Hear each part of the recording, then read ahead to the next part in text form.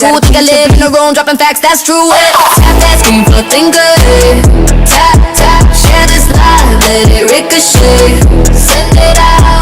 Every time they come in, they be trying to say, have a thinker, don't wanna be said, no way. Yeah. Look, I ain't asked nobody to fix my crown. I built this whole vibe from the ground on down. Men get triggered cause they can't control the sound, but the more they hate loud, the more my people tap around. So double tap, triple tap, blood that screen. Let's push this live to the top of the feed. We laugh and learn and breaking chains in the night. If you came for control, better exit stage right.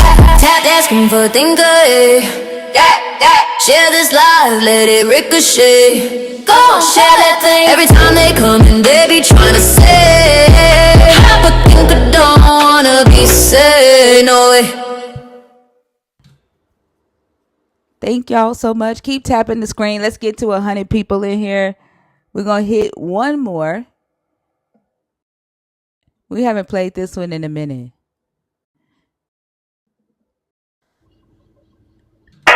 Tap that screen for Jezebel. Tap, tap.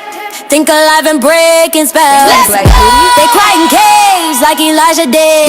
But my chat's the cave where the truth gon' live. Tap, tap, tap, tap, tap, tap, tap, tap, tap, tap, tap,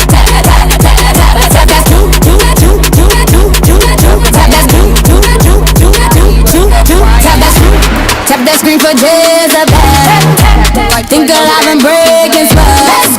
They cry in caves like Elijah did. But my chat's the cave where the truth gon' live. They scream you a demon when I drop facts. The demons meant wisdom way before that. Men rewrote the stories just to make you scared. Now every bold woman's evil if she don't play fair. In my comments they run trying to save my soul. Quoting scriptures out of context, same old scroll. But we laughing in the chat, yeah we know the deal. It's just patriarchy shook when the queen's too real. Tap that screen for Jezebel. Think alive and breaking spells. Let's go. They cry in caves like Elijah did. But my cat's the cave where the truth gon' live.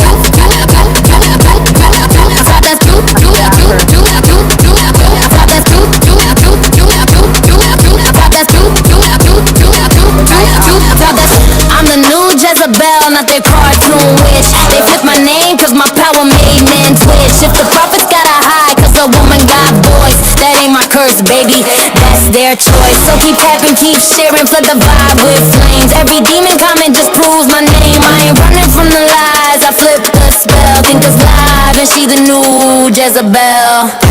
Tap that screen for Jezebel. Tap, tap, tap. Think alive and breaking spells.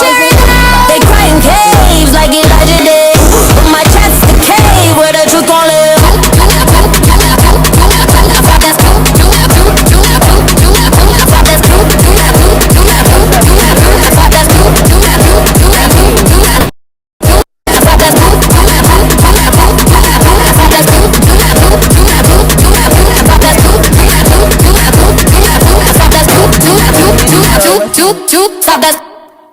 All right, y'all. We're at over 100 people in the room. We got 57 shares. The goal is to get to 100 shares within the first 15 minutes of the live stream. So keep working on spreading the word. Let everybody know that we are live. And it's Thursday night. It's Thursday night. It's time for Chicago. What we're going to call this? The Chicago Minute. Windy City, Chicago. You come in like y'all. Chicago Minute, okay, Lord. Now I feel like a timer. But you know, No, I not a did. timer. Well, I do enjoy your girl, your for the thinker girl video that you did. The You Thinker know, Girl Band. yeah, you. What the hell? Chicago. Damn, what happened? Did you get raptured? I have, yeah. Thank you, John. The Lord didn't want me. He sent me back. He like, yeah. Mia said your platinum dragon card declined. It would never decline, Nia. You go to hell with that. Uh, no, but you know, you already used to do, like, if y'all don't know, like I said, I ain't gonna talk no more about it, but she is known to be a cheetah girl.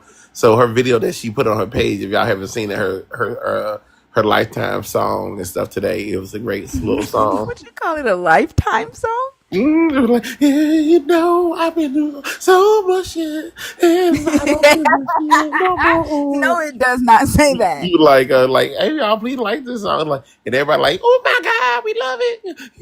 You know the shit that I've been through. I can't do nothing without you. Ah, Oh my gosh. I So you love it though. trying? Hey, What look, was you trying to say? I'm whining in the song. no. Like, look, I'm deaf in one. I'm deaf in my left ear, so I can't hear music the way people hear it. So a lot of time when I hear music, I like just hear a lot of yeah, like I hear the yeah, like You be any hearing my song. songs though. Yeah, I find that really interesting though. was just not hearing. Yeah, I'm just not really a music person like that. But But you hear my songs though. I do hear your song. Yeah, yeah. That's really Well, interesting to me. your song, like I said, your song. I was able to if I can put a story. That's why I like watch anime openings and stuff because I can see a story with it and everything. So it's kind of Oh, okay, that makes sense. yeah. So when it comes to your other song, your Cheetah Girl song, when you know on the tubes, I can see the whole. Like I am a woman. Look at me now. I guess I'm invisible. Oh my god, I'm gonna listen to it tonight. I will probably do it. I already downloaded it 18 times, so even if you did take it away, I got it in my file. Don't you know I'm visible? You can see me now. I Get should your play the song for everybody. Should I play it? mm, if you I get to a don't. million, if you get to you If gotta because it's a good song, so you gotta if I get to 1,000,000 likes, yeah they gotta earn it. If they okay. earn it, then I'll be okay because that is one of my best platinum plus dragon plus cards. That if you subscribe to Thinker and stuff like that, you get good perks. You're not gonna get that yet, but you'll get the dragon plus perk card. So I think you should play that once you get to Into Thinker's a million. Past. Oh my god, yeah, shit, yeah. Yeah. Let's just say we all move forward. We don't need none of that. I'm invisible. Oh The my. God is invisible to you. I think I'm gonna Oh start my a TikTok gosh. in about 15 He been years. And gatekeeping then it for a minute. He's had the song for what, a year now? a year, a whole ass year, yeah. Yeah. And if I did play it, I'll be singing over it and talking to someone and get a clean version of it.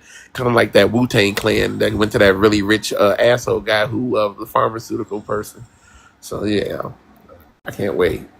So What y'all gotta asshole earn it. Y'all gotta. pharmaceutical person? You remember that? It was like some little smarmy looking asshole pharmaceutical person that looked like like he just looked like every frat skinny white tee IT manager who probably dating a woman that's too hot for him anyway, but he did all that kind of stuff. I've not paid attention to that stereotype. David Spade. He looked like a David Spade type of person. But Who anyway, are he you got. talking about? Who looks like that? It was a pharmaceutical dude where he was selling. He would try to sell the AIDS shot for like $100,000 or a dose and stuff like that.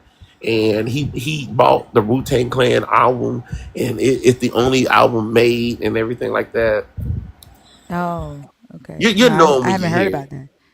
You heard it was like a big thing for like a on the regular news and everything and stuff like that. Yeah, Wait, he the bought fact it. that he bought a Wu Tang Clan album, a Wu Tang Clan album, that was on the news. The news part was just that he was selling. He was going to mark up the prices on aid medicines to like I said, a Oh, hundred okay. thousand a dose. So he was like being one of those evil pharmaceutical guys. It was awful. So, but anyway, I say that to say I don't even know my goddamn point. Just get your damn Dragon Platinum Part card and get up to him. If y'all get to a million or something like that, she should do it. Y'all need to work for her super secret Cheetah Girl song that I love dearly. So it's an awesome song. You may have to re-download it and put it somewhere else. So if you want people to really hear it, though, if I'm you probably need me to gonna have to download find it it for my you, I damn can. self. Oh, I I don't don't even know have. what channel it's on. Okay, that's even better. So that's I love lost media. It's I'm like just gonna it's go to the like messaging. mm, Mm, yeah, I'm just gonna I'm go thinking, to our DMs and get it from there. I'm, I think you got a new phone since then, though.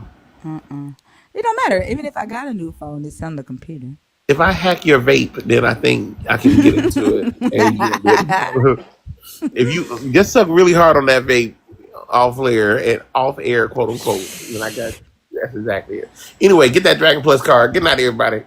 Have a good night.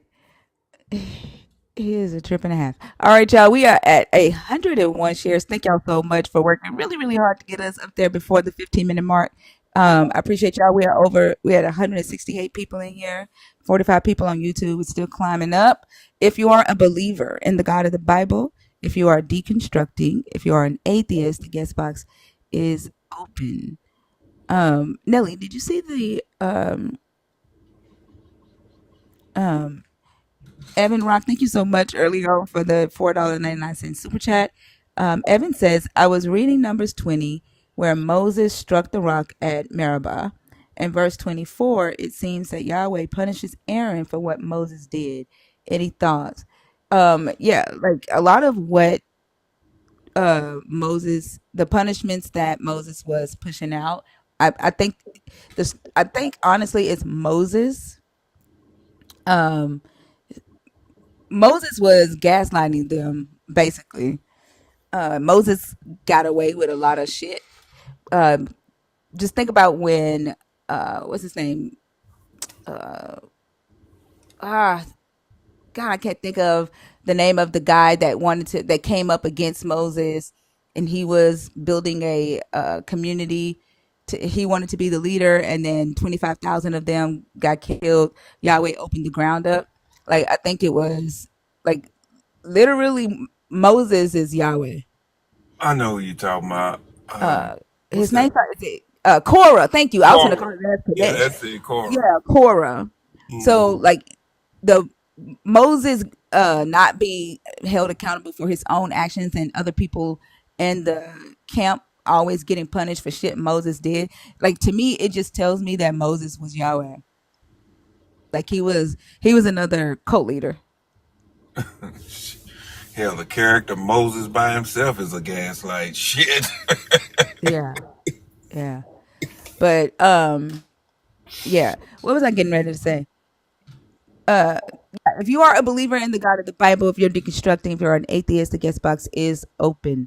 But I was asking you, Nelly, did you see the video of the comedian Drewski, who dressed up like a white man, like a white man at a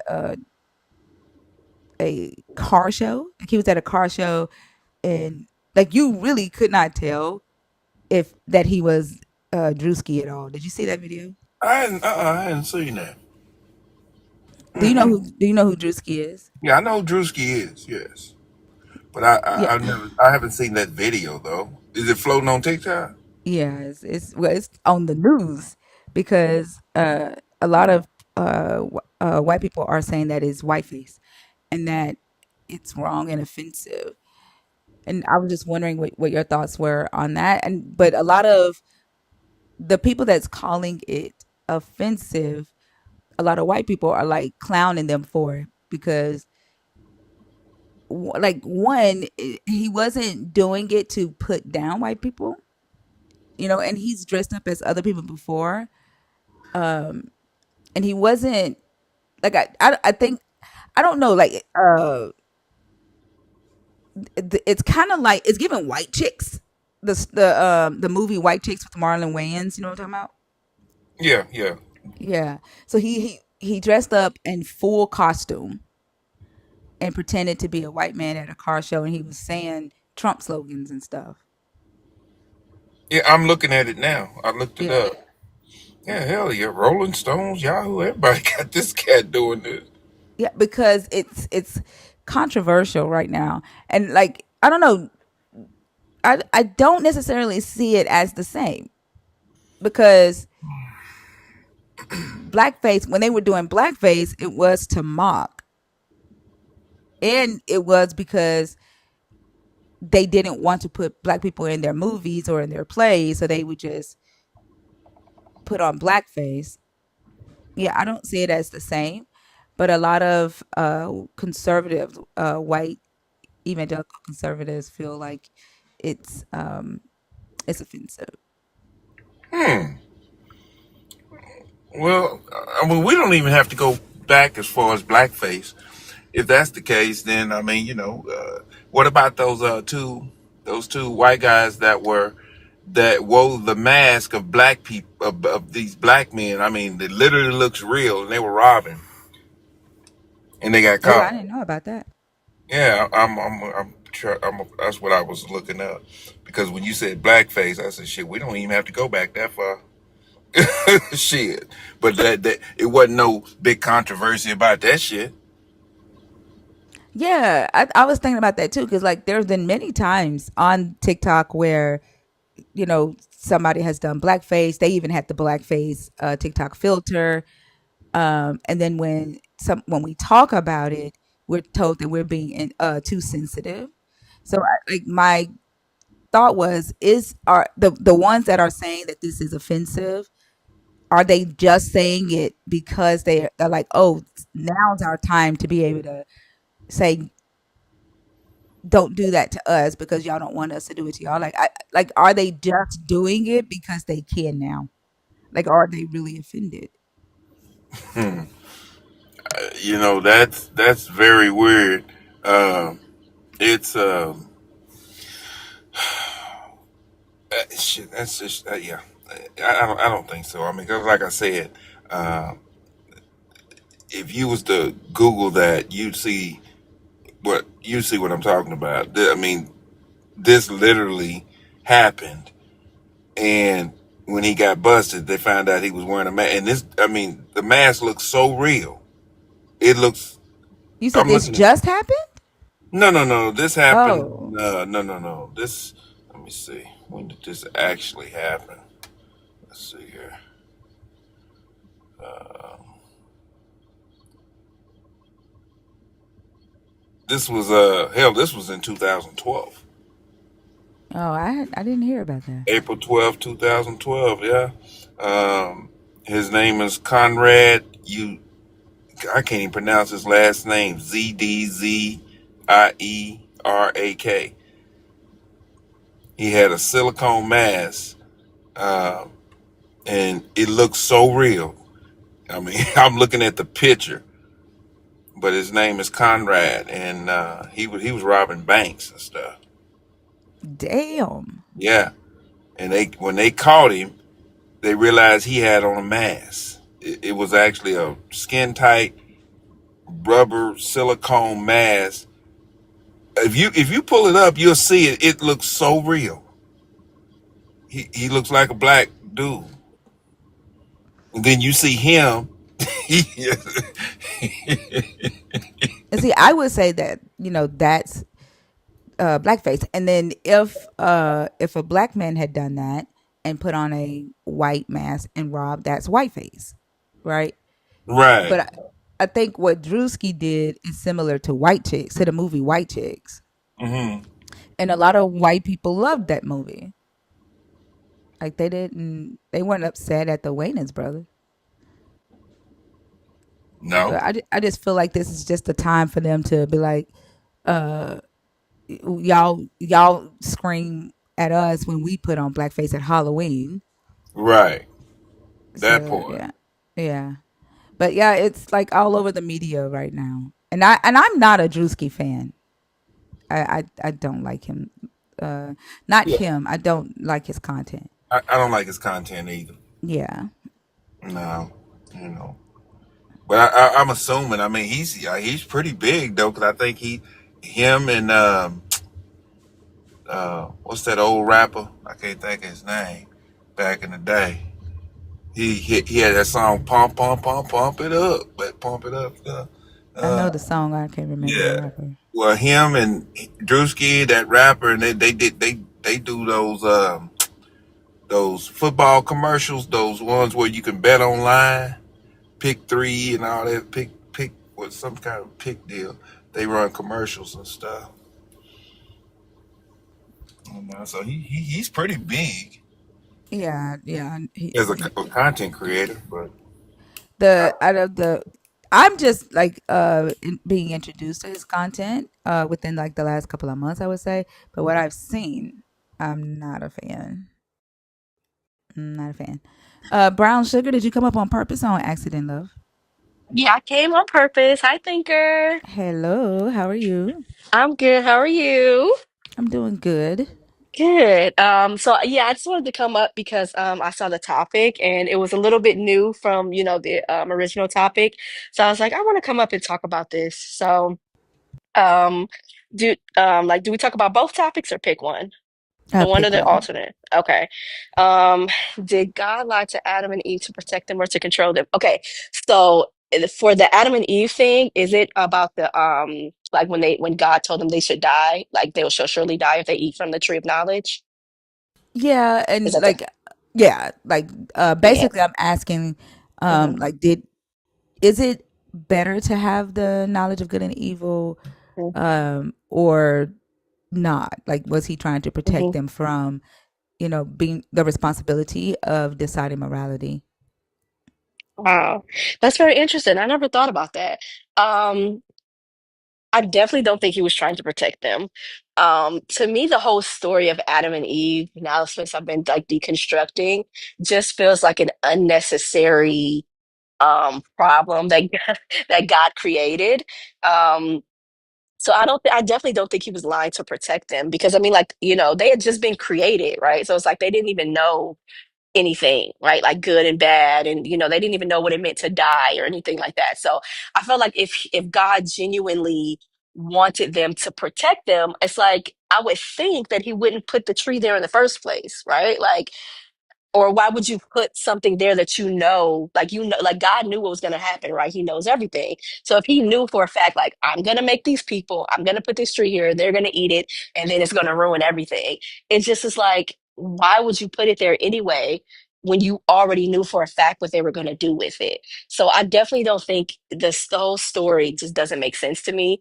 And it doesn't feel like he was doing it to protect them because you would think, like, if you're trying to protect them, you wouldn't you wouldn't put it there in the first place. Like, Yeah. you Um know?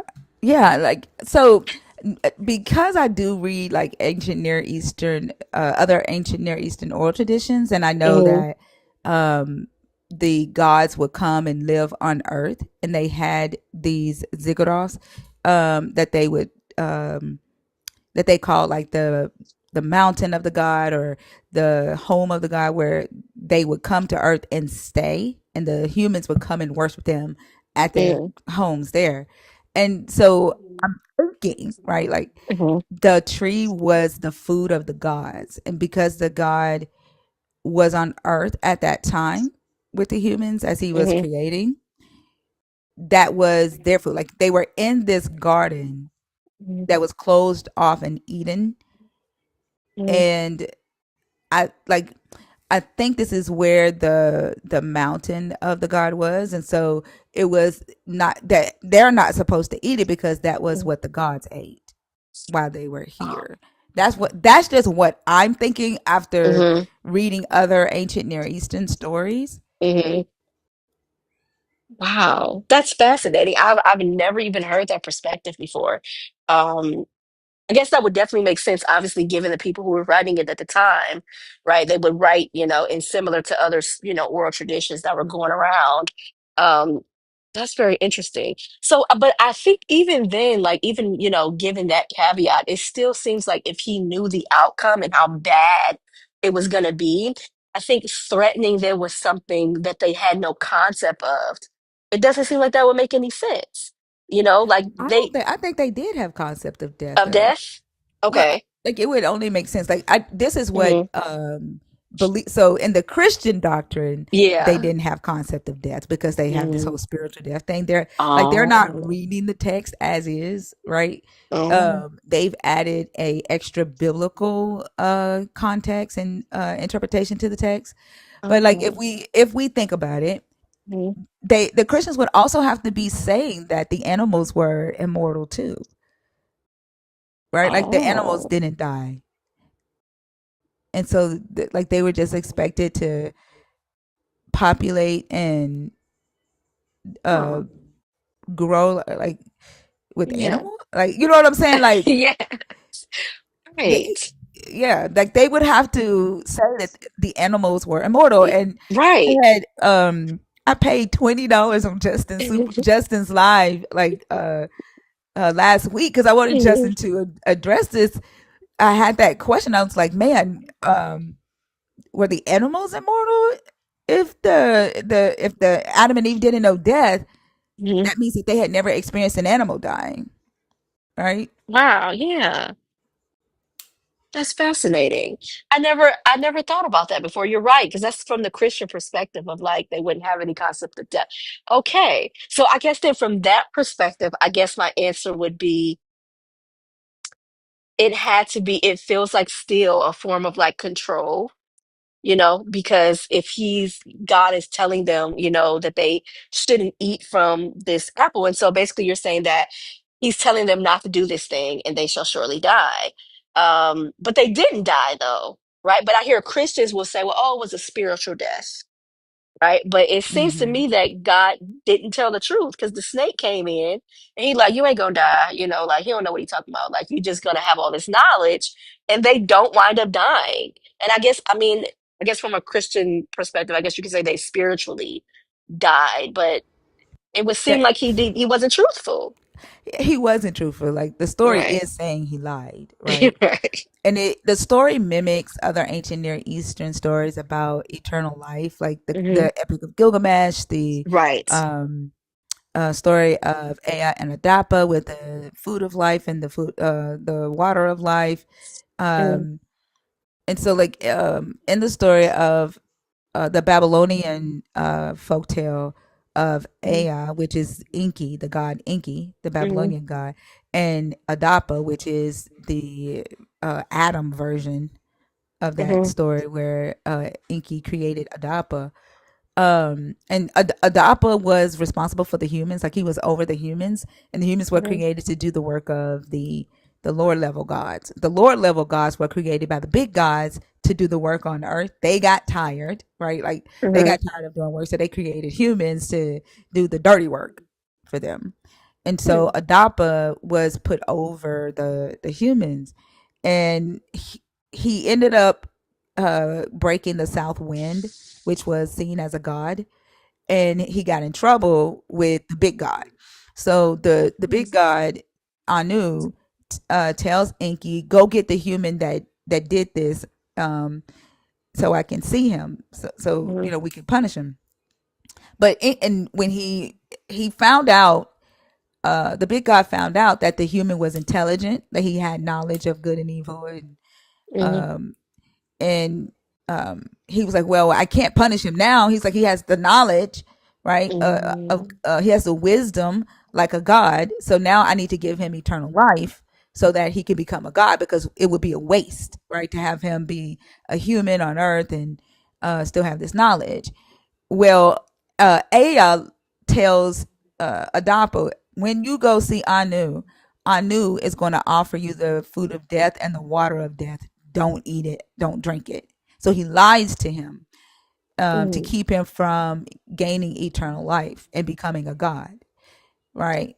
And what I've seen in these ancient Near Eastern stories, including the Hebrew story, is that there's three ingredients that would make one a god, and that is having the image, right, like the body, um and then having the wisdom, the knowledge of good and evil, and then immortality, like eternal life. And so in the story of Adapa and Ea, the god lies to the human to keep him from getting the third ingredient, which is eternal life. In the Hebrew story, the god lies to the human to keep him from getting the knowledge of good and evil while offering eternal life. Does that make sense? So like Hmm. eternal life was available for the humans to get. He didn't block that. He also didn't tell them that, make sure you eat the tree of eternal life, but it was there. It was there for the taking. And so I think that he lied because he would rather have uh humans who live forever, who could work forever and do the dirty work forever, and Hmm. not challenge him, right? And not become a god. Does that make sense? Yeah, I'm absolutely fascinated. Yes, that makes perfect sense. Yeah, the story. Wow. Yeah, my mind's blown a little bit. I hadn't done that research to like other Near Eastern stories. But that's so fascinating. So is it from your perspective that Adam and Eve weren't created eternal? Because like when I was studying the Bible when I was a Christian, like that was the thing. Like they were created perfect. They were supposed to live forever. And because they ate from the tree of knowledge, they were cursed with death, right? So now their bodies are mortal and et cetera, et cetera. So is it your understanding that they were created mortal from the beginning? Yeah, yeah. That's what I Wow. don't see anything in the story Yeah. that would insinuate that they were created with immortality, or Wow. yeah, or that they even had a change in their natural, like their body and their flesh, to Mm-hmm. even be switched to being mortal, right? Like they were in a physical world where time passed, Mm-hmm. and then their purpose of being created was to till the ground and be a Right. groundskeeper for the garden, which means Right. death happens, right? Because plants die, and then they also like grow wild or whatever, and you have to prune that stuff, right? So Mhm. decay and all of that was a thing. Like I don't know why uh believers try to say it isn't, because there wouldn't be a need for a groundskeeper if plants wasn't dying Mm. in the world. You know what I'm saying? And Yeah. that was the purpose of them being created. Yeah. Christians like to say that their God created them because he needed somebody to love and he was lonely. Yet Right. there's nothing in this text that says that. It says he created them because he needed somebody to till the ground and he Holy needed crap. somebody to, take care of the garden.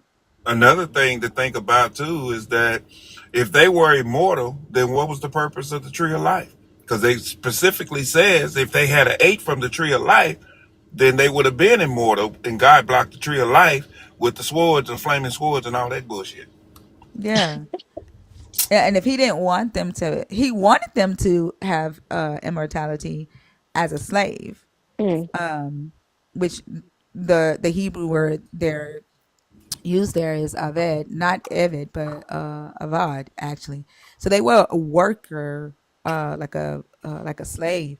So Mhm. he didn't mind them living forever and that capacity. But the moment that Yeah. they gained the knowledge of good and evil, he didn't want them to have eternal life in that capacity because then they could, you know, challenge him and disobey him. Yeah, and the other thing is too is that they couldn't have been made perfect because if they were perfect, then they wouldn't Eve wouldn't have disobeyed God by eating the fruit. Right. So they weren't Wow. perfect. You, you're, They didn't know what was good or bad. you, In my opinion, they didn't know what was good or bad, but they mm, knew. I can say they knew how to do stuff, but they didn't know if it was good or bad. mm. Thank y'all so much for the gifts. Y'all make sure y'all grab your heartbeats. Don't forget to feed the bees so we can get more people in the room. Thank y'all. But yeah, I Wow. agree that I think it's for control. Mm, Um, yeah. yeah, Now that I hear you saying that, and now that I'm thinking about it, because when it talks about how God is like walking through the garden where Adam and Eve can hear him walking through the garden. And what Christians will say, like, well, because it talks about how, because I bought an Oxford Study Bible, which is like, one of the study Bibles that kind of like breaks everything down, and they talk about how there's this conflict of how they speak about God in like an anthropomorphic term where he's like walking through the garden, but then in like the first of Genesis, he's just speaking things into existence, which is like a distant sort of God. And it seems to be like how Christians reconcile that. We're like, well, he's everything, right? He can walk through the garden, but then he can also speak things into life. But with you, what you're and what you're saying is like that makes much more sense of how he was walking around in a garden because the gods were living on earth. And so now, oh, I think it more so like it's blowing my mind because it's like how Christians and how I was taught to interpret things that aren't even in the scripture, like aren't even in the words. Like the words say what they say, but because it's like a lot of it doesn't make sense, it's like you create these extra stories around it. And you're right, it doesn't say anything about eternal life. Like this is me just like saying, I just knew that like, oh yeah, it's eternal life and this and that. But I didn't realize that was like just the Christian, I guess, dogma or doctrine. And that's not even what the text says. I tell you I'm something. Yeah, and I'm they'll tripping. advocate for it. They'll advocate for it like it is there. Like it amazes Wow. me how we can read the story as is, right? Pull it up on the screen, read it to them, Yeah. and they will be adamant that there's context in the story that says that it was a spiritual death, or there's context in the story that says that they were spiritual in the garden and they became human after they ate from the Right. tree. Like I don't know, Sarah. What wasn't there? What are you saying wasn't there? The tree of life. I tell you something else blew my mind. I used to laugh Mhm. at it all the time when they when Christians would say, "Well, Adam and Eve knew the power of God and knew everything about God." I said, "There's no way they could have knew the power of God. They really even knew what His capabilities was, because the minute they ate from the fruit, first thing they did was hide from Him. Well, if He Right. was all powerful, you can't hide from God." Shit, You're how you gonna hide right. from the Almighty? And then his dumb ass come down and show that he's not the smartest thing in the world either, because the first thing come out of his mouth is, "Adam, where art thou?" He didn't know where the hell they was. But see, from what I was taught was that whenever God was asked a question, it was because He already knew the answer. Oh, So boom. but that's another doctrinated thing where it's not in the text. It says that He was asking because you didn't know, but that wouldn't make sense with a God. So it's like, oh, it's because He already knows the answer. He's just Mm-mm. testing you. Wow. Like everything is a test to believers, and Yeah. that's Right. ridiculous. Like even the Yeah. fact, like, oh, the tree was in the garden because He gave them free will. He wanted to test their free will Right. to see who they were going Yeah. to choose. But you don't see Him testing the free will of the Israelites at all, right? Mm. Like he's not putting sacrifices in front of them and sitting back waiting to see if they're going to actually sacrifice the yeah, thank you, baby. To see if they're gonna sacrifice the captives of the foreign nations that they conquer. He commanded that, Mm. right? Like Mm. everything that they don't have an answer for, that makes their God look bad, like look evil or Mhm. not powerful or not Yep. all knowing. It's a test. But yeah, Like if they you, Mm. read that the Job story is a test, and there's nothing Yep. in that story that says that that was a test. I mean, and that just further clarifies that this God cannot be all knowing, because common Mm. sense would tell you, "I'm not going to test you." A test is to see what the outcome is. That means I don't know what the outcome is, so I'm going to test you and see what the outcome is going to be. You see Yeah, what I'm saying? So, Mhm.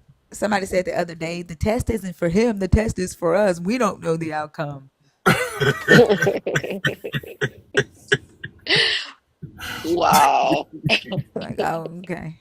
this gets funnier and funnier. Wow. So thinker, is it your understanding that as you've been reading like more Near Eastern stories, like does it like not, and then reading the Bible, does it seem that a lot of those stories tend to parallel? Like, do you think that a lot of the stories from other Near Eastern like oral traditions were just like, taken and just like, like put in the Bible? Or like do you see that from a different perspective now than just like studying it? So, so I don't see like direct plagiarism, if that Okay. makes sense. But I do see the Babylonian influence.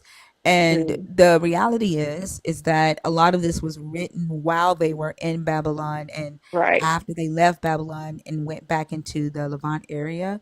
right. So the story of Nebuchadnezzar going into Jerusalem and destroying Jerusalem and taking the Jewish people from the south to Babylon is true. That did happen in Mm-hmm. history, and they did live in Babylon for uh, some odd 70 years, and they mixed with Babylonian people. They married, had kids, had built businesses. Nebuchadnezzar did allow them to grow there, and kind of like they say in Egypt, how they became prosperous in Egypt. Mhm. They actually did in Babylon. And in fact, when King Cyrus sent out the edit and required for all, Babylon to release all of their enslaved people, including the Jewish people, a lot of them stayed because they had built families there and homes and Mhm. businesses. The majority of them stayed, according to the Jewish Library, Mhm. and about 30 to 40,000 of them left and came back down into the Levant area. Thank you, love bug. Mhm. And so they lost a lot of their literature, Mhm. um, their holy scrolls that were in the temple. They lost a lot of that when Nebuchadnezzar came in Mhm. and destroyed. So that when they came back, they had to create their culture again, and we see that with Nehemiah. Like Nehemiah and Ezra, like they're upset because the people have uh, intermarried, and so they're trying to clean the foreigners out of their system. And he was Mhm. upset because they were not speaking their language; they were speaking the language of the Babylonians, which is Aramaic. And Mhm. so, so when they are writing, it definitely has Babylonian influence in what they've learned while they were in Babylon. Does that make sense? So Mhm. it's not a Mhm. direct plagiarism, Okay. but they took the same uh archetype that Mhm. Mhm. yeah. Wow. That's so fascinating. So, like when you were, like when you were in Christianity, did you also have that, like, or were told, about like the Adam and Eve, and they were born, not born, but created with like eternal life? Like, is that something that you also like believed, like when you were a Christian, or is that just me?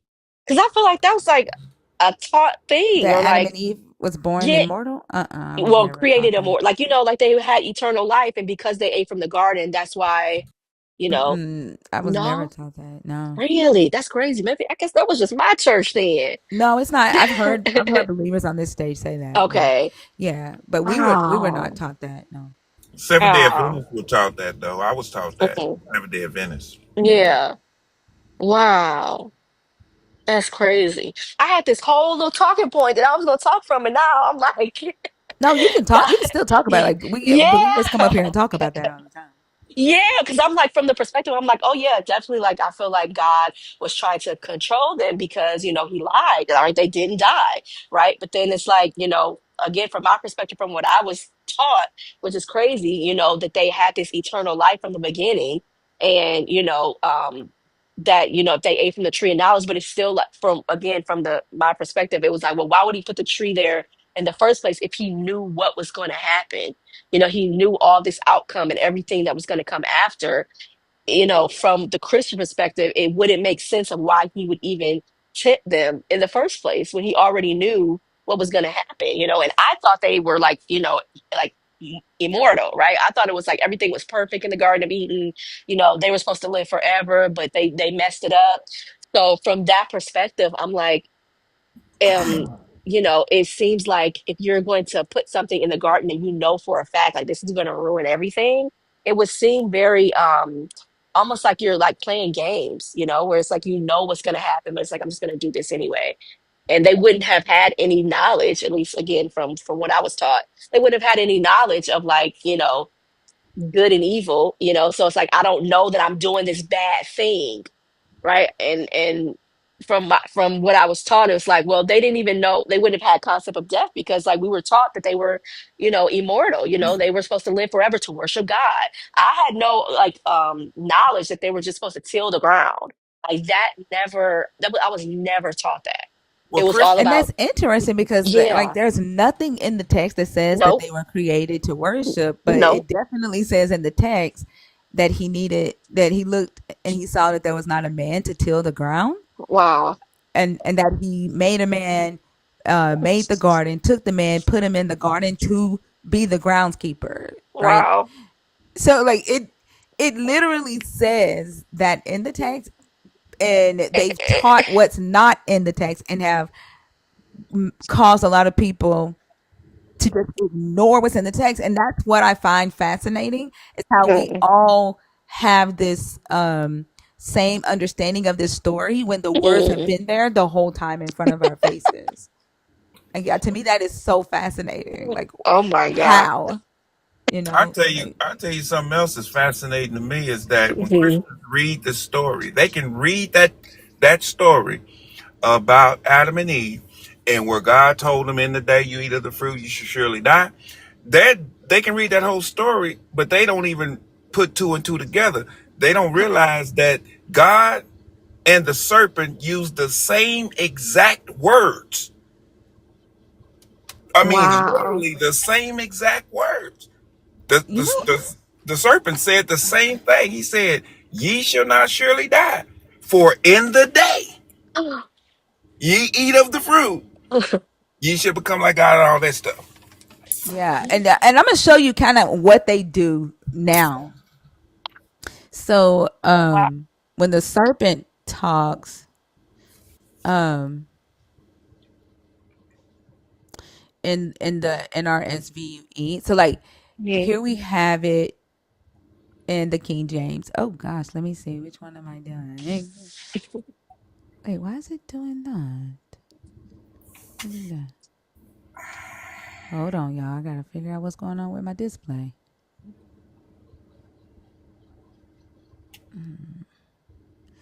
What is on that is covering it? There we go. Let's see. You, why are you right there? Goodness gracious. Okay. Mhm. It's so crazy how the shit will move around by itself. Um, yeah, verse 5, it says, okay, the King James says, for Mhm. God don't know that in the day you eat thereof, then your eyes shall be opened, right? But Yeah. when we go to the NRSVUE, so in order to preserve the oral tradition, they say, for God knows that when you eat of it, your eyes will be opened, right? So they don't use the in the day and NRSVUE. They use when, which is very vague, right? Mhm. Like when does mean, like, it can mean like that day, but it's vague enough to say it, to leave room for the oral tradition of, um they live 930 years, a thousand one day is like 1,000 years, and 1,000 years is one day. So Mhm. they were very careful with the word that they used to translate this. And so it's things like that, that helps keep the oral traditions alive, versus from what's in the text. Does that Wow. make sense? Yeah, it does. It's just so crazy. I'm, yeah, my mind is blown right now thinking, yeah, like this is crazy. It started to really open up even like other things that I'm like, you're right. Like the words are right there, black and white, but you're taught to read it from this perspective or this context that's not there. Yeah, you And can actually push it forward too. Push it forward just a little yeah, bit to when God was getting ready to put down the punishment. I mean, what was the words that God said? God said, "Behold, man has become one of us, knowing good and evil." Is that not what the serpent told him? wow, what's going on right now? That's what the serpent told him. Now, I can't make this up. It's, it's in the book. Wow, But they that don't is teach that at all. no, no, A lot of Christians don't even know Genesis 3:22 exists. no. Even though they might have read it, but you're like reading it from this contextual thing that like you don't even know that it's happening. You know, you don't even know that you're being indoctrinated with this context that isn't there because they understand that if you read it as is, it you're gonna read it from this actual perspective, and they don't want that. So, wow. They didn't. Wow. So they didn't have eternal life. I'm tripping. I mean, That's like, crazy. yeah, they didn't have eternal life. The serpent, like, the story doesn't even say the serpent was Satan either. Like, I know. Yeah, I do know that it was supposed to be represent wisdom and stuff. But like, well, it doesn't. It we're can, you can interpret it okay. that. Yeah, Okay. but in Jewish literature, it's just a Hmm. serpent. Oh, Yeah, it was Well, just an don't actual snake. no, just a serpent. So, Serpent. Okay. and like a dragon, like a lizard, like a Mm. yeah, not like a snake that we know today, but like a dragon. Oh, And oh I wow. actually I think that because again this has the in the feel of like Mesopotamian oral traditions, and we know Mm. that the Mesopotamian gods were dragons, like Mm. they breathed fire, which Yahweh kind of has that too. Like he sits around a his throne is around fire and coal. Smoke comes out of his nose, right? Mm. Mm-hmm. So, it, so I think it takes on the feel of Babylonian god. isn't the serpent in Revelation described as a dragon? Mm-hmm. Yeah, Yeah. Oh wow. but but that actually really, that to me, that really comes from picture. Uh, uh, how you say the word? Pictation, picture, pictation. I can't use the right word, but Mm. anyway, it comes from every picture you done seen of Adam and Eve. This, that, and the other. They show this snake in a tree, talking snake. Mm. Every picture you ever seen, you ain't ever seen nothing but and I thought that was kind of dumb to actually put a snake in a tree for you to see talking to these talking to Eve in these pictures, because this God cursed the snake to crawl on the damn ground. Hell, he was already crawling according to the picture. Right. So I mean, didn't make sense to me. So I mean, but if you just reading it and don't see no pictures, I guess you would have to assume this motherfucker could walk at one time or something. Mm. I'm just keeping it real. Yeah. Wow. So yeah, I guess back to the question thinker, I guess to that point, I guess I would then answer then, yeah, he definitely was doing it to yeah, could like lie to control them because it would seem like he just didn't want them to acquire the knowledge of gods, right? I mean, it would seem that way that he wanted them to keep them, I guess not as knowledgeable so they could just till the ground and do their job, and that was it. And Yeah. yeah. When we think about it, think about slavery in North America, how they didn't want their enslaved to learn how to read or learn how to properly speak English, right? They just wanted Hmm. them to do the work, like be a slave. Yeah. And the only knowledge that they wanted them to have was the knowledge that they needed to do their job. So it's Wow. similar to that. Yeah. They didn't And want them to have salvation because they thought it was going to make them lose their labor. hmm And then once they found out it wouldn't make them lose their labor, they didn't want them to have salvation because they didn't want them on the same level to think that they were just like them. So it's the mm, same damn thing. You know what I'm saying? Like mm, you're absolutely right. So, just to confirm, are you saying that he didn't create Adam and Eve for worship? Like that's not true. there's nothing in this book that says that. That's a Christian oral teaching. Oh my goodness. No, doesn't say it. Nowhere in there. And I'm glad that Tinker Wow. gave you the scripture, because like I Yeah. said, if you go back to Genesis 22 and you finish reading that, that right there proves they wasn't meant to live forever, because it specifically says in there. I'm trying to pull it up, but I believe Mhm. it says in there,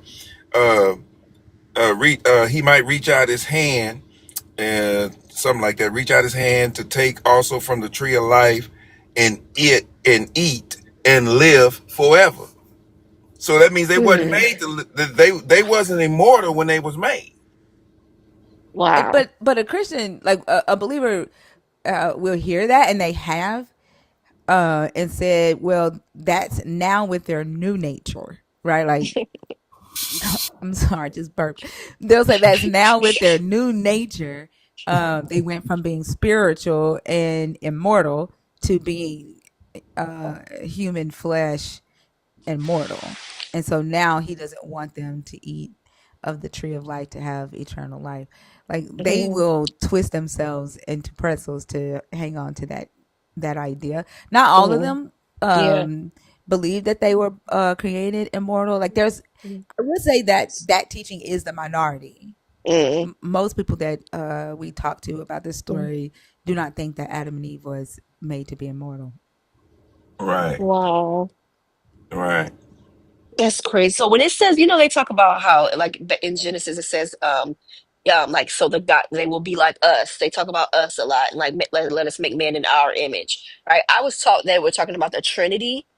Is that that's not true either? So in Christian doctrine, it is, but Uh-huh. in Jewish, uh, in Hebrews history, no. Wow. The so there, okay, so Genesis 1 and Genesis 2 were written at two different times by two Right. different groups of people. Genesis 1 was written first, and it was written by the people in the north who were polytheistic, and so they always worshipped multiple gods in the north. So when they talk about the Elohim, they're talking about the multiple gods Mm. that they worship. Genesis 2 is written by the Yahwehists in the south, and they were monotheistic, and so they write from, a monotheistic, how a monotheistic God created mankind versus how a Right. polytheistic group of gods created mankind. Wow. That's crazy. Yeah, because Yeah. it don't make sense. It doesn't. I was actually debating this Christian apologist the other day, and he was talking about how Genesis 1 and 2, that's like a different order of creation. And he was talking about how it looks like a contradiction, but it's not, because he said something about Genesis 1 is like a zoomed out picture, and Genesis 2 is like a zoomed in picture. And I didn't know what he was talking about. Well, and we've heard that, right? Like, that is Okay. what Yeah. a lot of them have been taught, and in fact, I was taught the same thing, Right. um, until I recognized that the order of creation was wrong in Right. Genesis 2. Like, it's not the same as Genesis 1, It's not. and that is hard to reconcile, right? Yeah. That was like the whole point of his TikTok. He was basically like, it just looks like a contradiction, but it's not. Like, it is the different order of creation, but that's because one of them is like zoomed out and the other one is zoomed in. And it was just to this whole point of the conversation where it's like all of this context and oral tradition that's not like the text says what it says, but you're not taught to read it for what it says. You're Well, taught to, yeah. no, go ahead. I mean, cut you off. Go ahead. Yeah, you're taught to read it from, what it's supposed to be, instead of reading it for like what it is. And you're kind of like stunned almost like within your, communities. I was, for just like asking basic questions, that things about it that don't make sense. And then you're told like, oh, well, that's not true. Like, oh, that's just a zoomed out or zoomed in, or oh, it's about context, and all these different oral traditions. And Well, the it's next just scary. the next time if you ever run across him again, you get on there, ask him, say, okay, well, zoom this and zoom out and zoom in on this. Say, just ask him, say, okay, in Genesis 1, the animals was created first before Yeah. man. In Genesis 2, the man was created before the animals. Hmm. So which one is zoomed out and zoomed in? Not only that, it, like, literally, verse 5, um 4b, this is verse Genesis 4b. Hmm. In the day that the Lord God made the earth, and the, oh God, what the hell is wrong with this thing? It just wants to pop up. Goodness. Gift the Um, host. huh? Gift the host. Um, That's what it say. in the day that the Lord God made the earth and the heavens, when no plant of the field was yet in the earth, and no vegetation of the field had yet sprung up, right? Mm, So this is giving a time. It's like the earth was bare, is what this writer is saying. And then he says, it was bare because the Lord God had not caused it to rain upon the earth, and there was no one to till the ground, right? And then mm, his timeline is the earth is bare. There was no humans yet. Then the God made a stream rise from the earth to water the whole face of the ground, and then he formed man. So this is a timeline, right? mm, So it mm. can't be a zoomed out account of Genesis 1, because in Genesis 1, man isn't created until there is vegetation, until the waters have been divided and streams have been created, the animals are created, the fish are created out of the birds are created out of the water, not the ground. And then but here in Genesis 2, the birds are created out of the ground, right? Wow. In verse 19, so out of the ground the Lord God formed every animal of the field and every bird of the air. Mm, But in Genesis 1, the birds are made, they come out of the water. So it can't be a zoomed out account. It's just too many contradictions. wow. This is insane. Um, Okay, so from this new perspective that I've apparently just learned 5 seconds ago. So once they ate from the tree of knowledge, right? And they hid from God, and then he asks, Adam, where art thou? And he says, why are you ashamed that you're naked, right? So when he, I guess, essentially curses them, I guess, or kicks them out of the garden, is that seen as some sort of punishment, or is he more trying to protect the fact that, oh my God, like now they're like us, they have this knowledge, they can't be here anymore? Because So, and that's what this story, that's what this week's streams have been about, right? Like, yeah, was he doing that to protect them, or was he really mad that that he could no longer control them the way he intended? right, And right.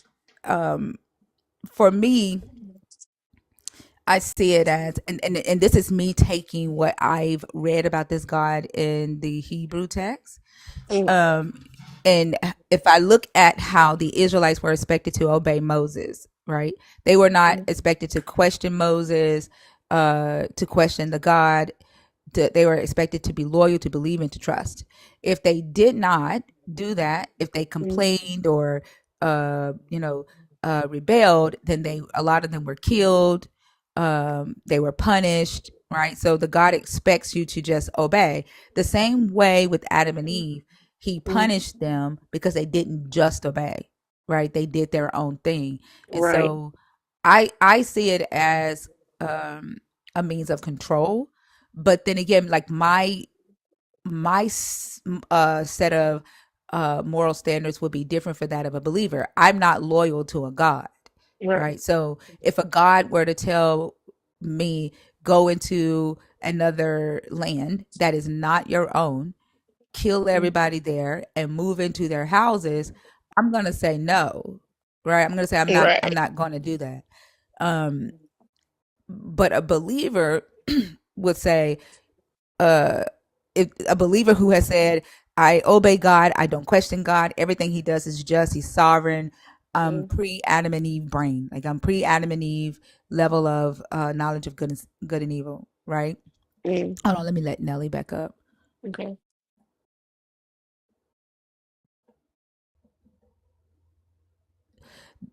They would say, God is just. He knows his ways are not our ways. He knows yep, more than me. So let me just go into this land, kill these people, and take their houses, right? Because God mm, has a reason for telling me to do this. The crazy thing is that they're being told a God said this by another human, right? They're not mm, talking to a God, and being able to recognize that is the thing Mm, that pisses off the God through the human, right? yeah. Wow. Yeah, that's I'm so like, yeah, I'm sorry. My mind is like it's exploded. It didn't know this at all. So and so, like the whole story, then I guess it just doesn't make any. Well, it never made sense, but now it really doesn't make any sense, right? Because it seems like you said, it does seem like he did that to control them, right? And then after they ate this knowledge, they became aware of everything. It seems like it was like a punishment, like, oh, well, now they can't just obey me and till the ground. Now they're gonna have questions. They might have want to have their own, They might build an th- underground railroad and set other slaves right. free, right? Oh my God. Yeah, they might, Oh my stop God. essaying children. They might stop trafficking children, right? They might stop giving all their Yeah. money to the Levites or to the church, right? Like So, if they decide morality for themselves, or if they know that they have the ability to decide mm, morality for themselves, then when I tell them God said something, right, they're going to question mm, me. They're not just going to do it. They're going to question my authority, right? They're going to make my job harder, or they're going to take away my power because they're going to think they're just like me. And if mm, we look at the story of the Tower of Babel, right? mm. He, a lot of Christians say, "Oh, it's because they tried to reach heaven." The story does not say that, Yeah. right? And that's the same thing I was taught. Is Wait, that what? I'm yeah, sorry. What? yeah, yeah, that was the same thing I was taught. Like that, the God was mad because they tried to build a tower to reach heaven. He's Yeah, not right. pissed about the tower. He's pissed that the humans have recognized a level of intelligence that is similar to the gods, and he's like, they're No. not going to be able. They're going to be unstoppable if I don't fuck this up. Like if I don't do something to stop this, they're gonna, everything No. they're never going to fail at anything. And he confuses the language, like he creates division amongst the people and causes them to separate so that No, they this is too can't work much. together. This is too much. What? Yeah, Oh you my were taught that it God. was about the tower too, right? Yes, that they get yes, yes, yes. And then he confused them because they were trying to make a tower to God. Eh, Oh, Mm-mm, that's an oral telling. It oh says, my let's see. goodness. Now the whole earth had one language and the same words. Think about unity, right? They all spoke the Yeah. same language. And if you Right? think about like not even just saying like they spoke the same language linguistically, but they had one goal, right? One mind, one band, one sound, right? As they migrated from the east, they came upon a plain in the land of Shinar and settled there. And they said to one another, "Come, let us make bricks and fire them thoroughly." And they had brick for stone and bitumen for mortar. Then they said, "Come, let us build ourselves a city." So it was more so like they. This is supposed to be uh Nineveh, I believe, um, in a tower with its top in the heavens, and let us make a name for ourselves. Otherwise, we shall be scattered abroad upon the face of the whole earth. The Lord came down to see the city and the tower which mortals had built. And the Lord said, "Look, they are one people." Okay, so that's one thing he says, right? Like, oh my Mm. God, they are working together. They understand each other. They're kumbaya, and they have all one language, and this is only the beginning of what they will do, right? So if we think about the Bacon's rebellion, right? Mm. The slave masters and the politicians at that time were fighting amongst each other. And while they were fighting, the people were one. And the people decided that they were going to get their freedom while the bourgeoisie, the elite, wasn't paying them any attention. So they rebelled, right? So they all had one goal. And once they realized, like, damn, we took our eyes off of them. We weren't paying them no attention. And now Mm. we don't lost a lot of our enslaved. We don't lost a lot of people. Um, we can't let this happen anymore. We have to create division amongst them so they don't become one anymore, right? They did that with Bacon's Rebellion. That's when race was created and the hierarchy of white supremacy, right? And so when we look at this, when he says, and the Lord said, look, they are one people and they have all one language, and this is only the beginning of what they will do. Nothing that they propose to do will now be impossible for them. Come, let us go down and confuse their language there. That was race, white supremacy, the culture wars that we see politicians, the seeds they be dropping to keep us arguing with each other, Oh, so that they will not understand one another's speech. So the Lord scattered them abroad from there over the face of all the earth, and they left off building the city. Right. So he didn't say anything about, oh no, they're trying to get to heaven before their wow. time. Right. He was like, these people are all on one accord. Right. And there's nothing Wow. that they're not gonna be able to do. And studying the story of the Tower of Babel, some scholars say that it mimics the story of Adam and Eve, right? Right, Where I was the just gonna God, say that. yeah, so he blocked their elevation to godlike level, like to be like them, and it Yeah. threatens their power. Like if humans recognize their power, then they no longer need the God. They become the God. So the gods intentionally, and in other ancient Near Eastern stories, the gods intentionally keep the humans weak. Wow. And that, so my question is that a good thing or a bad thing? It it definitely feels like that's a terrible thing. It's almost like every time they try to elevate or they try to gain some sort of knowledge, like you said, like he just like no, he just comes in and fucks it up. And it, it doesn't feel like protection, you know, it doesn't feel like I'm just trying to protect you because you don't need to know all these things, right? Because I feel like Christians would be like, oh, well, that's because we don't need to know everything. But like you say, if you don't have your own autonomy, then you're basically just like a slave. Oh boy. I was like, I'm just blowing my own mind. It almost feels like you're like a slave almost, right? Like you don't have your own autonomy. You don't get to have any thoughts because it's like you're just gonna do whatever this God tells you to do. And it seems almost like when they get to this sort of realized state of having their own autonomy and being able to think for themselves, he comes up and fucks it up again. And and so if that's the case, then would that even be in Genesis? Like, would that even be considered a sin? Like, because now I'm starting to think like, well, then the whole right point of the story is like they sinned and they were supposed to, have this, at least from my perspective, this eternal life, and they sinned and then all this stuff, and then God kicks them out the garden, and all these bad things start to happen, and then here comes Jesus, and he's got the, as the story goes. But if it was just a perspective of, for me, it seems like control, where it's like, oh, well, now they have this knowledge of good and evil. Well, I'm going to punish them and kick them out because now they're just not going to till anymore. Now they're going to be asking questions. They want to do whatever they want to do. Then was that even considered a sin? Then? Well, there wasn't a sin, like the concept of sin.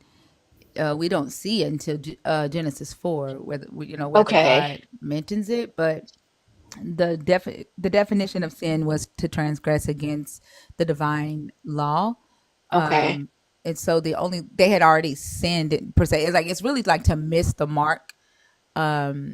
And so if his goal was for them to not gain this knowledge, right, to not eat of that tree and to till the ground Hmm. for eternity, then I would say that according to what the definition of sinning is, that Hmm. would be a sin. Okay. But sinning in like biblical sin according to like the law, Hmm. no. And there wasn't a concept of like sacrifice. Like believers like to say that, oh, he killed a lamb and he made them some clothes, Right. like Oh, he styled yeah. them up. I'm trying to figure out, like, Yahweh was there stitching.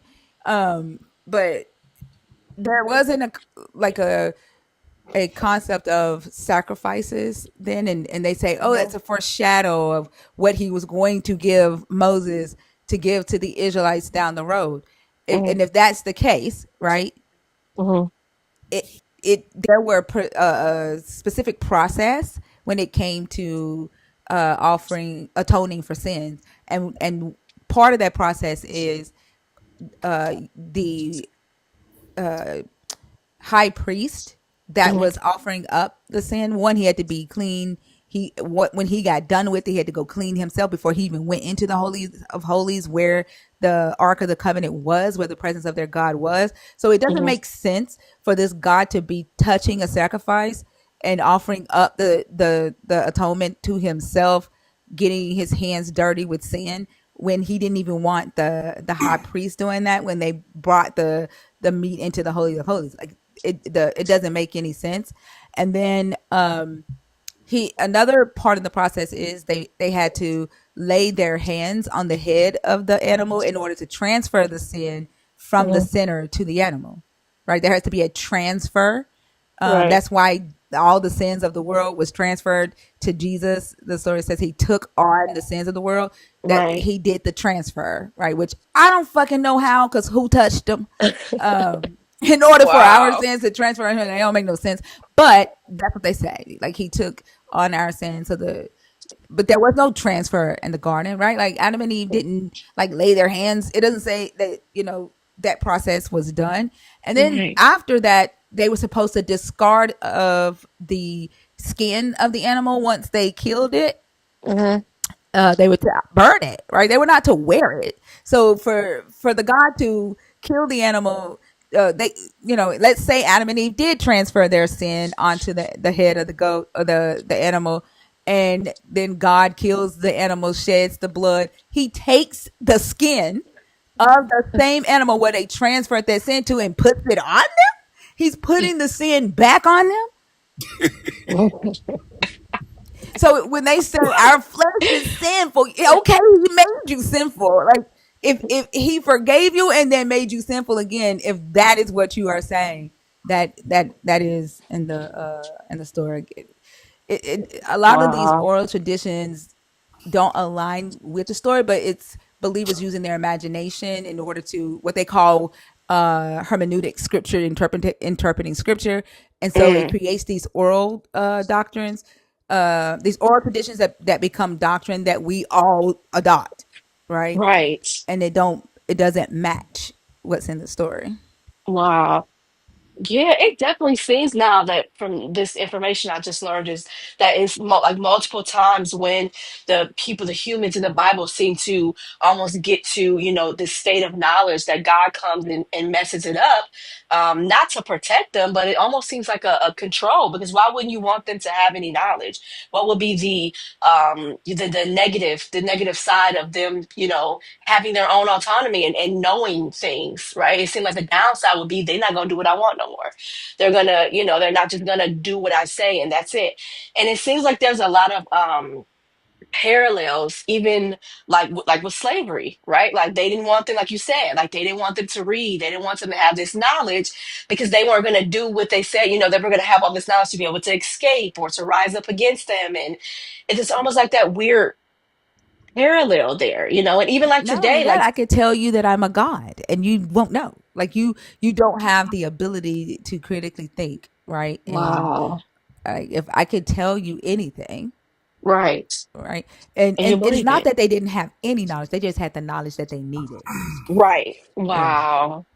Wow. That's almost kind of like a parallel if you think about it.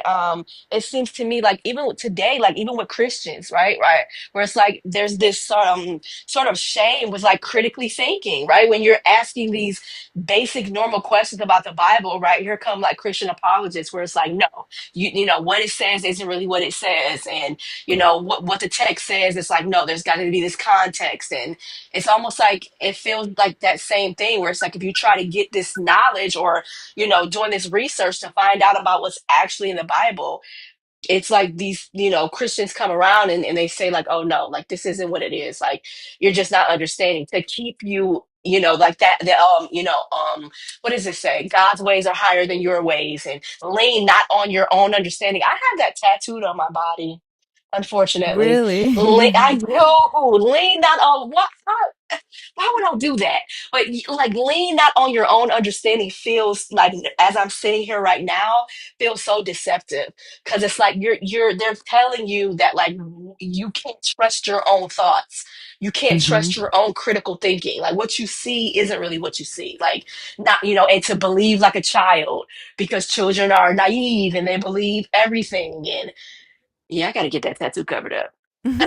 But also, like, whose understanding are you supposed to lean on? Right. Right. And the whole time you're being taught not to lean on your own understanding, the person that's saying that to you is expecting you to lean on theirs. Right. It's okay that they understand.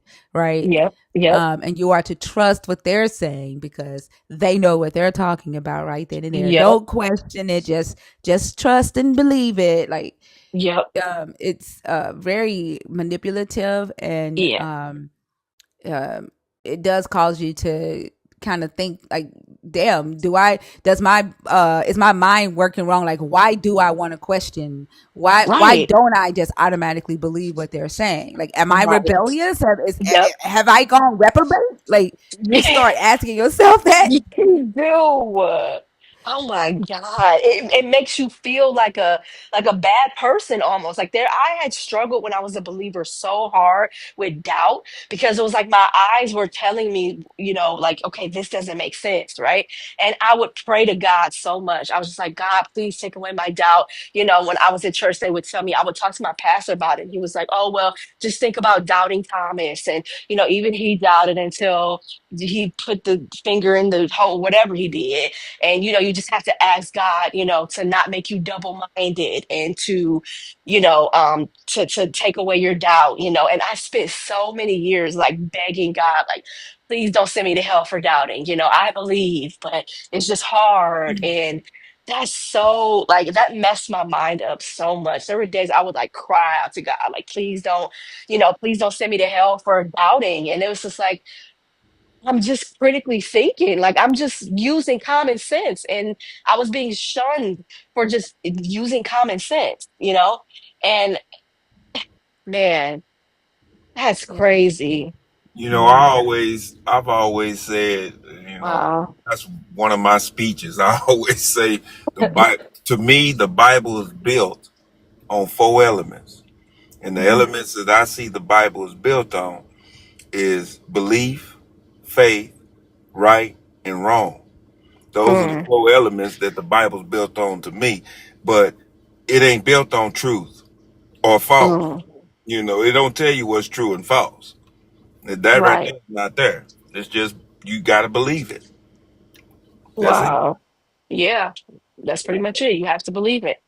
I'm gonna have to go back and read over, more of the Bible because I'm like, I don't know what else I've been, even though I don't even believe it anymore, but the fact that I still, didn't even understand that a lot of these stories I still, was depending on oral tradition and not actually what's in the text. Now I'm like, I gotta do my own, the research again, because I thought I did not know all these things, with these oral traditions and, the text being basically saying what they're saying, instead of what you're told what it means. Like, okay, this is what it says, but this is what it means.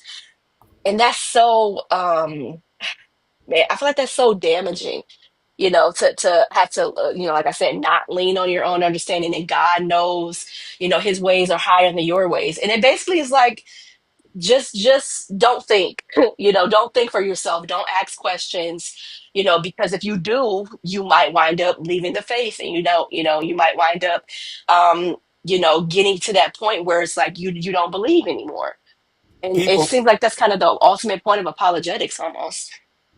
yeah, people who, I mean, Christians, like I was a Christian and was raised in it. I was raised a Seventh-day Adventist, Mm, and uh, when I started deconstructing,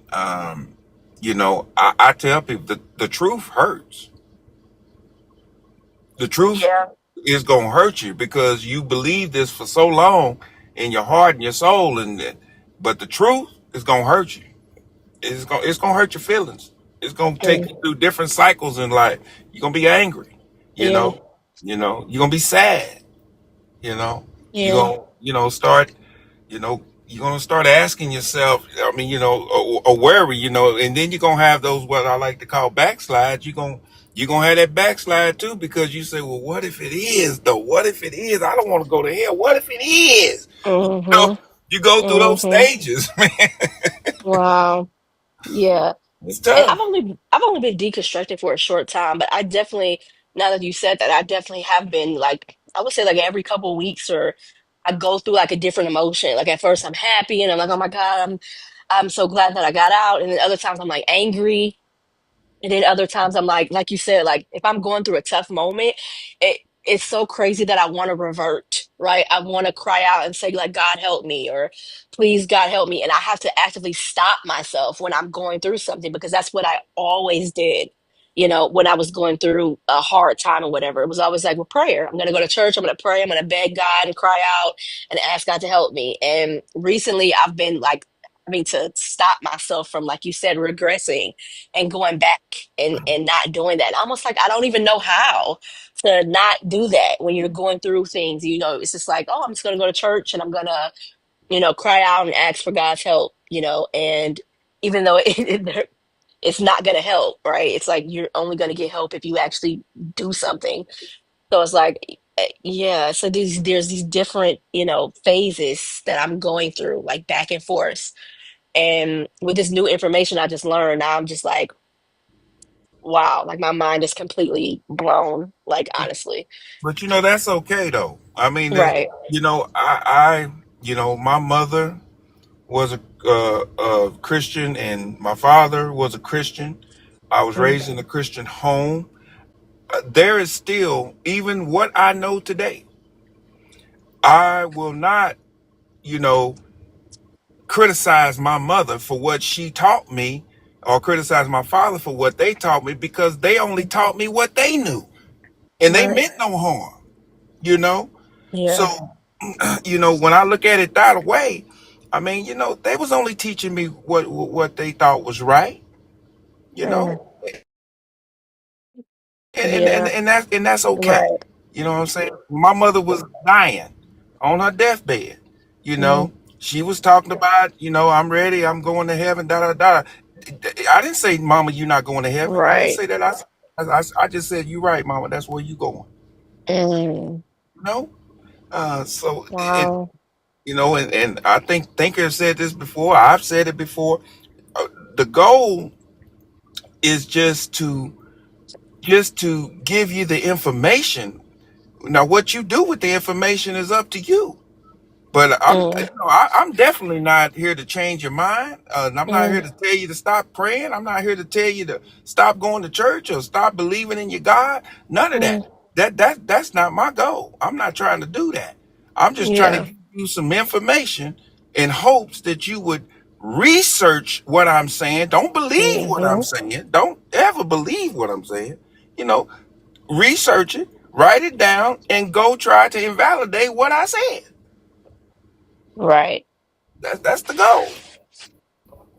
Or at least like take these stories and do some introspection and ask how what it is that you currently believe is affecting your life and the way you operate, the way you see yourself and those around you, and how Mm, you engage with humanity, right?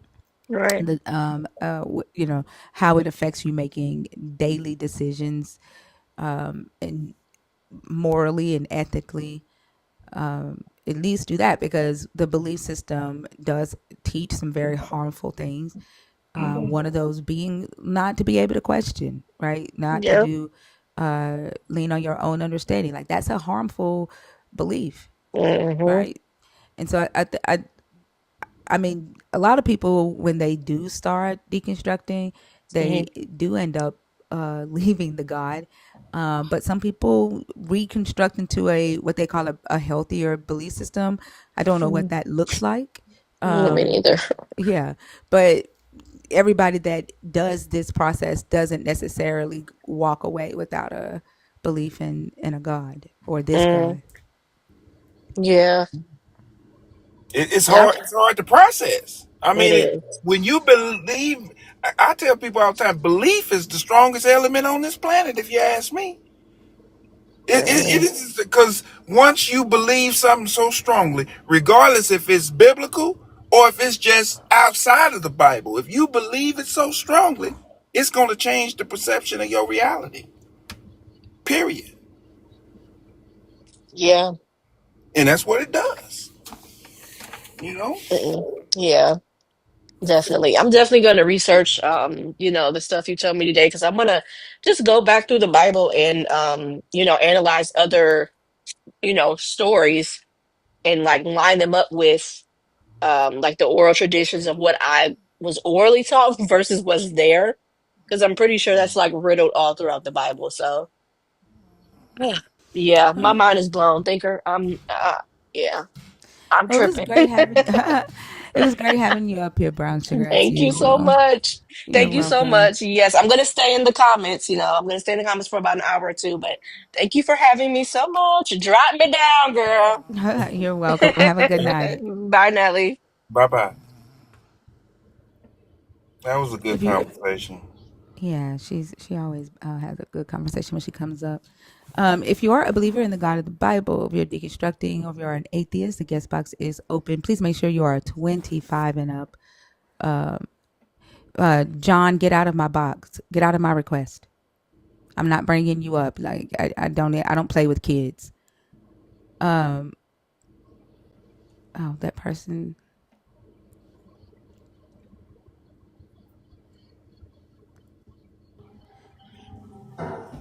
Oh, he's not coming up on my stage. I don't even know why the fuck he's here.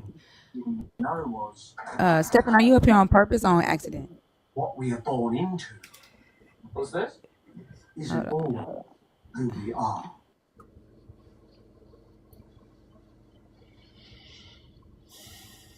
Mm.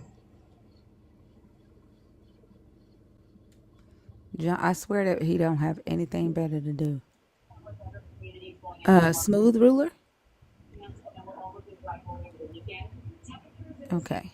All right, y'all. The guest box is empty. If you are a believer, if you are deconstructing, if you're an atheist, 25 and up. The numbers are kind of low. We usually are well over 400 by this time in the live stream.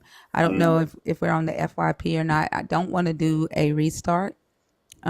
But don't forget to feed the beast. The GGs is kind of low. If TikTok doesn't think that they're gonna make a dollar, they ain't pushing the live out, and they also are gonna think that y'all aren't engaging and that you don't like the content. And so again, like it's up to y'all if we get on the FYP.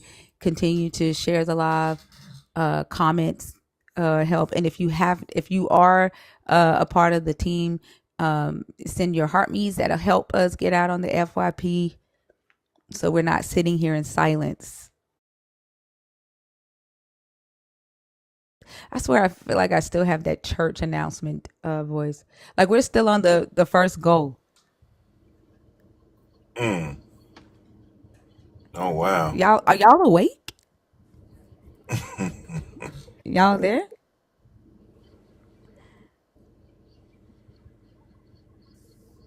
Yeah, I don't even see the comments moving a lot like they usually do. Yeah. Like I don't know. Y'all getting tired? I had a Christian reach out to me. Well, not reach out. This motherfucker talks crazy as fuck in my comments. I mean, in my guest box. Not my guest box. My inbox. Um, he accused me of having third shift lives because I'm scared of intellectual Christians during the day. Oh, that's the best they could come up with right there. Yeah, Oh, you on the FYP? I'm looking at it now on my phone. yeah. He said, "Why don't you do a live in the daytime?" Like I have and I do, but I started the live's third shift 2 years ago for a different reason. Didn't even expect the live to grow the way that it did. I just wanted to talk about the questions that I had, the information that I was learning. But yeah, hold on, I'm gonna read this to y'all. Let me find it right quick. Okay.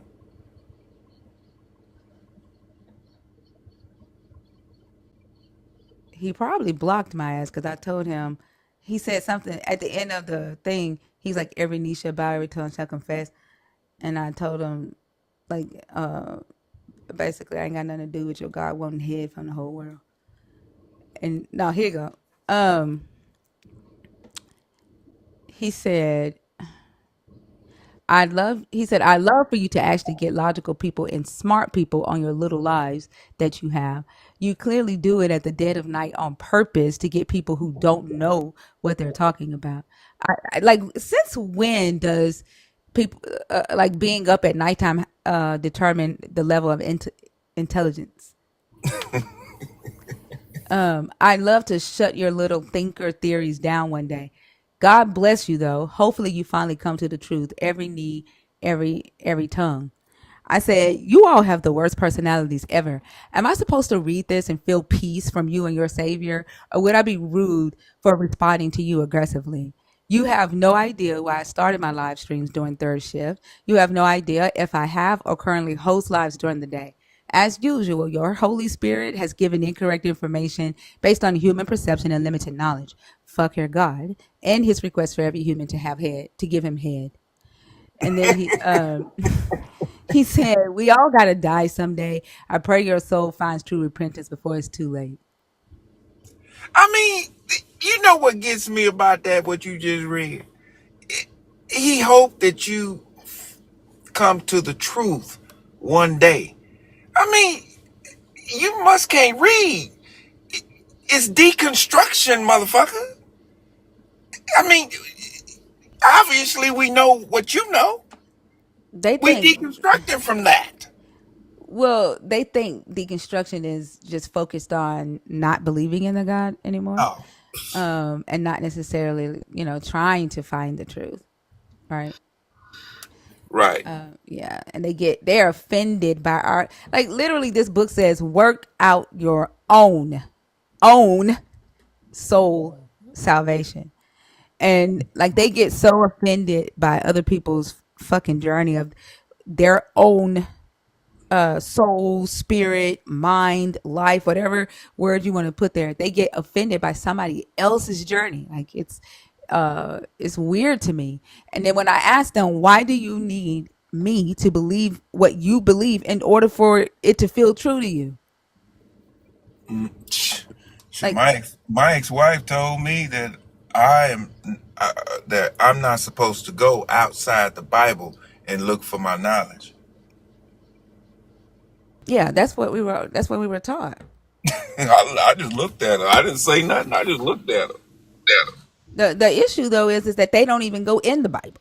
Like, you don't have to go outside the Bible to find. Turn your camera off, please. Like, nobody else, even the Oh, host, don't sorry. have her camera on. Apologies. My apologies. I didn't know that. Thank you. Sorry about that. Like, they don't have to go too far. They don't have to go outside of the Bible to find things that don't match what they were told orally. Exactly. Yeah. How old are you, Unknown Flows? Unknown I Flows. am 26 years. You can call me Flo, by the way, but I am 26 years. Okay, and you are a Christian or a I believer? am a Christian. Yes. What's your name, madam? Do you know whose page you're on, or did you just see this on I the just saw you FYP? guys on YouTube. I thought it's very Oh, interesting okay. conversation. I love having conversations like this. Okay. So I thought to join. Maybe I can learn something from you guys, and hopefully maybe you can learn something from me too. Okay. My name is Thinker. Which topic did you want Nice. to discuss? I wanted to speak about the moral arguments. No, So I don't. we don't do philosophy here, but All right. Fair enough. yeah, we can talk about You do history? kind of no, yeah, we do, but there are two topics on the screen. Do you see that? Did God lie to Adam and Eve to protect them or control them? Yeah, of course. I would love to discuss these topics as long as we Which one? define each term. So let's start with the first one. Did Hold on, God hold lie? on, hold on for a second, okay? I don't Yeah. do philosophical arguments. I'm not gonna go back and forth about what a word, like whether a word lie really means lie, stuff like that. That's a Well, waste of time to me. I'm in sorry. order I'm sorry. to Flows, okay, flows, all right. flows. Yeah, I'm trying to tell you what the flow is in this room. Okay. fair I enough. do not Because do flow, you're flow, making flow, flow. Gee. Let me explain to you where you are. Okay. And the type of discussions we have in here. All right. I do not do philosophical arguments. They are a waste of time to me. Okay. I'm not going to do syllogisms with you. I'm not going to go back and forth on, well, what does good really mean? What does evil really, what does lie really mean? Like, I'm not going to do that. That's not what this is. Okay. We have discussions about the topics on the board. Um, we refer to the Bible, to biblical history, archaeological history. I don't do dogma or theology. That's not what this is. Okay. Now it's up to you if you decide if you want to continue and have a conversation with, if you're interested in that. If you're used to like philosophical conversations, this would not be the room.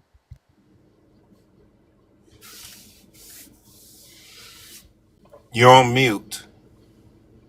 You have to come off mute. Oh, okay, all right, perfect. Can I speak? Awesome. In what ways can I challenge your preconceived notions, or what are the parameters of our conversation? In what ways can I think differently to you? What new can I bring to the conversation? That's basically what I'm asking. Because if we can't address the meaning of words and we can't address anything philosophical,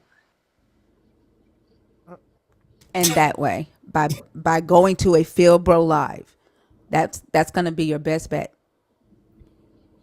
Wow. He just couldn't address the question. Don't come in. Hey, don't get back in my box. I dropped you on purpose. I gave you the rules of the live. I told you the type of conversations we have in here. You are not going to change it.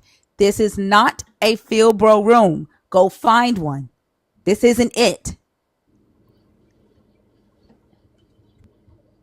Wow.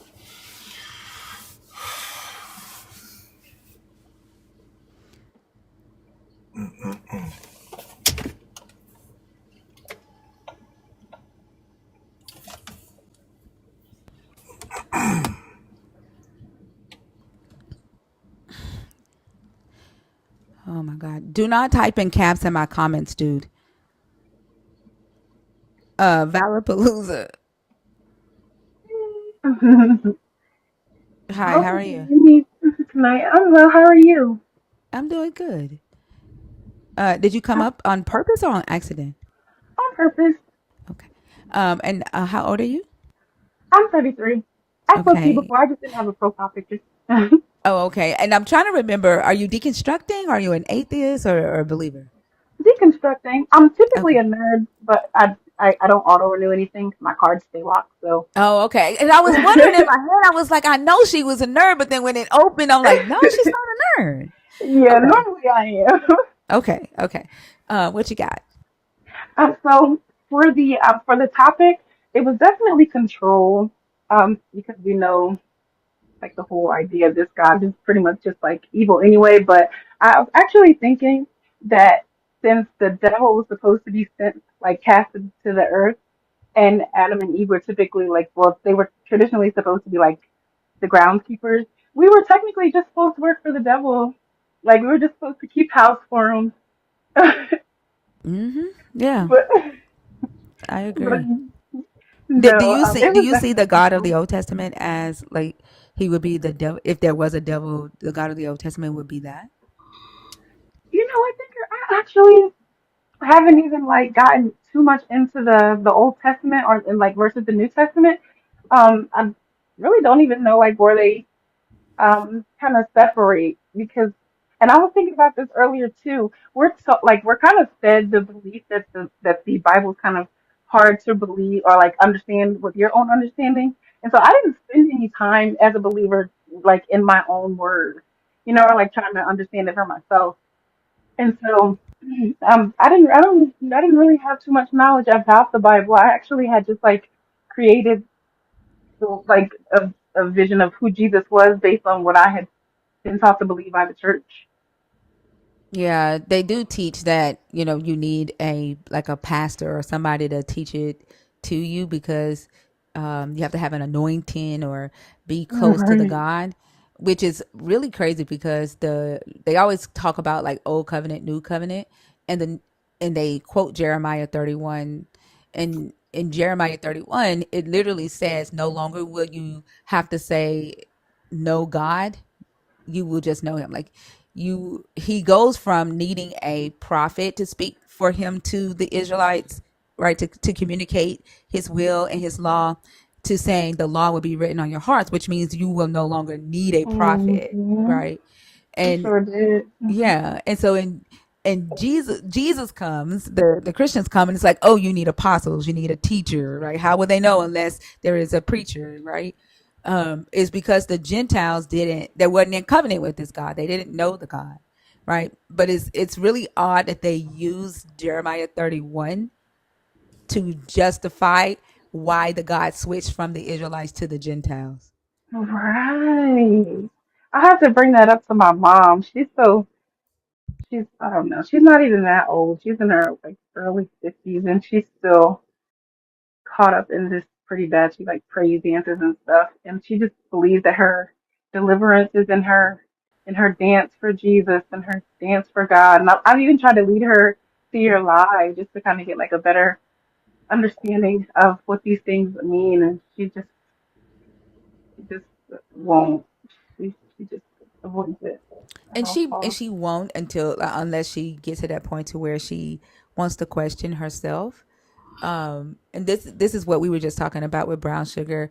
I don't even recommend it, like, unless they come to you and they start talking to you about the things that they're questioning. um I wouldn't try to force it on them. It's so weird though because she believes in the Anunnaki. She like gets on YouTube and she like Oh, I think I remember that. Yeah.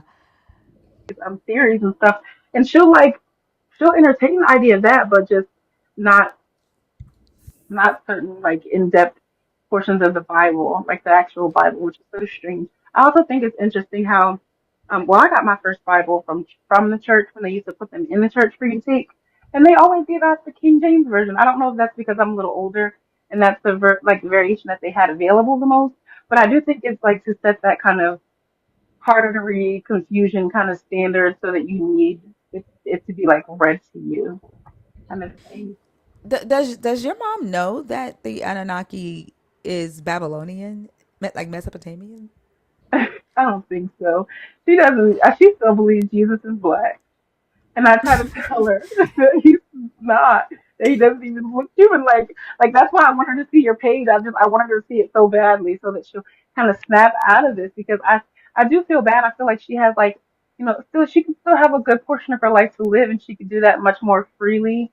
Like with a much more open mind, if she just kind of let it go. And she also has like she deals with like mental stuff like bipolar and stuff. And I just feel like she's one of those. It's a spirit kind of people, and it's like I really just wish she would let that go.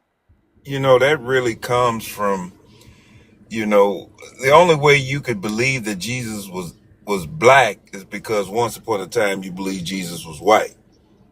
Right? No, for real. That's a good point. Yeah. And then when you find out, Jesus wasn't white or whatever they taught you that he wasn't white, instead of you trying to research this Jesus, you say, well, he black.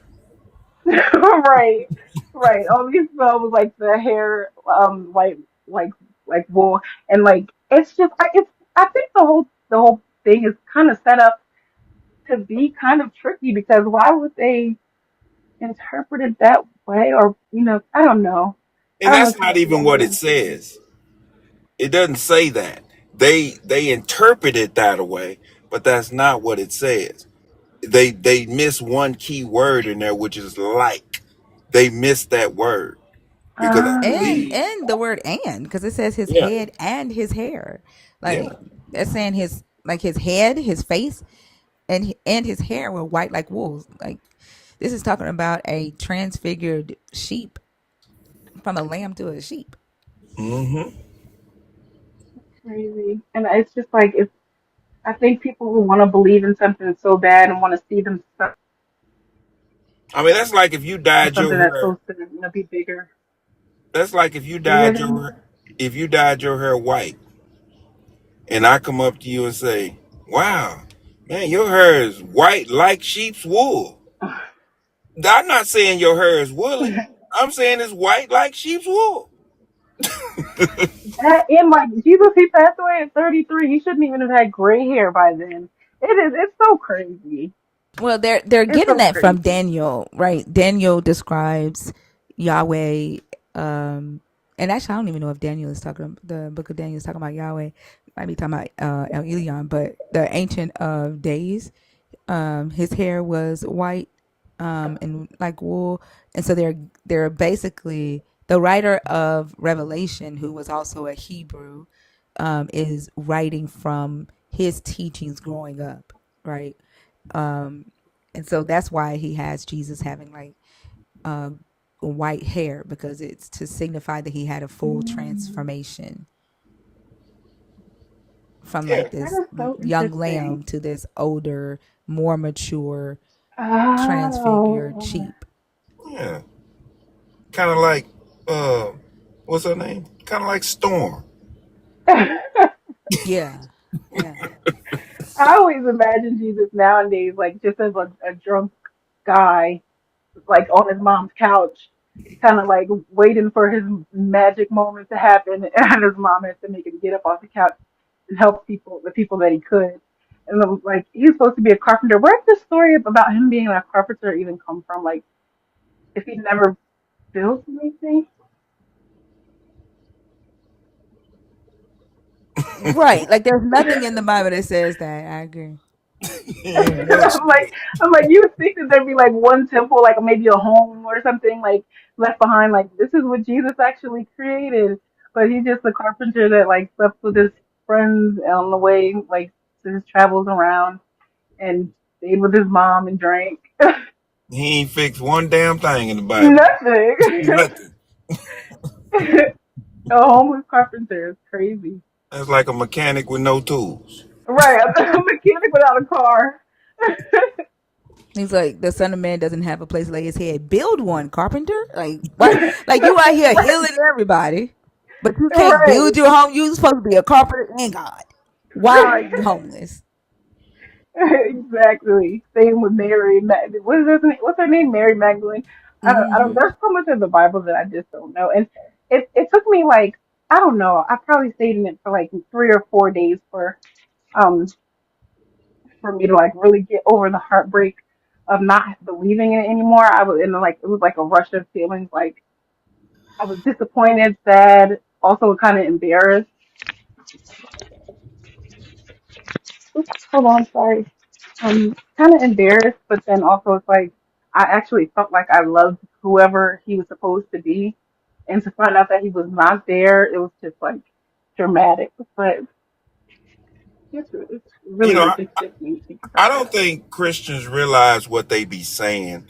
You know, like one instance, you'll hear Christians say that God is everywhere, God knows everything, but yet you say that, and if that is the case and that's true, I would like to know, if God is everywhere, then I would like to know, where was he at when that child was getting that saved?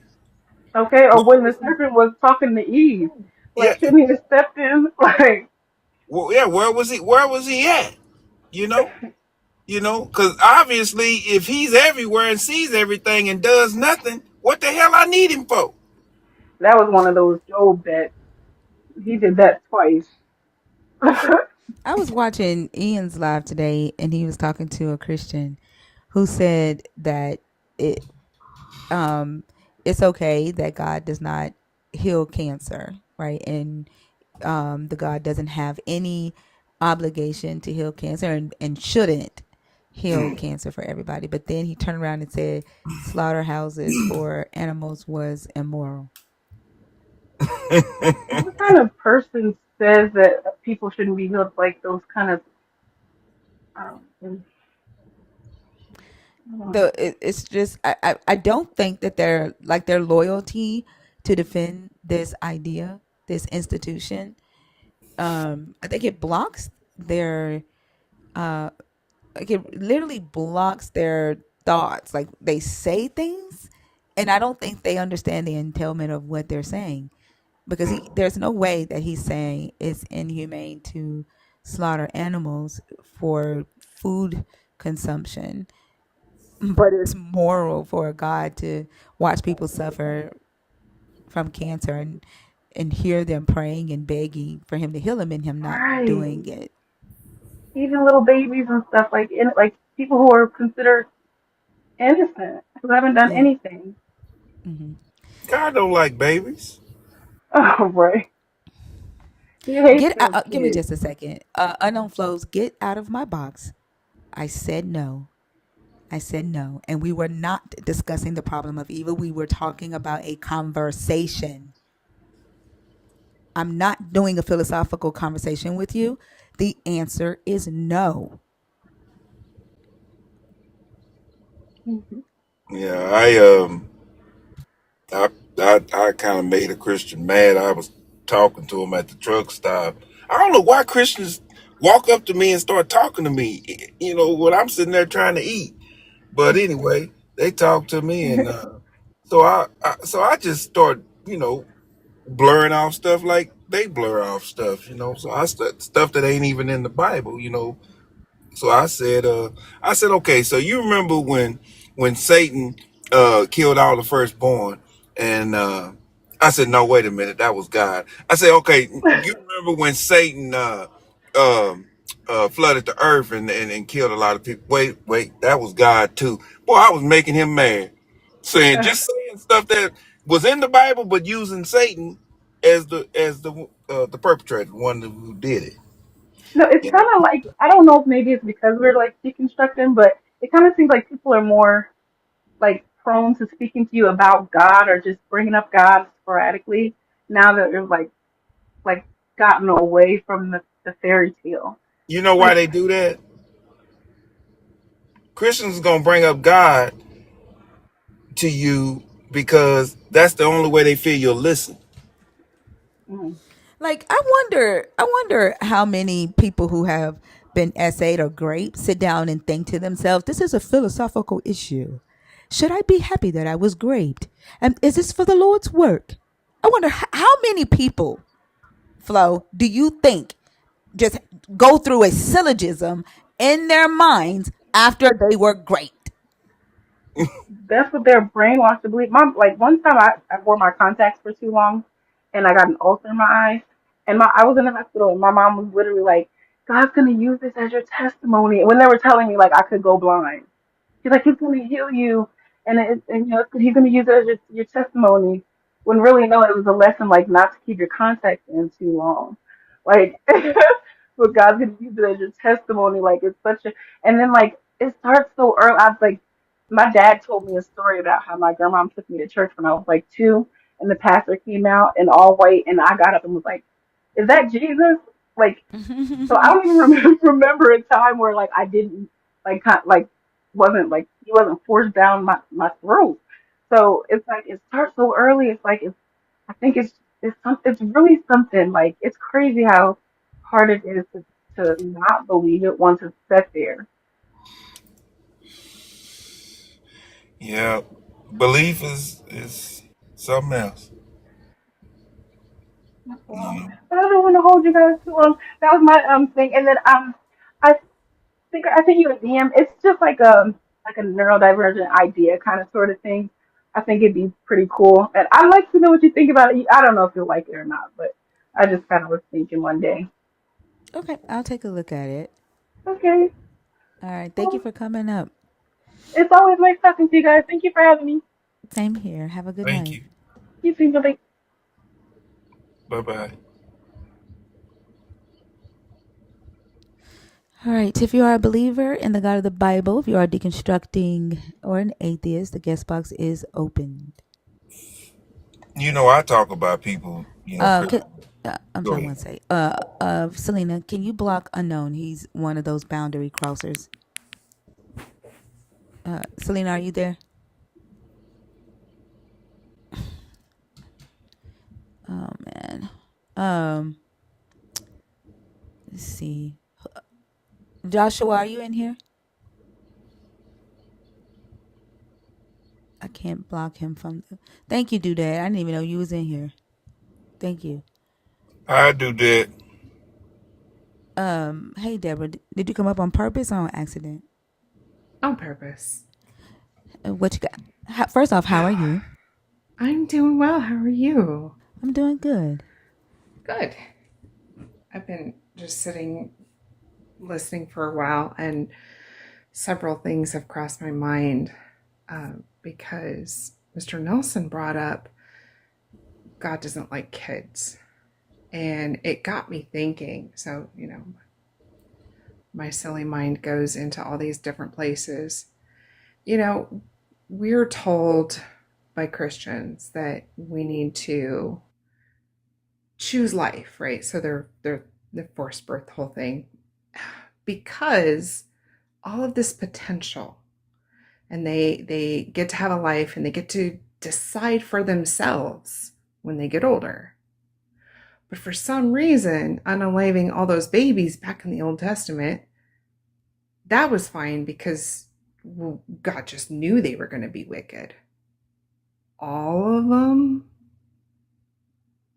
Well, isn't that also theft? You're stealing people's lives, which my mind went to slavery too, because that's not only theft of someone's life and labor and wages, but their own free will. Not trying to get into the philosophical, but just my mind goes in all these different places. Well, I said that because it's not in the Bible. At least I haven't read it, where it says God loves the kids or loves children. It don't say that. I That's just believe the in. Sunday school song. Yeah, that's all that is. But in Psalms, I mean, I think it's in Psalms. I'm not sure, but I think it's in Psalms, and it says children are some of the heritage of the Lord and offspring and all that stuff. But it doesn't say he loved them, and obviously he proved that when he killed the firstborns. He didn't have no love for those kids, those babies. No, there's actually a verse in the Bible that says that you are supposed to stand when somebody with gray hair walks into a room. I mean, nobody knows that one, but it's there. It's all that's the about respecting of the elders. right. Mm-hmm. Yeah, don't nobody stand when I walk in the room.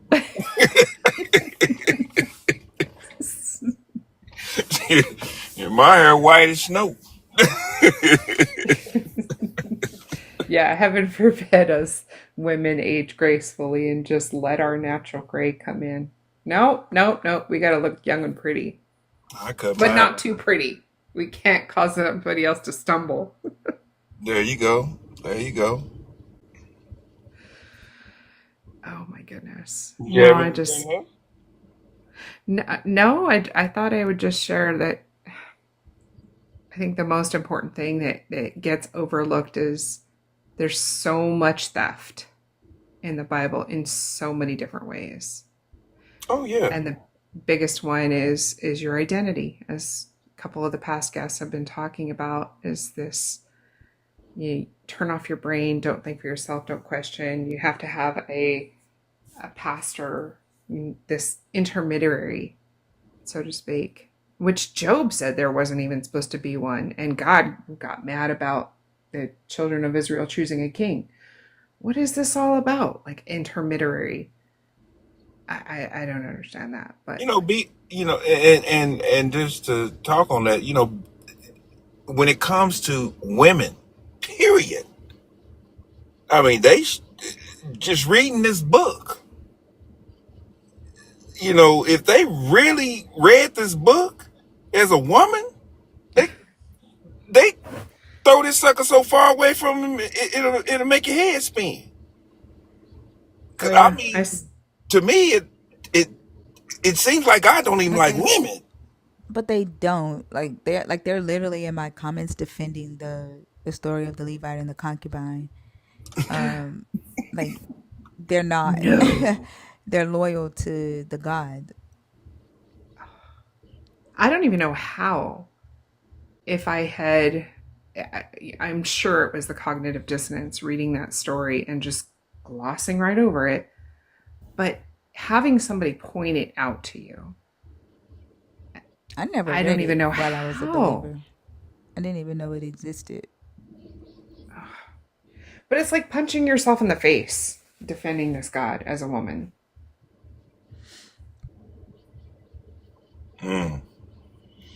But that it's the theft. It's the theft for me.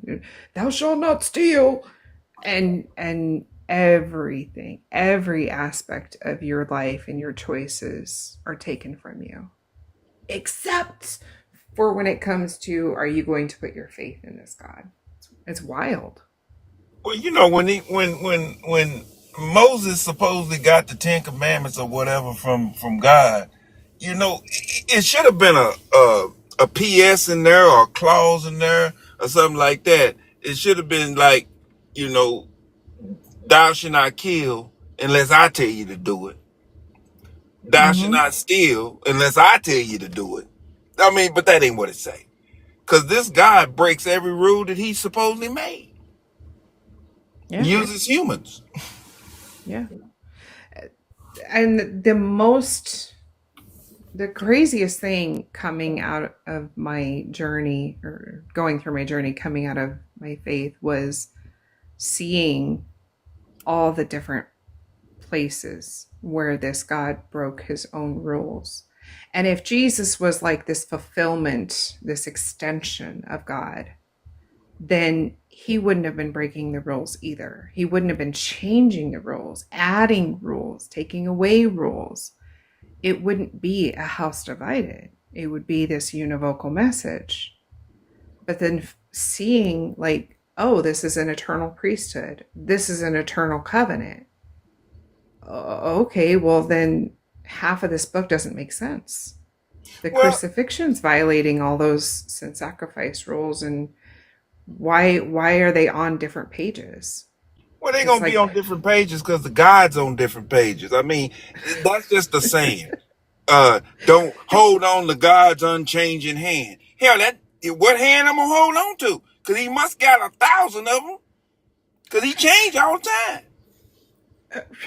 well, it's like when I was a kid, and oh my gosh, I got whipped so bad for getting a no from my mom and then going to my dad to see if he would give me a yes. Oh wow. Like, this is exactly what Christians are doing every single day. Well, I don't like what God says here, so I'm going to go find what Paul says. Well, I don't like what Paul says, so I'm going to go see what Jesus says. I'm just going to listen to the Holy Spirit. Well, no, I'm going to go ask my pastor. Well, no, I should ask my husband.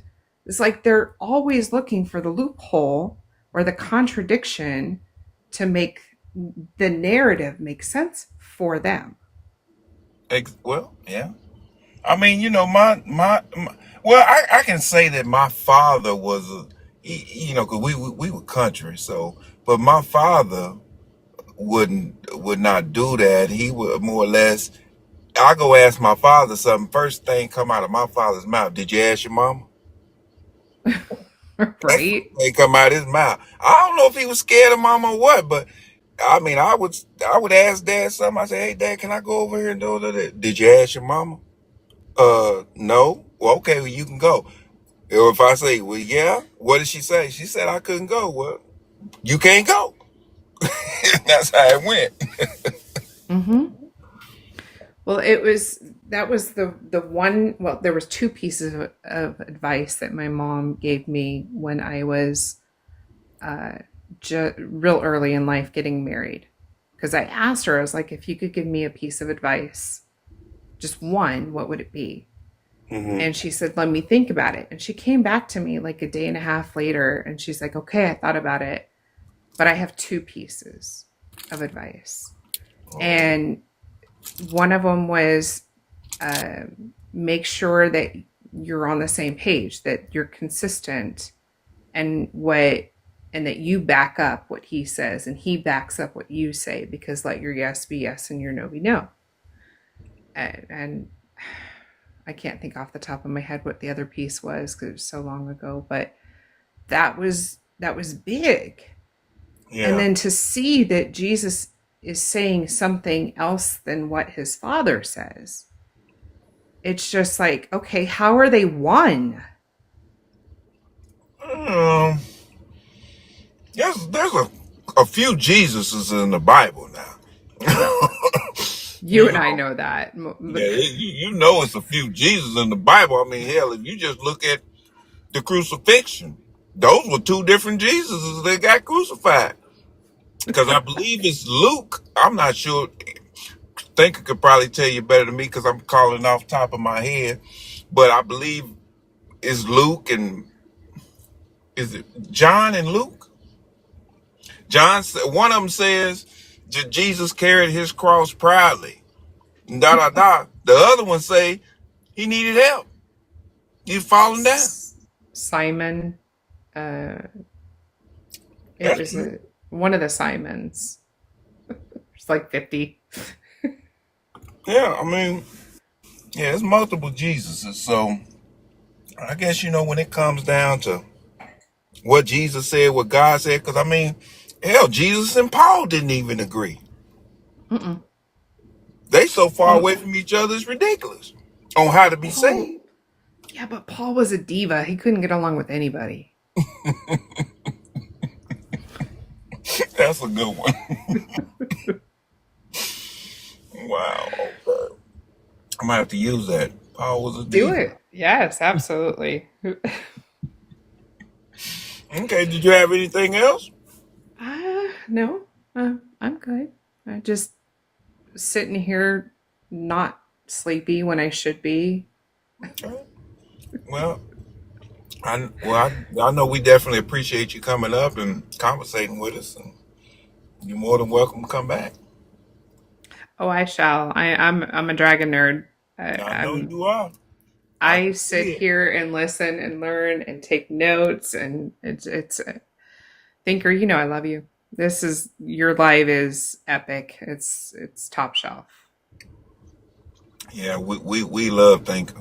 If it wasn't for Thinker, I wouldn't be able to move on my book as fast since I lost everything. So definitely. And she's brought a lot of perspective on some things that I had put in my book that I changed. So, we love Thinker. Yeah, I did a couple of changes listening to Thinker's live for my last book. So, yeah. Okay.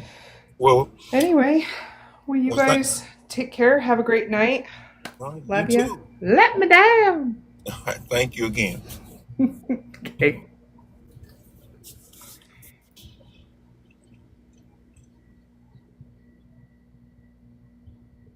Who's letting me down? I don't know if Thinker's there. No, I just got back. I went to go fix me some coffee. Oh, I figured you did. You were quiet. We're giving you all the praise and stuff. You didn't even say thank you. No, I'm just playing. Oh, I'm sorry. Oh my God. I'm so sorry. I said either she went to the bathroom or she went to go get something to eat.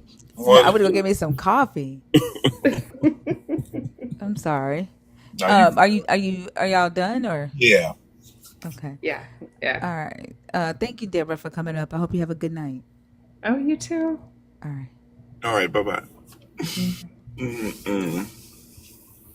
Yeah, I had to go get me some coffee. It's quiet in here tonight. Yeah, it is. And the numbers haven't went past 370 something yet.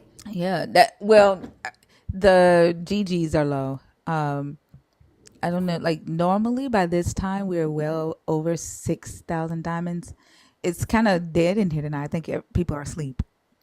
But like I don't know if y'all think I'd be like just saying defeat the beast because I want coins, but no. If TikTok don't think they're making money, they're not pushing us out to the FYP. That's the more that is, um, the more they send it out to more people. Oh, okay. Well, it's 2 o'clock in the morning. It can't be football. No, Yeah, it's I almost two checked o'clock in the it. morning.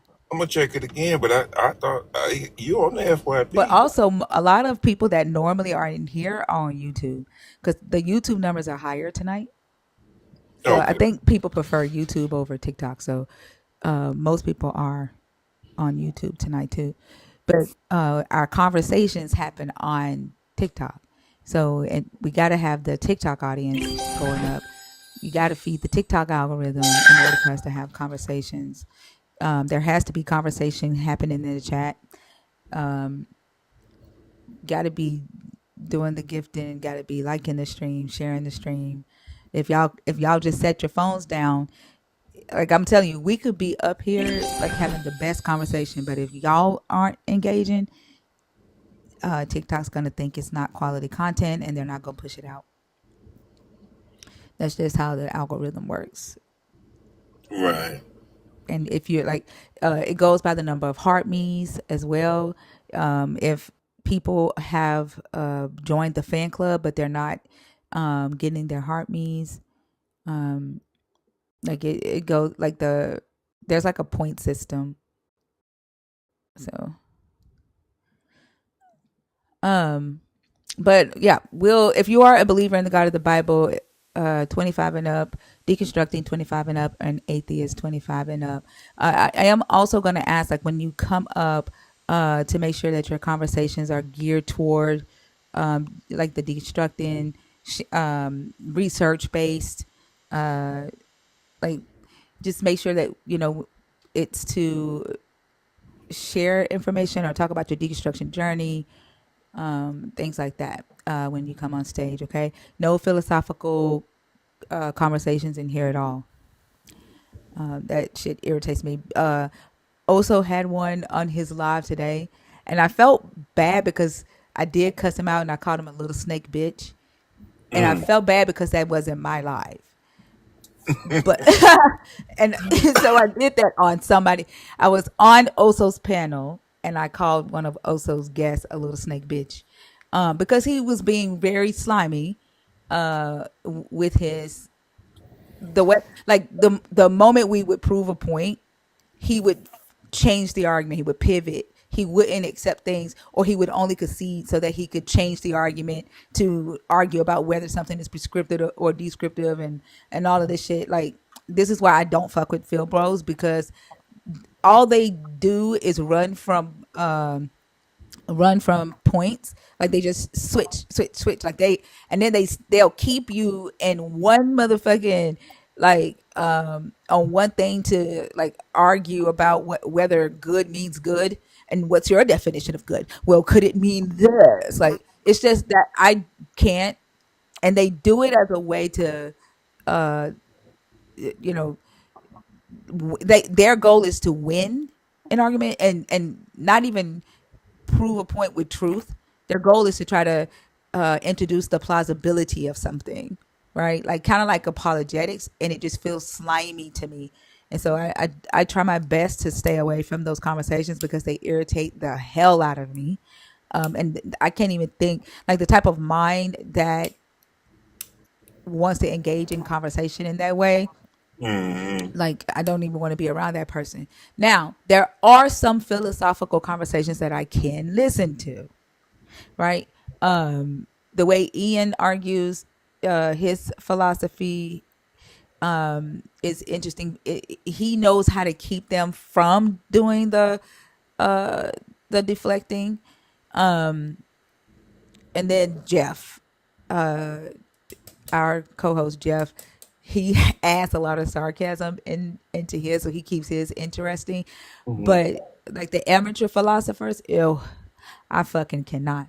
These baby Phil bros that go on Google and learn a syllogism, and then they think they are a philosopher, hadn't taken a philosophy class a day in their fucking life. I cannot.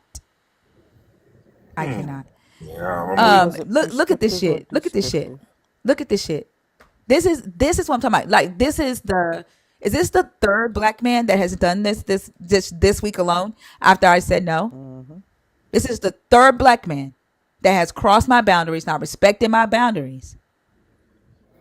But you want to talk to me about God, don't you, Flo? And then I would be wrong if I cuss your motherfucking ass out. Right? I would be the aggressive one. After I you have love you, crossed my my sister. boundaries, after you have crossed my boundaries I multiple apologize times, for I crossing your would be, no, boundaries. you don't apologize. You don't. Because I told you 3 times when you were under your other account, no. And then you kept requesting. And then I blocked you, and then you come back on a different account. I'm sorry. No, fuck your sorry. It's ridiculous.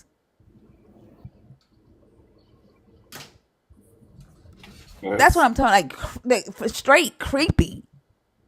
Just cross boundaries like it ain't nothing. Can't accept no. Starting to wonder about you there, Flo. No means no, man. That Divine and that other guy, what's his name? Strive, was did that shit Tuesday night. Did he? Yeah, two of them back to back, and then trading with John. Like that shit is weird. If somebody tells you I don't want you in my space, respect that. Don't go in their space.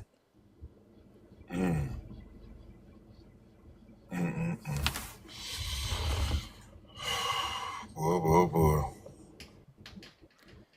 They're gonna say, oh, apologize. Like he's the fucking victim. You didn't know you crossed my boundary. How many times did I say no to you? How many times did I say no? I'm not letting you up. No, I don't want to have that conversation with you. How many times did I say that? You don't understand that no is a boundary?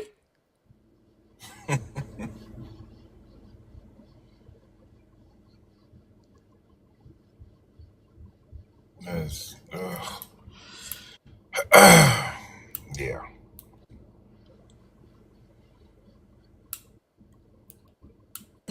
Look at this shit. What exactly did I do to cross your boundary, ma'am?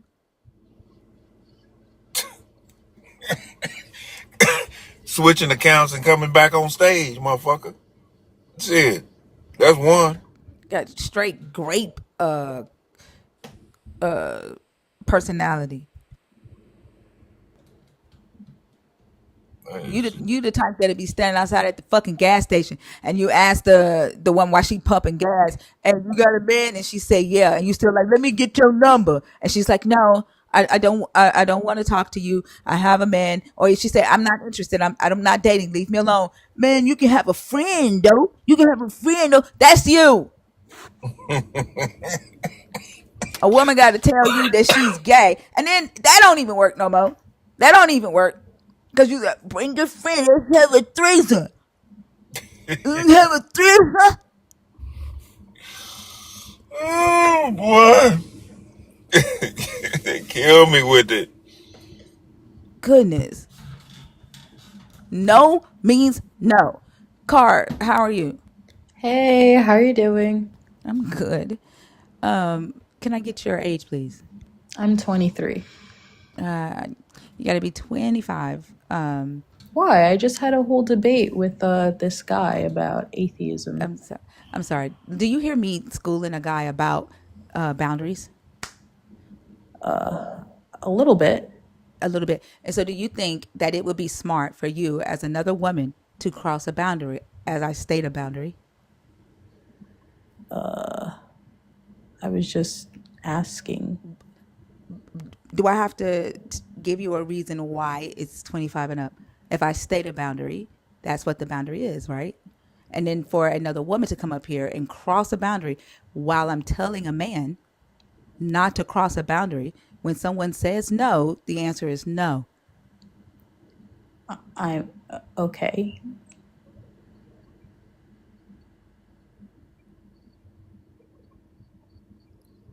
You just gonna sit there? Wow. You're not gonna leave? Wouldn't you have to kick me off since you're the host? No. How do I leave? There's an X at the top of your profile. So rude. Yeah, I'm rude for telling you no. Rude. How's that rude when Because she can't get her way.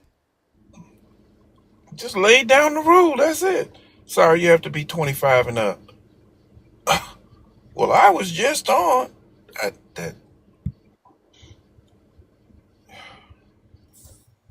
That is crazy to me. Healthy OG. Hey, good morning, family. Good morning. How are you? I am 2 inches off the floor. I'm so excited. I gotta sit on my hands to keep from waving at folks. What are you excited for? Life and this new deconstructing of Christianity and the conversation that you guys are having and providing to me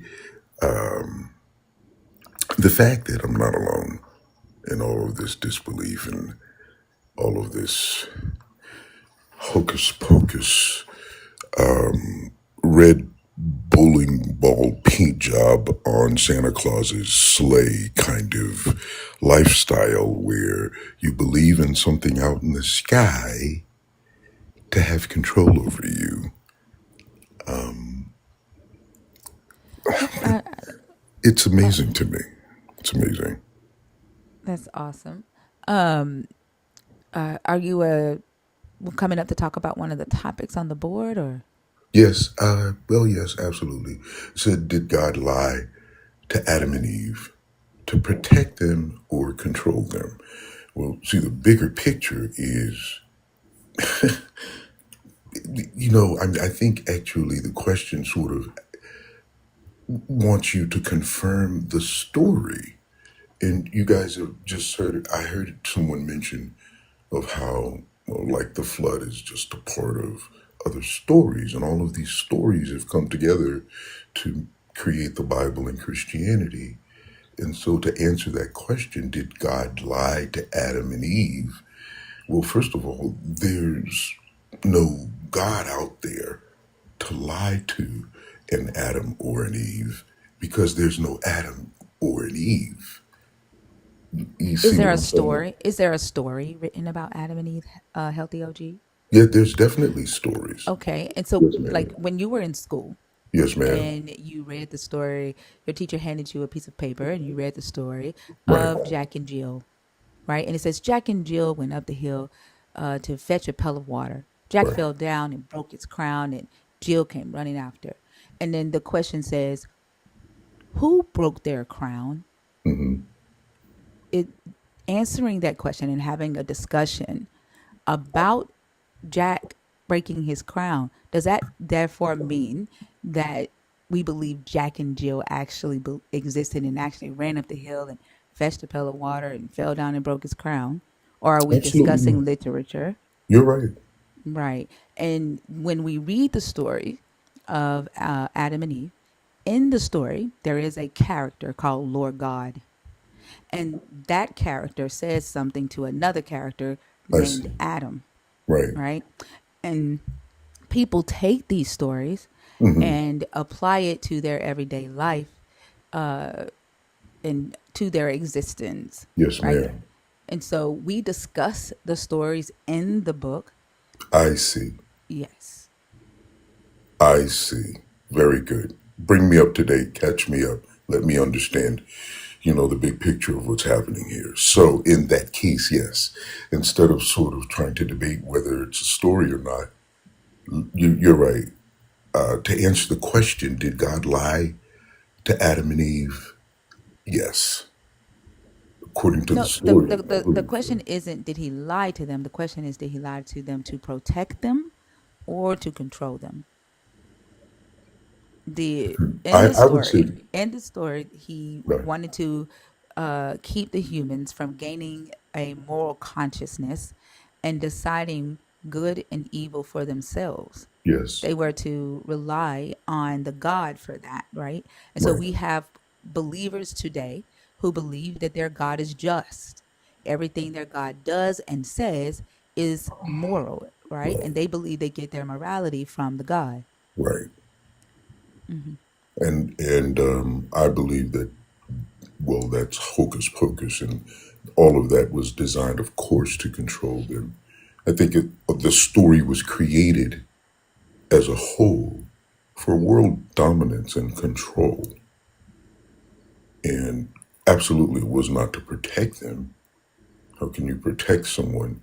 Well, I guess it is a form of protection if you want to just sort of keep them blissfully ignorant, maybe. Well, there are some believers who believe that it's a burden to decide whether something is good or whether something is evil. This is why philosophy is even a science, right? There were men used to sit around and debate on whether or not it was morally just to grape their wives. If their wives said no and that they didn't feel like it because they had a headache, is it grape if they take it anyway because they're married? Right. And some men use the Bible, right? They use their God's morality and says it's not grape because the woman's body belongs to the husband and the husband's body belongs to the woman, according to Absolutely. Paul. So they sit around and they discuss these things, right? And so there are humans on this earth who believe that whatever this Bible says, they followed, and they don't allow themselves to question it, right? They don't allow themselves to decide what's morally right or morally good. Right. And then they let pastors tell them whether they can get married, whether they can have a child, or go on a trip, or what job to take, or how much money they should be given in church. Like they've given some of them have given their minds to a pastor who they Absolutely. believe is speaking for God. Yeah. I agree. As a matter of fact, let's go ahead. They've given their entire existence. I mean, their lives now and their afterlife, because they really have been sold on the idea that they need a pastor or a mediator between them and this supposed God outside of them. It's really the greatest crime, the greatest deception ever committed against mankind, is to present to anyone that there's this entity out in the sky that is allowing all of these unalivings of children and wars and unalivings of innocent people and just all kinds of horrible, horrible things that are happening every single day all around us that really represents evidence. Let me ask you a question, Healthy OG. Do you see any parallels from the biblical text and society today? Or do Oh, you think absolutely. that it's just, you know, hoopla? I see a lot of parallels indeed with regards to the deception Can in you give an example? Like, and I'm asking like biblical parallels. Like, can you give an example? um, well, I think you were saying it, for instance, the way that people would apply the Bible to their own real personal needs. Actually, they would sort of use verses in the Bible to to say that the Lord God our Father in heaven is protecting us. He's keeping us safe from this knowledge of things that we shouldn't know. So I'm not asking like what do humans do with the Bible, or like what do believers believe. I'm asking like, do you see any of the stories in the Bible being used in society? Hmm. Well, of course, slavery was one huge parallel that was used in society actively, and it was as wrong as it could be. But obviously, the Bible said that it was right. It was proper. It was proper to unalive people, human beings, because back then there was some, I think it was some Gregorian emperor or somebody, I don't know who it was, but that actually decreed that it was a law that brown people were not actually humans and thus could be unalived and made into slaves. That's actually not true. That's actually not true at all. The Hebrew text actually did have slavery in it. Like, it wasn't something that was put in there to only enslave Africans. It was used heavily against West Africa, but it wasn't put in there specifically to enslave West Africans. In fact, there are war plans in this Bible that is used today. Israel is using them now. There are indoctrination plans in the Bible. We see, like, the story that we're discussing now with Adam and Eve is a clear plan of indoctrination.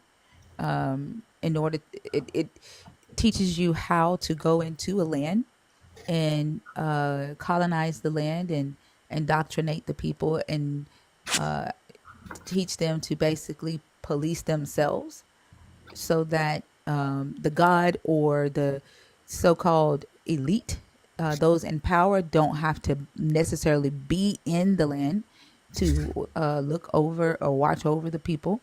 There is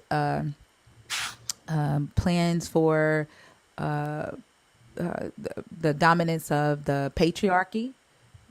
It's a war guide for colonization, and a lot of people approach the text like there's, to me, when I study the text, there's three levels, right?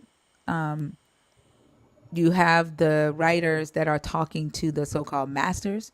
Most of that is in the Hebrew scriptures. You have the writers that are talking to those that are being ruled. Some of that is in the Hebrew scriptures, but majority of that is in the Greek scriptures. And then you have the actual plans itself, like the plans laid out, right? And so usually the text that's talking to those that are being ruled see it as spiritual or woo woo or something to just like throw out. May I ask you a question? Please. Not to cut you off at all. But during the Atlantic slave trade, there were two types of people on those ships. There were the enslavers and there were the slaves. Now, who do you think were the Christians and why? I don't have to think who were the Christians. I know that the Christians were the enslavers because West Africans were not Christians when they came to North America. Exactly my point. I don't know your point because I never said they were. Like, what do you mean? You said something about the Hebrews or whatever or something, or it sounded to me like you were saying that, this The Hebrews existed well enslaved. before the It did. Africans. It did. It did. Are you Okay, under the but impression that the Hebrews are African? no, not at all. As a matter of fact, I'm under the impression that the entire Bible itself was written by Europeans. No, it wasn't. And that's the problem, right? Like, without doing like actual research, right? The we think a thing and then we just call it fact, right? Well, who was it That written these by people then? in the Hebrew Bible were real people. The stories that they wrote about historical events, they embellished. They took oral traditions from the nations that they lived within. They lived amongst the Egyptians. They lived amongst the Babylonians. They were Canaanites. They lived in Canaan. After they came back from Babylon, they were occupied by the Greeks, and then they got occupied by the Romans, and then they got dispersed. But they were real people. The Hebrew scriptures actually have the plans for slavery, and it was actually the God of Israel who first, the writers, let me say that, the writers who wrote on behalf of their God, they were the first ones in the ancient Near East So, to. so wait a I'm minute. sorry. Don't. I'm sorry. I'm talking right now. I'm sorry. The writers in of the Yahwehists, the monotheists in the South in Jerusalem, they were the ones who wrote the majority of the Hebrew scriptures, and it was that specific cult that first started enslaving people without a pathway to freedom, and based off of ethnicity. In the ancient Near East, slavery was not based off of ethnicity, and it was either debt slavery temporarily, with people expected to get their freedom back, or if you were a war criminal, or a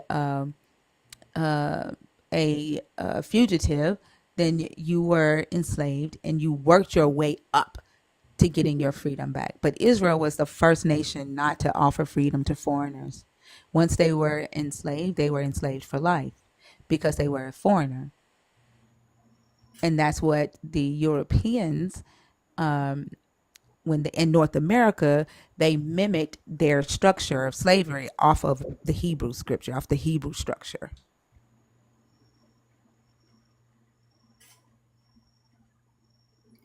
I'd like to ask a question. You said that all the Bible characters are real, No, I correct? did not say that. I did not say Or all of was the it the Bible characters Hebrew, are real. or not The all of them? Hebrews were real. The The Hebrew. Israelites were real people. They were real nations. Uh-huh. Their stories are embellished. Okay. They're not all of their characters are real. Daniel wasn't a real person. Noah, Job, Nebuchadnezzar was real. Hezekiah was real. Mhm. Who else? So there was no Ezra. flood.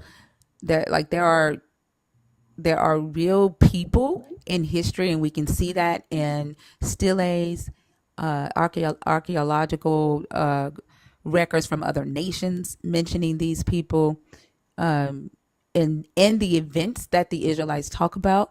But the records in the Hebrew scriptures don't match what the other nations recorded about these wars. And so, like, we know that some of the Israelites were real people. We know that Nebuchadnezzar really did go into Jerusalem. He took 100,000 people back to Babylon with him to do agriculture because they had a flood and their lands had turned to salt marshes, and he needed labor to make their land fit for agriculture. And a lot of them stayed there. Like, there were some Africans taken during that time Nebuchadnezzar came in. And in fact, there are still Africans in Iraq today whose whose ancestors was taken during that time. And they're still there and they're fighting for their rights to this day. They have their own Black Lives Matter. Like, to just throw the book away, right? Because we know, right, that the people talking as the God are human, right? We know that. But to throw the book away and just say that it has no relevance to existence, to society, to history would be incorrect. Let me ask you a question. The flood. Did not happen. Like, I don't even go into stuff like that. Okay. The splitting of the Red Sea. No, the mythologies, like, there are mythologies in the book. I don't just because the book has mythologies in it, right? It's an anthology. It's not one book, right? It's a collection of books with a mixture of historical fan fiction. So you're telling me then the Bible, the Word of God, really just has like a bunch of made up stuff in there that really isn't real. Parts of it are, but most of it isn't. Not yes, like there are some things in there that actually happen for real, but are embellished, right? Um, let me see if I can find. Give me just a second. Let me show you an example.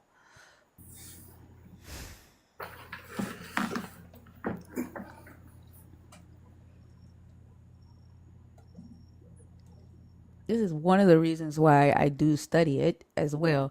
A lot of believers will say, "Why do you read the Bible if you don't believe in God?" This is why. Um,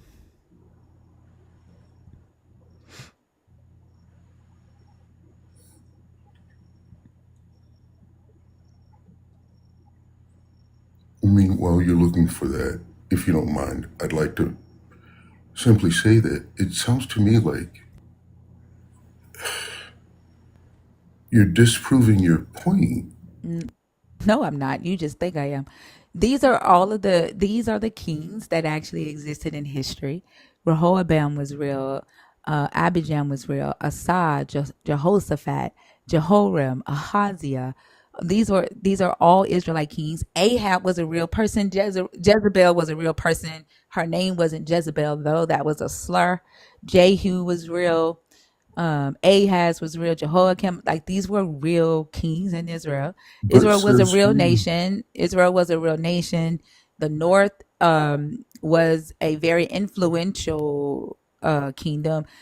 It had a urban city. It built a lot of the architecture in Israel, in the Middle East. King Omri was real, and he was one of the most successful kings in Israel. The South was jealous of the North, which is why the stories we have in the Hebrew Bible demonizes the North the way that it does, because they felt that they should be sharing in the success of the Israelites in the North. They also felt that because they were polytheistic and they were worshiping multiple gods, that it wasn't that their God, which was Yahweh, was going to end up destroying them. When King Cyrus, who was a real person, came in and conquered Israel and dispersed those 12 tribes, the South then started to some of the people from the north escaped to the south, and then they started to build their kingdom and become influential around the 7th century. But the way the Bible writes it as if the south became a kingdom 3 centuries prior. So it moves up the success of the south to match the success of the north, right? Like they were competing kingdoms, but they were not. Like it's and just because some people and some events in the book were real, it does not make the God real. And it definitely doesn't make the miracles written about real. A lot of this stuff was mythology, and that's how nations defended their kingdoms back then. Whatever stories were rotating about a kingdom's gods, if a nation wanted to come up against that kingdom, they would think twice. If somebody said, "Oh, their God is with them and their gods parted the Red Sea," right? That's what the story of Rahab is about. That is not real. That didn't happen. The Israelites never conquered a nation. They never went on that conquest of Canaan. All of that is fake. Some of those cities didn't even exist. But the story represents history, right? Rahab goes up to the Israelites and say, "Oh, we've heard of your God, and we are scared inside," and then she becomes a traitor, right? That's how they used the gods back then to defend their city, to ward off other nations for trying to come in, because a lot of them were not fortified. Does that make sense? Actually, no. You know, please don't take this the wrong way, and I'm not trying to be rude. But if part of the Bible is made up and fake, and it's just basically stories, lies, why would anybody believe any of it? That's why I host these lives, to find that out. Like, I can't answer that question. I'm not a believer. But like, why would I base anything at You all? don't, though, right? You're not a believer? But no, but I mean, according to what you're saying and the information and the knowledge and all of the wonderful information that you have and that you know,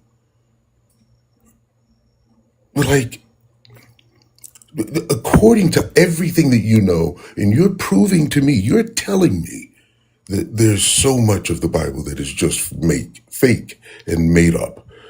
But there are some things that are real, and That's you. like saying New York needs to be fake because Spider-Man is fake.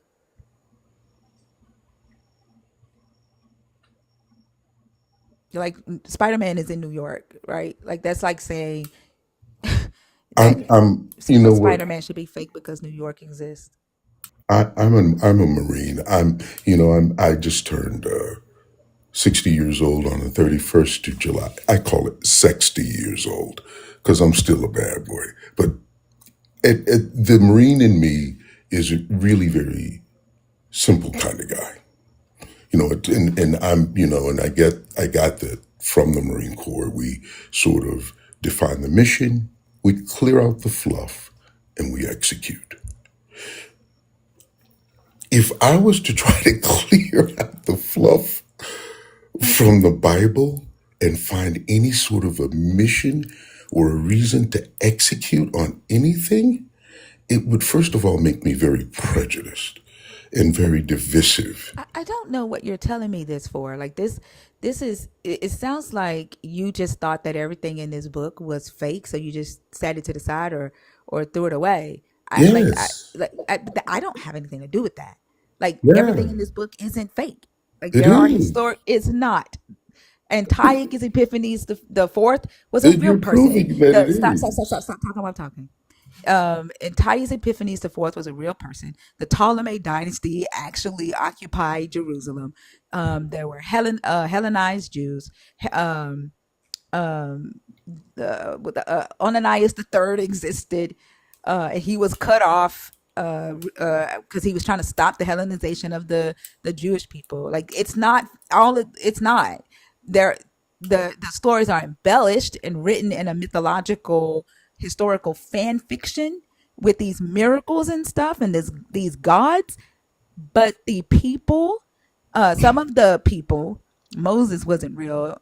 Abraham wasn't real. Abraham was created to tie the north and the south together. But the kings and stuff were real people.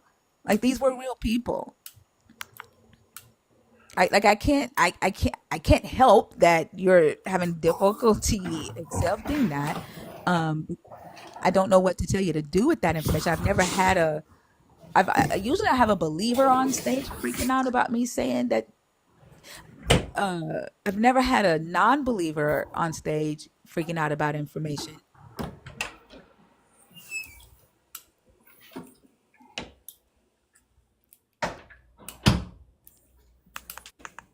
Like, I honestly don't know what to tell you to do with that.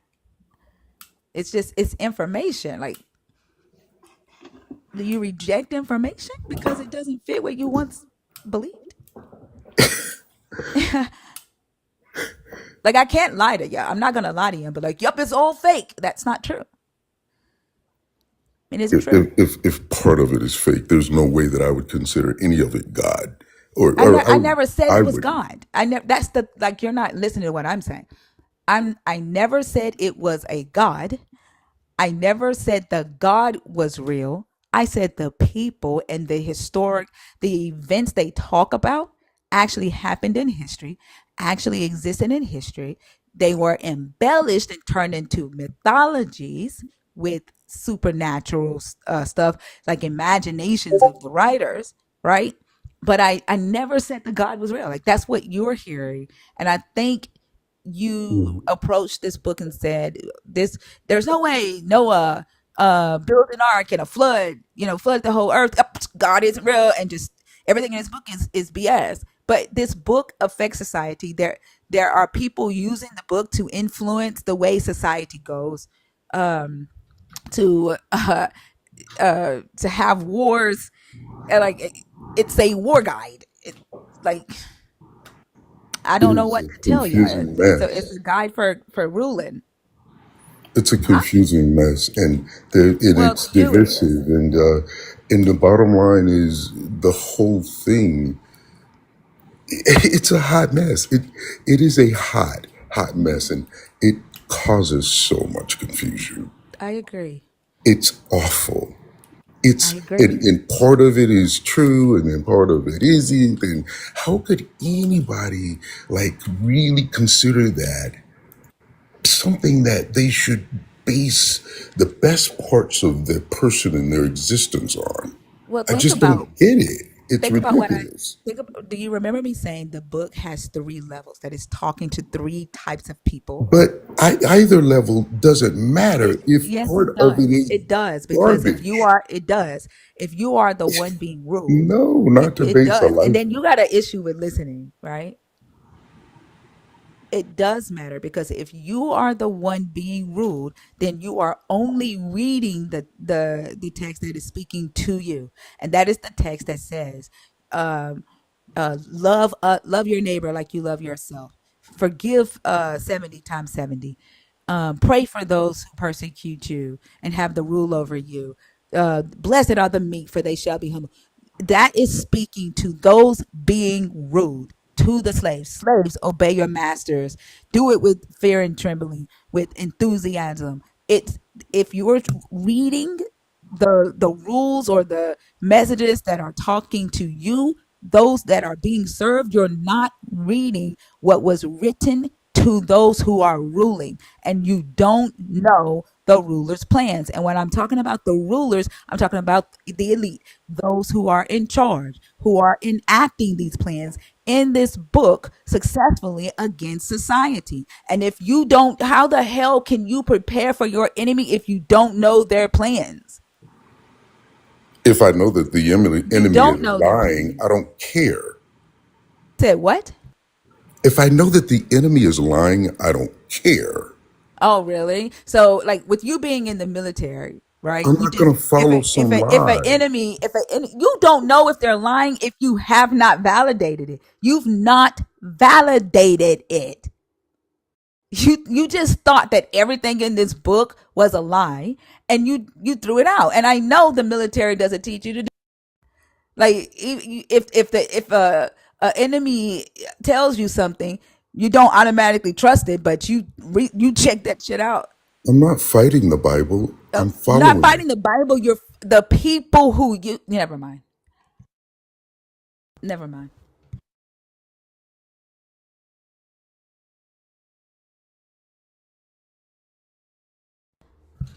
Like, this is the type of, like, your mindset is just like that of a Christian, like that of a believer. Don't read it, like, it's, don't ask questions, and you're like, oh, it's fake. Don't read it. Don't pay it any attention. You're not fighting a book. Like, you don't see what this belief system is doing in society. You don't see the people Are that you defending the carry. book, or are you Oh disproving my the god, book? are you scared that I'm going to turn you into a believer or something? It sounds like you are afraid. No, you're flip flopping. What did I flip flop? You're like, I don't know if you're used to Like you're telling non-believers. me that the Like, I'm Bible. going to tell you the truth, whether you are a believer or a non-believer. I'm not like there. I have no motivation to lead you into what to think. I can only give you the truth.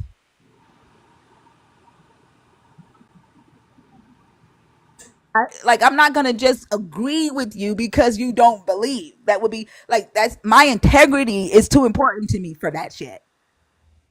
I'm gonna give you the truth, and you can research this stuff yourself. It's actual history. There is archaeological evidence For some of it. Yes. There is no archaeological evidence for a Red Sea splitting. There's no archaeological evidence for a fucking flood. There's no archaeological evidence for a God raining down manna. But there is archaeological evidence that Ahab existed, that the kingdom of Israel existed, that So the why should kingdom I of believe any of Jerusalem, it? the Davidic kingdom existed. What? So why should I believe any of it? I didn't tell you. I don't want you to believe any of it. I keep telling you that I am not a believer. I am not trying to get you to believe in this God, but to pay attention to the war plans that are being used against humanity But you believe from some of this the book, book. though. But you believe some of it, though. Oh my fucking gosh. How many times can I say I don't like I don't have to believe facts. You don't believe facts.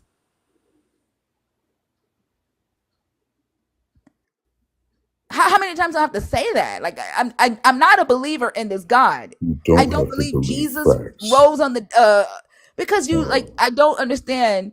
I don't understand what this is, right? Like I'm not trying to make you a believer.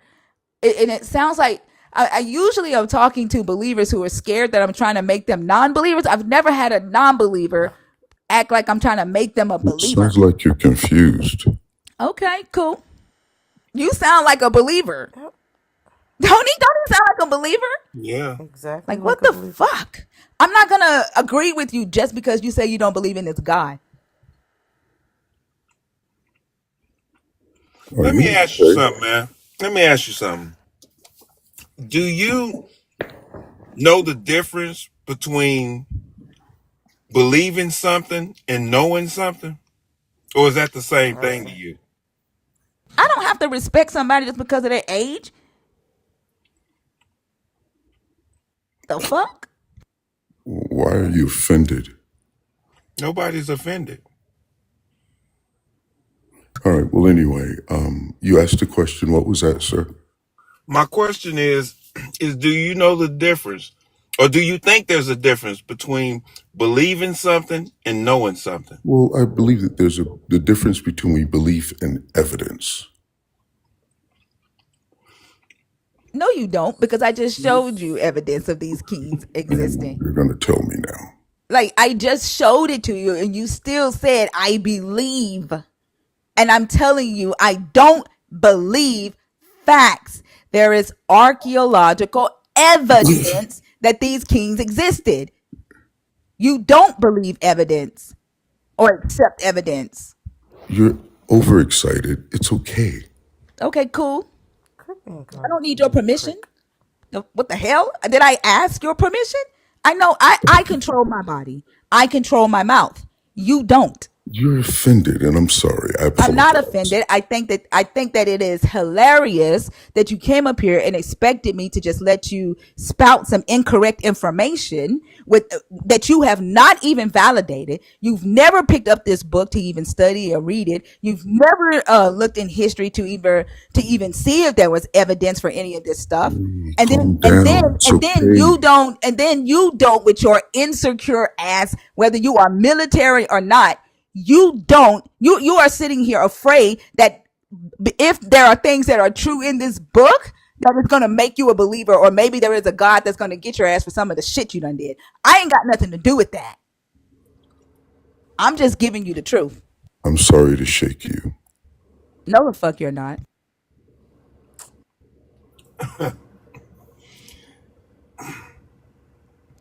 And then this is just proof, like insecure men, when they meet a woman that has information that they don't, comes whether you are a believer or a non-believer.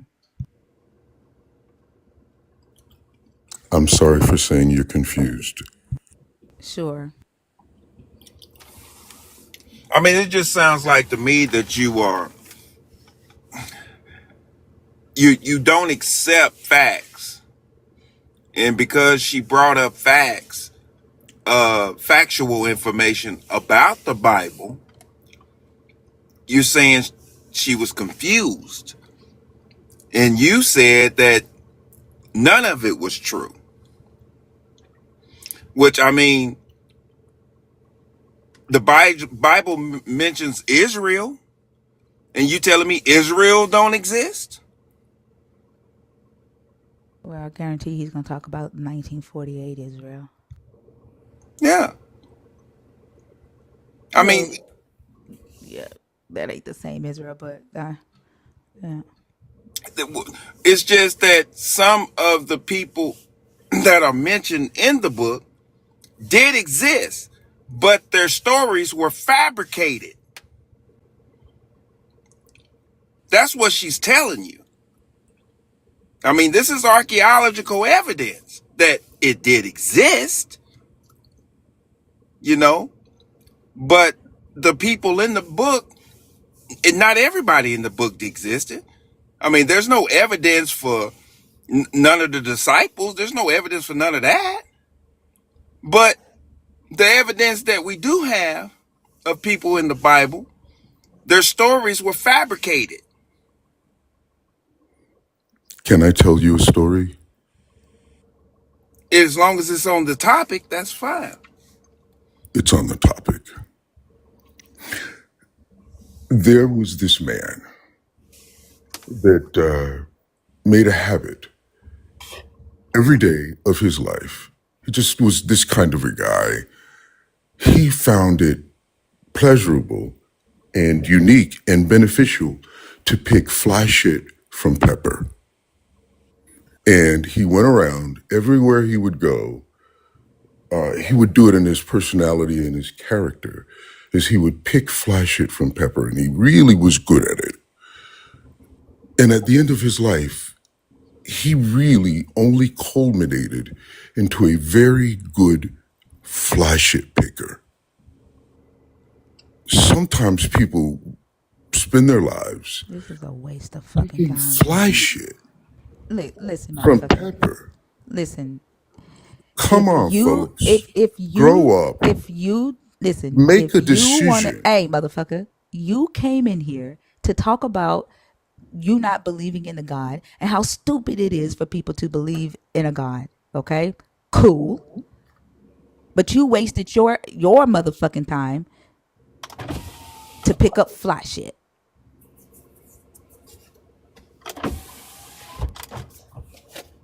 and thought that we were gonna pick up fly shit with you and got mad when we did it.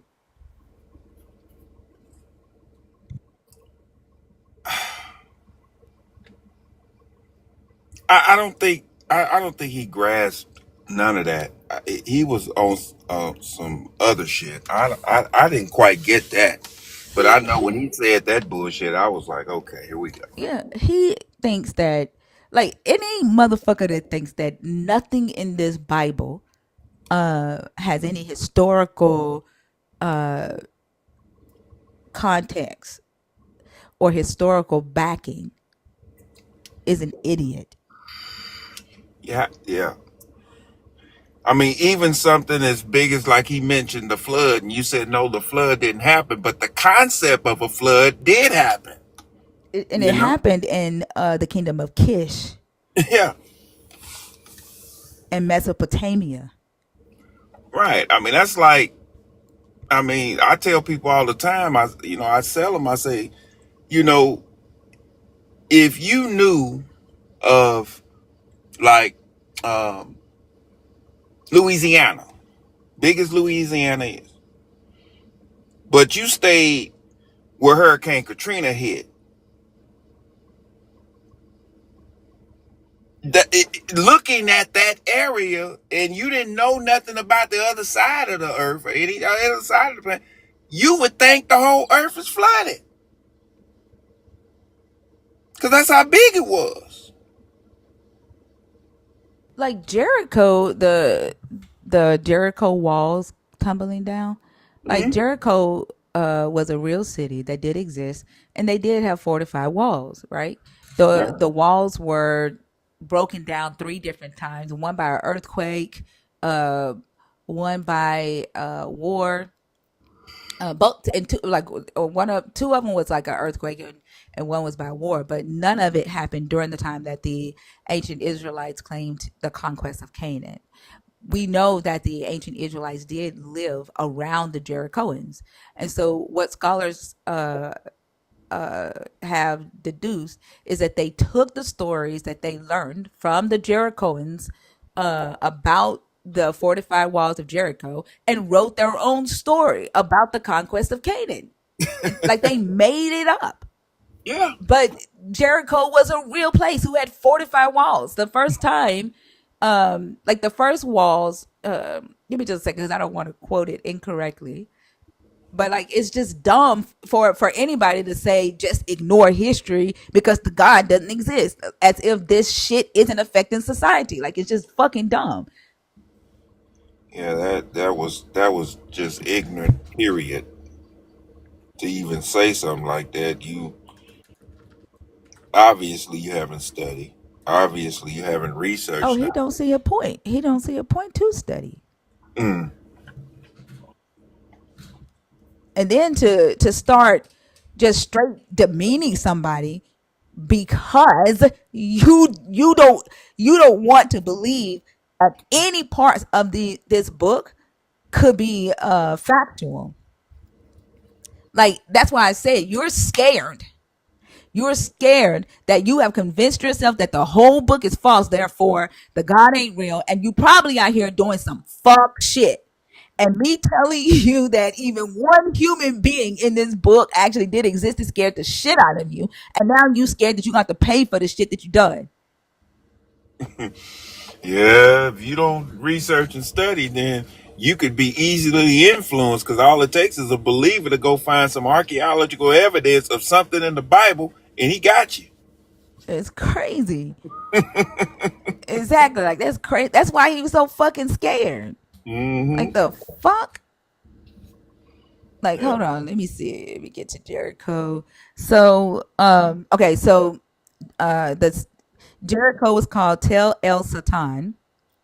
Um, and a archaeologist by the name of E. Robinson and E. Smith excavated it in 1841. Charles Warren excavated Jericho in 1868, and they didn't find anything there. And from 1907 to 1909, Ernst Sellen and Carl Watzinger excavated it, and they messed up the chronological timeline when they did it. And they attributed the fortifications of Jericho to the Middle Bronze Age. Mm. And then the early Bronze Age city walls to the Canaanite city that was conquered by Joshua. So they were trying to prove the conquest of Canaan. But then another archaeologist by the name of John Garstang went in and excavated it again in 1930 in over a 6-year period, and he said he reviewed the data that Watzinger and Sellen had collected and the stuff that he collected during those 6 years, and he dated it to 1400 BCE. Kathleen Kenyon challenged his dating of the fortified walls in Jericho and dated it to the late Bronze Age. And she said that the walls didn't collapse in 1400, but 2400 BCE.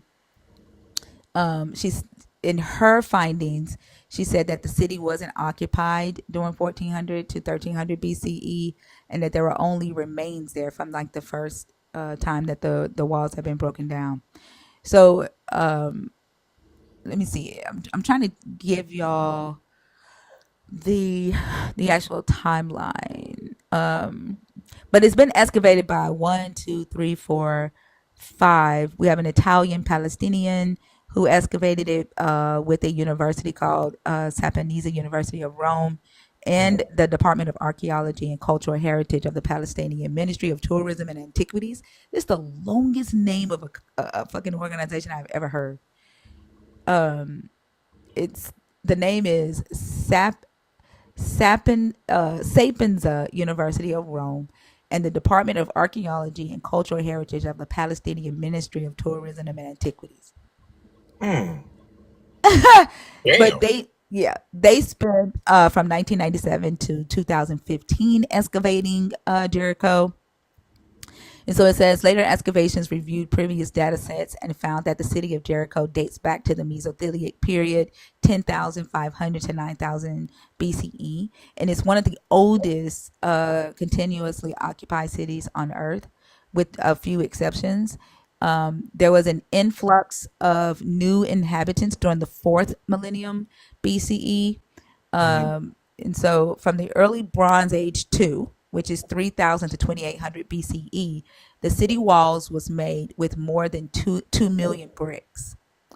And that was to keep out other armies from coming in, because they were a wealthy city. Jericho was where a lot of the wealthy and the elite lived.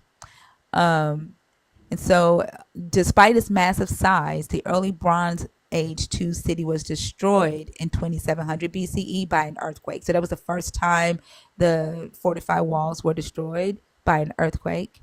After the earthquake, Jericho saw a significant rebuilding in Bronze Age 3, that was 2800 to 2250 BCE. And they made additions to the fortifications of the wall. And the city walls were doubled, and the 13.1 foot wide space in between the inner and outer walls were built of mud bricks on stone foundations and filled with crushed limestone to strengthen the fortification. So they doubled the wall, right? So now instead of just one wall going around the city, they had two. Okay. It was destroyed by fire. That's what it was. The second time the fortifications were destroyed, it was by fire around 2350 BCE. And they found some remains in Palace G. And that's how they were able to date it to that. A new city was established in the beginning of the second millennium during the Middle Bronze Age, around 1950 to 1550 BCE. And the city was protected also by fortifications, and it had several destructions throughout that millennia. And so they concluded that, let me see, the late Bronze Age. Remember previously, Garstein concluded that the remains of the destroyed city wall was dated to around 1400 BCE, but challenged Catherine Kenyon to be dated around 2400 BCE. Peter Benkowski placed a study reviewing two sources of late Bronze Age material culture found at Jericho buildings and tombs. He reviewed a 7-room building known as the Middle Building that was excavated by Garstein, in which Garstein found a layer of burnt debris below the building, referred to as the streak. After reviewing this artifact again, Benkowski concluded the streak dates to the end of the Middle Bronze Age, 14th, 13th century BCE. This conclusion was due in part to the Middle Building, which overlies the streak, was associated with the strata from, and this is a group name, how they classified the strata from early Bronze Age pottery. And so he concluded that in total absence of any early Bronze Age erosion debris, he thought it seemed extremely unlikely that late Bronze Age occupation at Jericho extended much further than the Middle Building area, and that he expected that some of that would have washed away. And he expected that the late Bronze Age remains to show up on the site, but there was none there.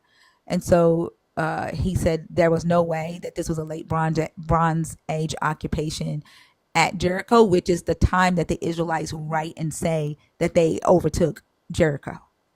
And so the archaeological data basically says like this happened at least 1,000 years prior to I'm sorry, 1,000 years prior to the Israelites even living amongst the Jerichoans.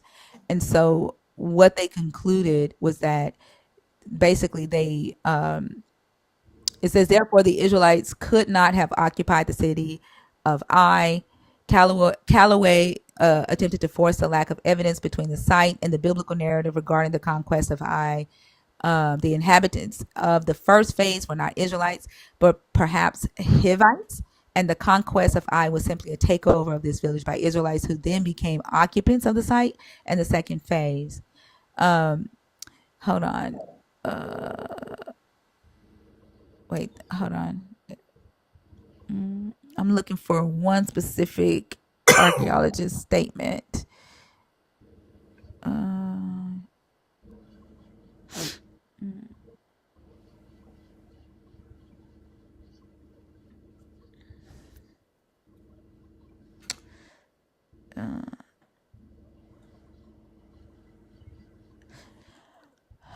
Let's see. This is Lachish. These are all the cities that they claim to have conquered but didn't. But I'm trying to find. There's one archaeological statement that, and it might be because I did 2 studies on the conquest of Canaan, so it might be on a different one.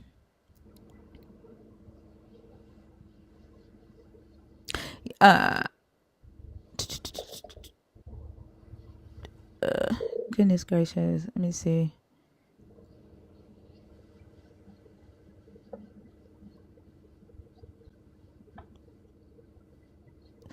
Final conclusion. Whether there is historical current in the stories is debated, but one cannot simply read the text and write an accurate account of history based upon it.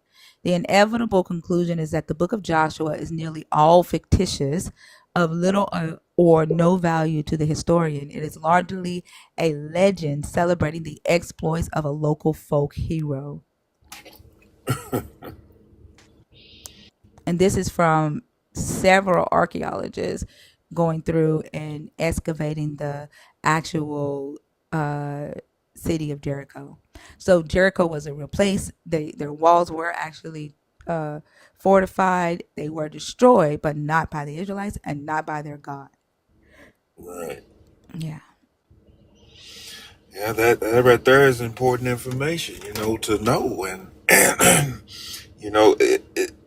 the thing, that I try to get Christians to do is try to verify some of this information in the Bible. And that's just because Christians think the Bible is factual, but it's not all factual. It's just not. The majority of it is lies and just stuff that they made up. But you need to investigate this. You need to investigate these stories. You need to investigate the people that are mentioned in the Bible. You need to investigate them things. And that's the hardest thing for a Christian to do. They don't want to go outside of the book. The book is what it is, and that's the truth, and this is what happened. And But I think that guy just introduced like there are some people out here who don't believe, who also don't think it important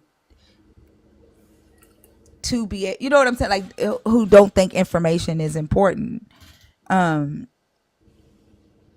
Like I think that is a something that we've not talked about in here, and I think he just introduced a new level of conversation for us. yeah, Because we do, like when we, even though we do talk to people who are deconstructing and atheists, we don't get a lot that think like him.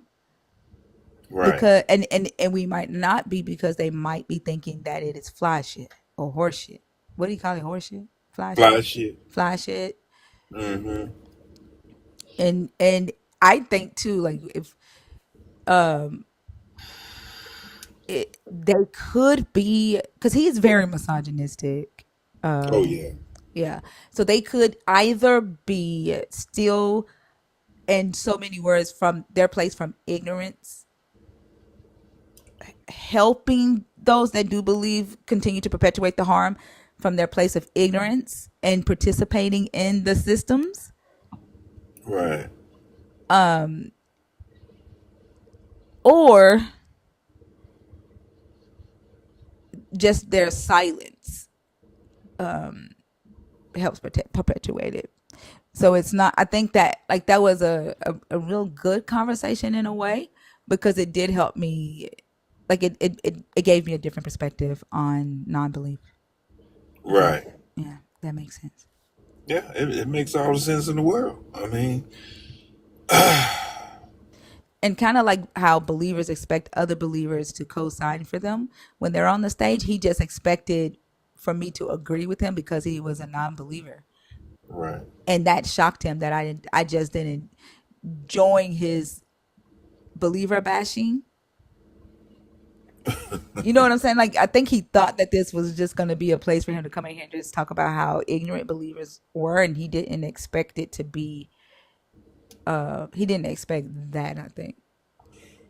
Yeah, and spewing off some nonsense that, I mean, that he hasn't even investigated himself.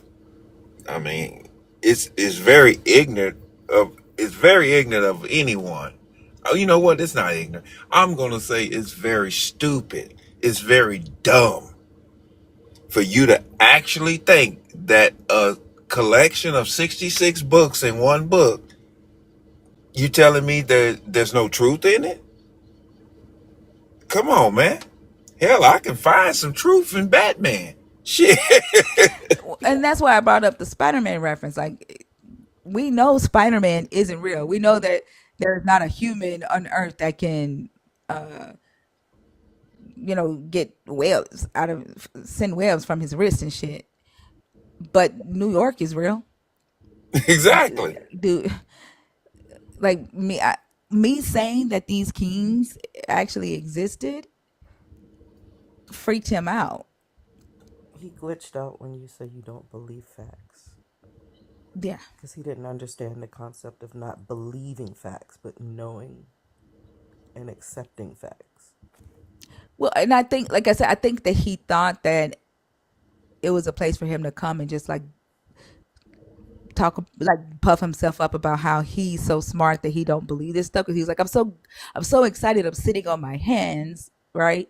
They said, wave them. I Yeah, I'm lost finally it. around people who, don't believe this stuff, and like to puff himself up that he doesn't believe it. And I think he thought that we were just going to agree with everything he was saying, but like we should be able to disagree, right? And that's a part of having discussions. Like, we aren't a fucking monolith, and we don't all think alike. This is, and that, like I said, I fucking love that conversation, honestly, because believers come in here and they say atheism is a religion. All of y'all think alike. No, we don't. All atheists do not think alike. As you can see, we don't. No. Those are very I mean, stupid. Yeah. I don't know if we even need to start putting on the board up there. This is a research live.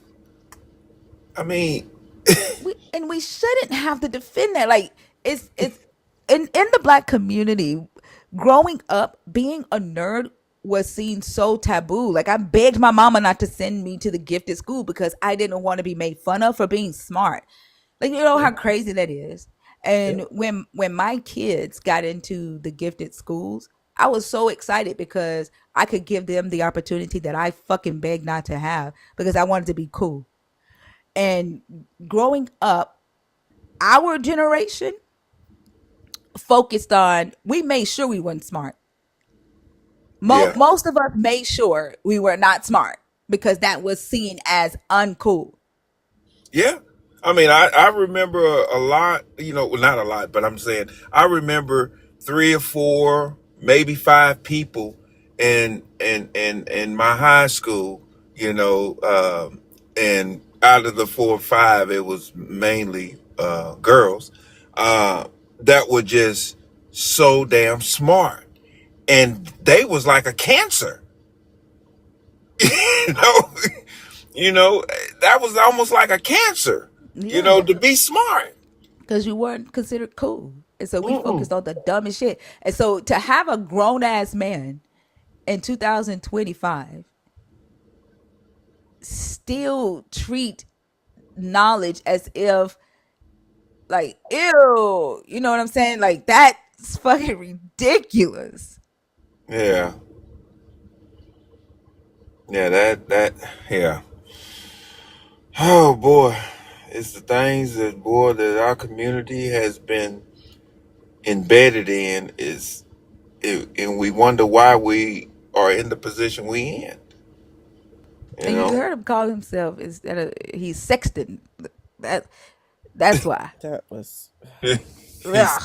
he's 60, not 60. He's Sexting, 60. yeah. Yeah. Okay, bro. I was like, Like don't read books, read my dick. Like, dude, get the fuck off my stage. That's weird. Yeah, I thought that was weird. Then get out then.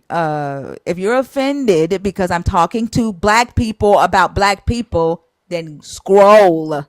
I ain't got nothing to do with you feeling offended. Get out. You know what? You got to go. Don't come back.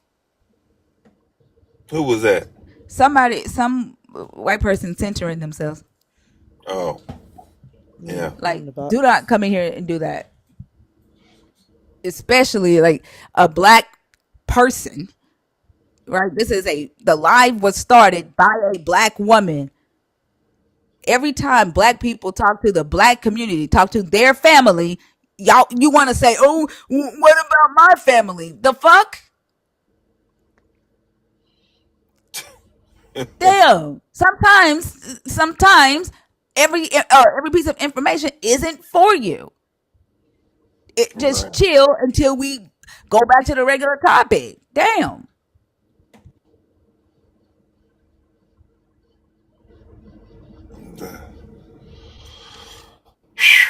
Boy, boy, boy.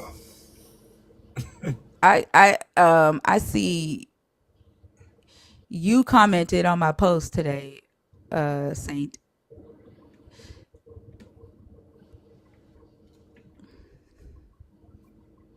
Yeah, Like, that's y'all need to pray to Jesus and ask Jesus why he gave y'all fucking emotions and then told y'all to be scared of them.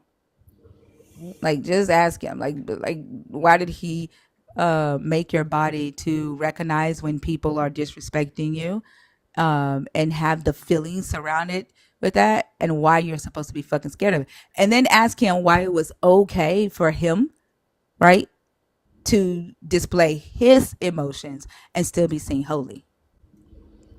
Because you believe in a wrathful God. Like, your God is angry all the time, right? Your God is always angry, but yet you're not allowed to be. Ask him why. Ask him why you have to see his anger as holy.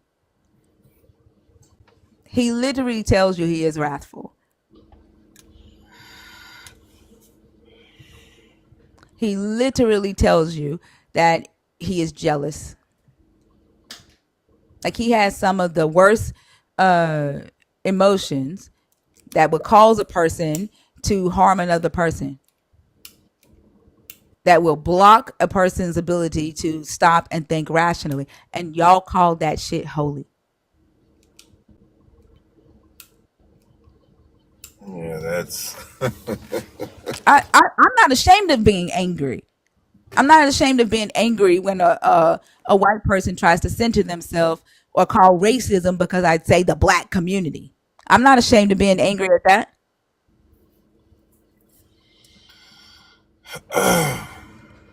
yeah, that's man. Uh, wow, wow, wow. You can't. You're not allowed to show the same emotions that your God shows. No, they just use that shit to try to like as a psychological warfare. That's why so many black people who try to fit in and get proximity to whiteness want to be palatable, and they don't speak up. They don't show their emotions. They don't get angry. They're walking around with a fake ass smile on, knowing damn well that a white person has just invaded their space or has just said a fucking microaggression, and so that they're seen as holy or saved or palatable for society, civilized, they just fucking smile and they don't say anything. But I could give less than a fuck if you like me. I'm not here to make friends. Yep.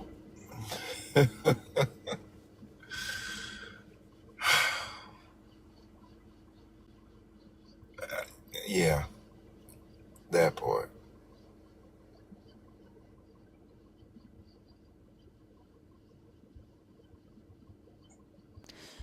And then like commanding somebody to love somebody like that, I still love you anyway, knowing you fucking lying. Like if something happened to me tomorrow, your motherfucking ass would make a video and say, that's God. That's God's wrath. She in hell now. You don't fucking love me. It's a lie. Yeah, I hate that. I hate that. You don't love me. You don't know me. First of all, you haven't had one conversation with me good. So nothing. I mean, oh man. And then look, this is crazy. This is the thing. Now these are two male believers, right? These are two male believers in the comments defending a non-believer who got mad at me for saying that some of the people in this Bible are real. But guess what took president? What's that? What took president? What don't they have in common? The two believers in the comments and the non-believers on stage. What do they not have in common? They don't have the belief. But what do they have in common? I'm not following.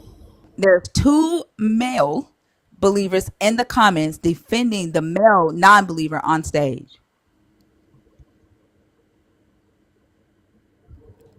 Well, let's see here. Two male Nelly. now. I'm thinking, Nelly. hey, it's 3:00 in the morning. Almost.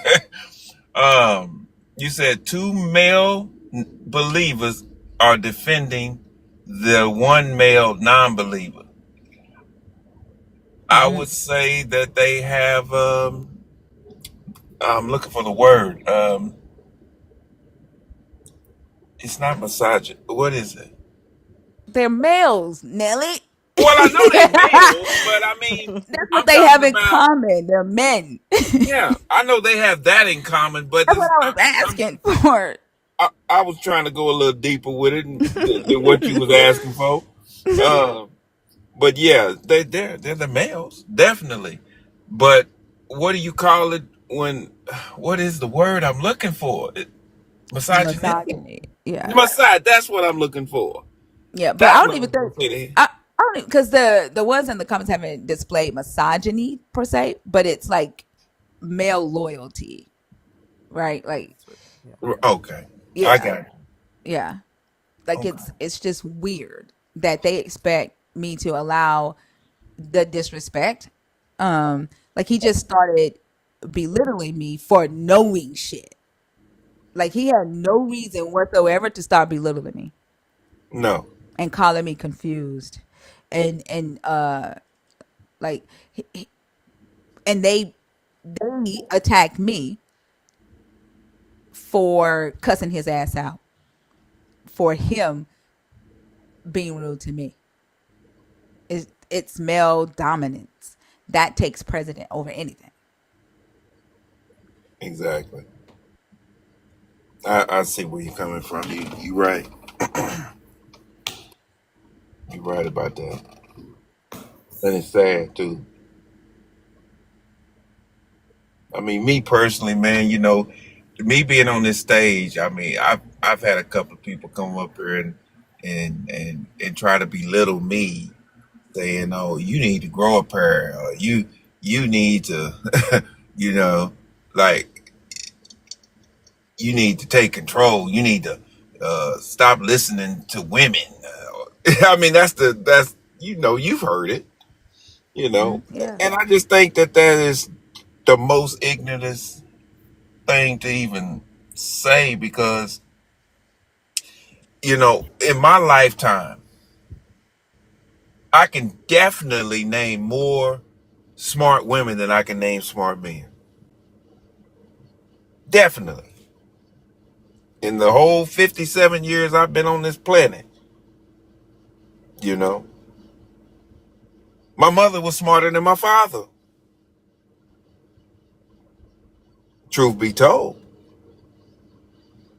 Look you at know. Oso trying to be messy in the comments. What? Who said that? Oso? Oso was like, name them. Oh my goodness! Come on, man! Come on, Oso. You know I'm telling the truth. It's the truth though. I mean, I'm sorry. I mean, you know, if people if they don't see it, then they just don't they don't have their eyes open. I'm not saying that all women are smart. I ain't saying that. I'm not saying that. But the comparison in my lifetime, I have known more women that were more educated than I know men that are educated.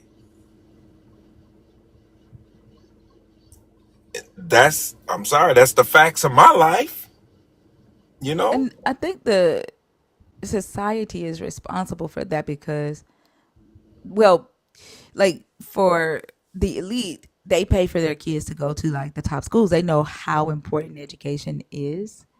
Um,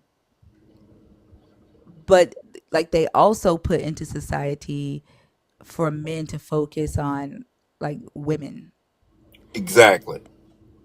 Exactly. dominating them, having sex with them, having fun, you know, and then also money, There women you and go. money. There you go. You know, so yeah, I agree with that. And Sir Francis Bacon, he gave a speech to Parliament, and he said, like, this was during the time where there were serfs, still in some parts of the world, and he said that he was telling Parliament to give the men authority over their wives so that they won't recognize whose foot is on their necks. And he said, he said, from here out, every man will be the king of his castle and rule over his wife so that they won't pay attention to their landlord, like what their landlords are doing. And I feel like men in society, like the last guy that was on stage, he is a byproduct of that. Like he doesn't pay attention to actually who actually has their foot on his neck because he's comfortable in the 60 years of his life and he feels like a king. Does that make sense? Yeah, that makes all sense in the world. I mean, Go ahead. no, I was gonna say, I mean, you know, just me being a man and coming up, you know, as a young man and from a boy, and I was taught different things, and then when it came to my, early before I was 11, 12, I mean, the older men that I would be around, that's what it was talked about, you know. That was talked to me about because I would be around the old men at the domino table, sitting around, and it wasn't nothing for a 25-year-old, 20 whatever, 30-year-old whatever, you know, to hit on me, and that was a cool thing.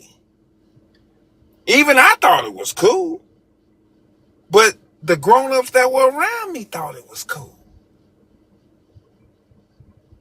because I Yeah. was a boy. You know that? Yeah, yeah. We taught different things, definitely.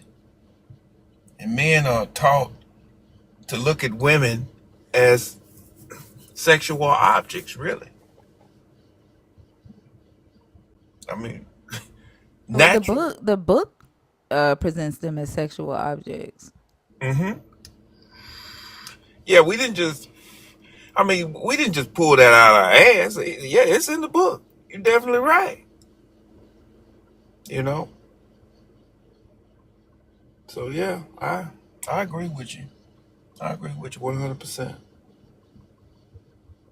Meeples, are you up here on purpose or on accident? Meeple? On purpose. On Oh, purpose. okay. Did you come up to talk about the topic, or how old are you? I'm 37. Okay. Are you a believer, deconstructing, or an atheist? An atheist. Okay. Um, What did you say? I A think, nerd or? yeah, I was earlier before. Okay. So I Which know topic? this isn't. Um, I think maybe I shouldn't have come up because I did kind of want to discuss, not really discuss. I just kind of want to say how much like I appreciated your live. But Okay. if that's not really like the No, topic and everything, I you're can go fine. down. No, you're fine. Go ahead. I just want to say like I really actually appreciate the way that you do the like research and like historicity of the Bible, like how you've been talking about just recently. Like I've always found value. Like I've never been a believer, so it's not like I deconstructed from it, but I always thought it was really interesting, kind of like the mythology, I guess, of it. And I think it's really cool hearing the like, like what is true and what's based on history and how it was kind of like, what's the word, elaborated and that kind of thing. It kind of reminds me of like learning about like Greek mythology, which I know there are still some real believers in current times, but like you learn history from the stories of people and then also how it's affecting people today in a negative way. And basically what you were saying, I'm just kind of repeating you, but I just think it's really cool. Thank And you. I I wanted to, appreciate that. Yeah, thank you. one little thing I was going to say is like, it's not really the same, but I've always found value in reading or watching reading books, watching movies that some people might not think are like quote unquote good. I think you get value because then you can learn from those. And I think it might be a kind of similar thing with this, like learning what other people are learning and seeing where their thinking process comes from, if that makes sense. Yeah, So I think and there's like, that's what these conversations help with as well. So yeah, I get what yeah, you're saying. just that there's like value in, like you're like, maybe even especially if you don't believe in it, just to like see where it's coming from, I guess. But Absolutely. yeah, I just that was kind of just what I wanted to say, and that I appreciate your live and I love listening to it. Thank you so much, Meeple. I appreciate you. Thank you. I'll just drop down, but bye bye. All right. Have a great morning. You too. Bye-bye. All right. Let's see. This is from The Invention of the White Race by Theodore W. Allen. He says, Sir Francis Bacon voiced official sanction of this limitation on interference with traditional ways, saying that male domination and patriarchy were natural and more ancient than the law. Addressing the Lord Chancellor and all the judges of England in his capacity as Solicitor General in 1608, Bacon set forth the premise that monarchy was the best form of rule because its authority was first of all based on the platform of male domination and patriarchy. The first platform he submitted is that of a father or chief of a family who governing over his wife by prerogative of sex, over his children by prerogative of age, and because he is the author of them of being, and over his servants by prerogative of virtue and providence. For he that is able of body and provident of mind is natura servus, is the very model of a king. But before the king is every man. Every man must be a king. In feudal England and the exercise of male domination over the wife, the serf's claim had priority over those of the feudal lord. The wife was a femme covert against whom the lord had no process of claim except through the husband. And in the new day, after the repression of the pilgrimage of grace, Henry VIII did not venture to pursue vengeance against the persons of a number of women who had been active rebels. The definitive work on this event explains that royal discretion as follows. Henry knew that in the excited state of public opinion, it would be dangerous to meddle with them. His reign was not by any means the age of chivalry, but there still remained a good deal of the old tribal feeling about women that they were the most valuable possessions of the clan, and that if any stranger, even the king, touched them, all the men were disgraced. In the new age, a man's home was still to be his castle, and if the matter were forced to an issue, a woman's prison. Men could divorce women, women could not divorce men. Sometime late in the 16th century, Joan Weinstone ran away from her husband John, a man of humble station. Taken up as a vagrant, she was sentenced under the law to work as a servant of her husband she had fled. Finding that life intolerable, Joan again escaped, but she was again recaptured. For the second offense, she was hanged on the gallows.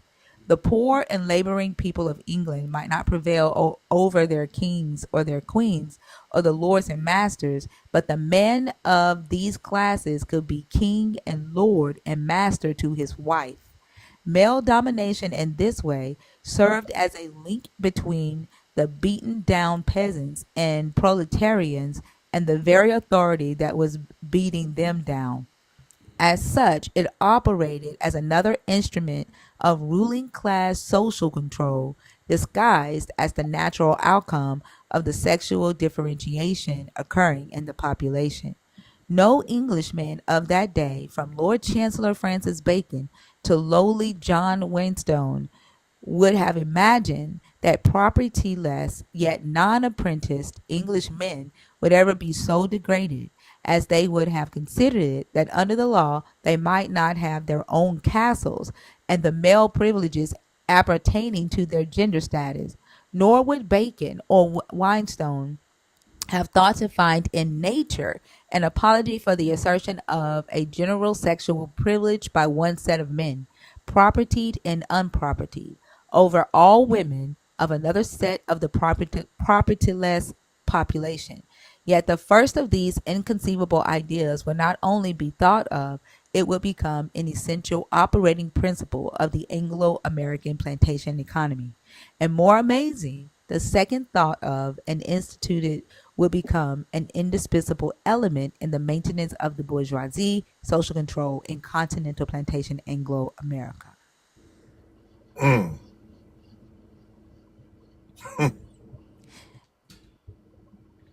Like, Well, and that, like, the crazy thing is, like, we still have men today who don't realize that they're being controlled in that way. And right. that guy on stage was a good example of that shit. Perfect example. Wow.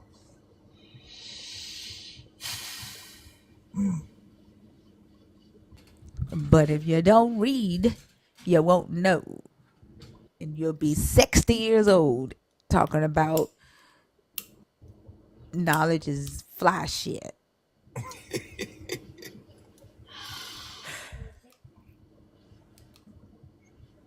Yeah. Yeah. I'm gonna say 60 for fucking ever.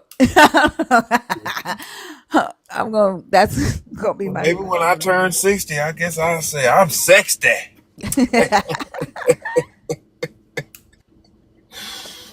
Mm-mm. yeah. But if you are a believer in the God of the Bible, deconstructing, or an atheist, the guest box is open. We'll do a song break.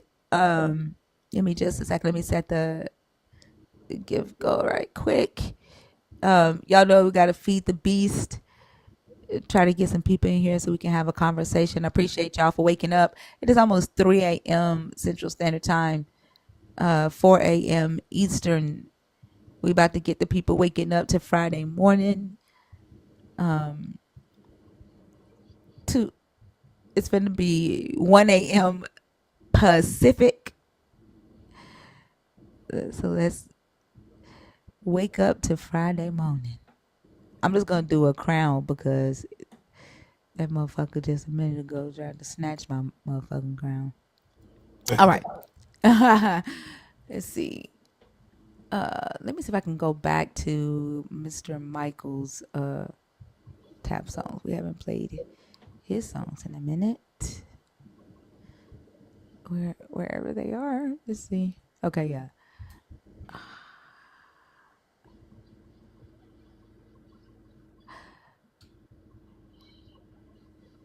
Let's see. YouTube, turn your volume down because we about to put a song on. I think this is it right here.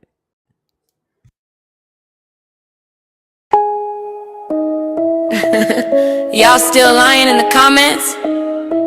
That's cute, tap the screen if you're feeling generous.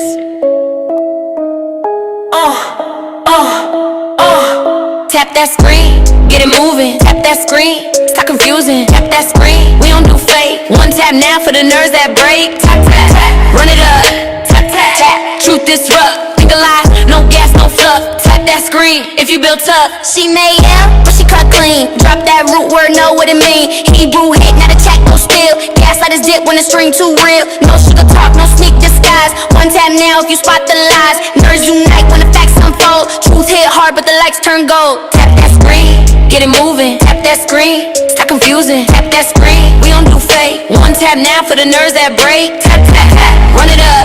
Tap, tap, tap, truth disrupt. Think alive, no gas, no fluff. Tap that screen if you built up. Comment section look real tense. Think or speak and it make y'all head spin. 2 taps if you value you the real. 3 taps if you know the deal. We act deep, you fall fast. 1 tap now, bring up that class. Facts don't bend and she don't chase. So tap that screen, pick up the pace. Tap that screen, get it moving. Tap that screen, stop confusing. Tap that screen, we don't do fake. 1 tap now for the nerves that break. Tap, tap, tap, run it up. Tap, tap, tap, truth disrupt. Think alive, no gas, no fluff. Tap that screen if you built up.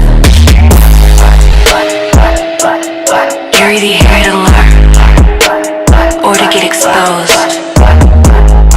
Either way, tap that screen.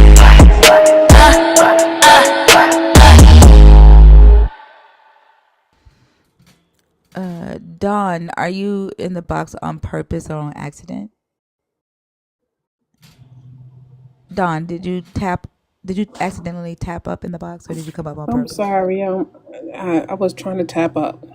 That's okay. Have a good one. You too.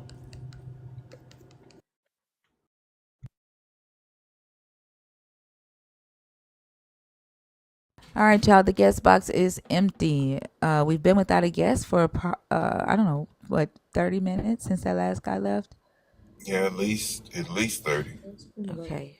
We'll give it to 3:30 and see if we get a guest. Hello. Hi. How old are you? Oh, shit. I'm 13. What are you doing up this late? You got school tomorrow? Did you see her PFP? Like, why would you say our clocks are wrong? Like, if it's 11:03 for you, that means that it's 11:03 a.m. where you are. That don't mean our clocks are wrong. Where are you? Does that make sense? That just means you're in a different part of the world, love bug.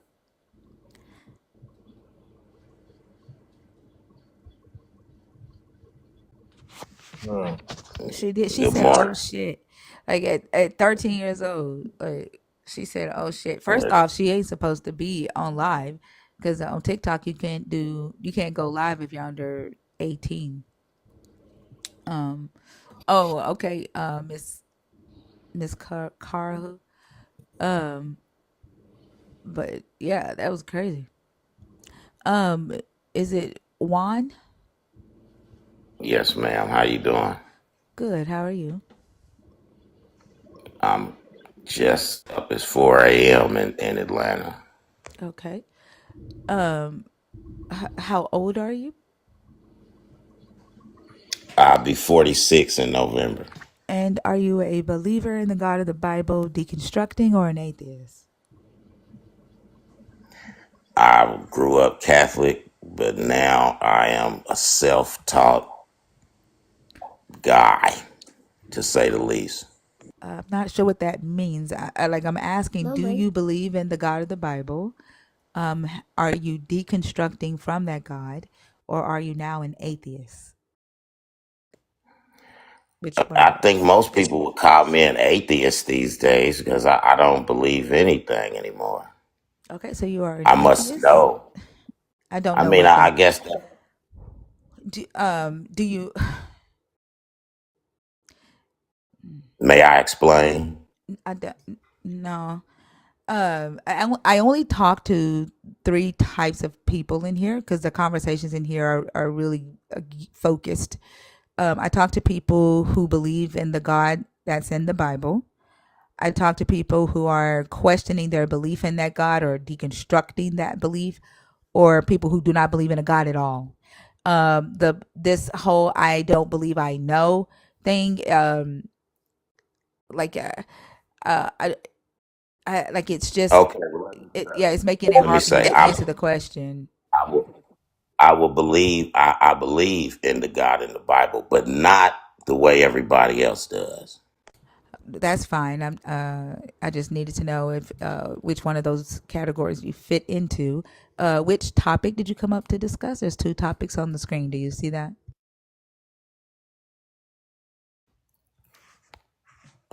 Let's see, I see that did God lie to Adam and Eve to protect them or control them? Alternative topic, is Jesus the problem or the solution for humanity? I could give you answers for both of those. Just pick one, please. It's a discussion. Like you're not coming up to like give an answer and Okay, leave. well It's a let's discussion. say Jesus is the problem for is the problem or solution for humanity. We All can right. start there. Well, we're only going to discuss one. Okay. What are your thoughts on that? Well, what I know is God created everything through word. So just like through the word, just like in John chapter 1, verse 1, in the beginning was the word, and with the word was God, and God was the word. Adam and Eve were flesh. Am I correct in assuming that? I don't know what your belief is. Just share your thoughts. Well, I believe that our flesh is Christ. I think they made Jesus Christ a person in that document, and that we're all of flesh, which is the child of God. I believe that this Luke chapter 17:21 says the kingdom of God is within. So if the flesh is the ultimate abomination based on the fact we can do good things with our flesh or we can do bad things in Jesus, which is the flesh. It's not a person. It's every person that knows this. I still don't know if you think it's a problem or a solution. I'm sorry.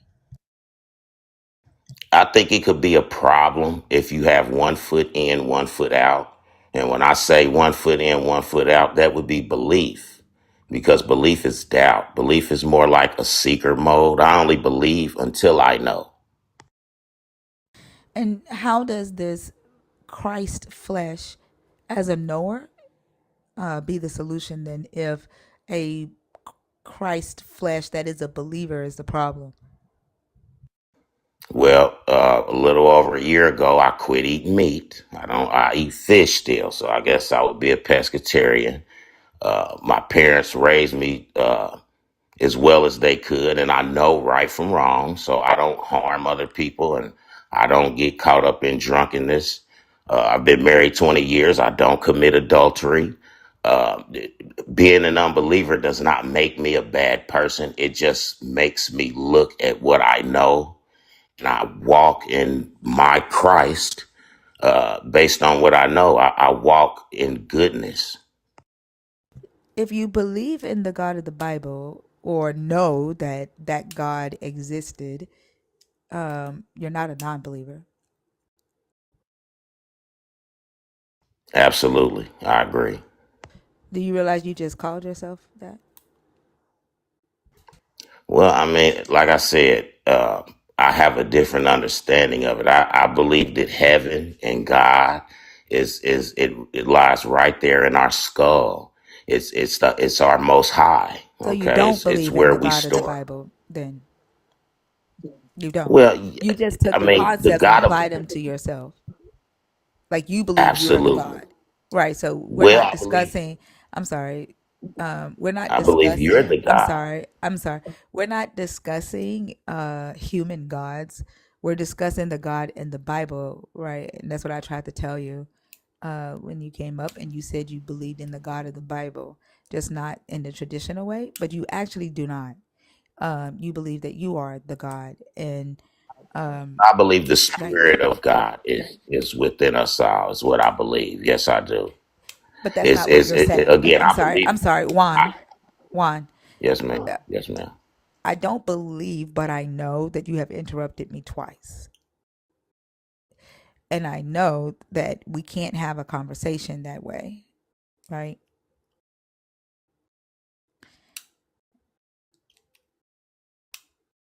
Right. That's not the proper way to have a conversation, right? Well, I mean, I'm waiting to hear what you want to say. I'm not here to cut you off. Like, But you is the did. God inside of you not able to take accountability?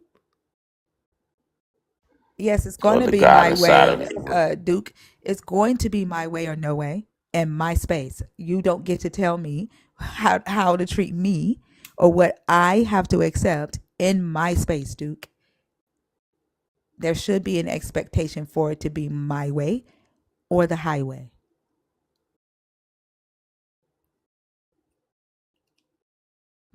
Good morning, Jasmine. If you were taught that two people should talk at the same damn time while you're having a conversation, Duke, then that's you. But that's not how I have conversations. Um, Juan, I don't think that the belief that you hold with you being the God fits the conversations that we're having in here. What we are discussing in here is the Christian doctrine about Adam and Eve and the knowledge of good and evil and how that affects society and how what that story actually means for how people approach morality as a believer and as a non-believer. And you're neither of those. Well, that would be a belief now, wouldn't it? And I said you're neither of those. Did you hear me say, and you are Through, neither of those? through your belief, though, right? No, you Because that. stated it. You stated that you are a knower. You also stated you are the God. So, Okay. so you don't. I I'm just sorry, said. Juan. I don't Okay. know why. Like I'm taking you at your word for what you said to me. You said you are a knower, not a believer, and that you are the God. So you So do don't I get fit to the respond, conversation. or do I just got to hear your beliefs? I'm not giving you my beliefs. You don't fit the conversation. Well, you have a nice morning. I'm sorry to interrupt. You have a good Okay, one. thank you. Yes, ma'am. Bye, Mom. Goodness gracious. I knew that wasn't a conversation. That's why I muted. Like, that's ridiculous. Mike, are you in the box on purpose or on accident? Option, are you in the request on purpose or on accident?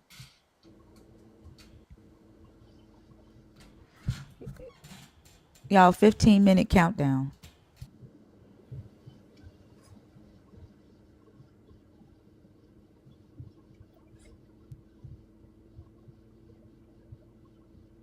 That is wicked. Wicked and wild.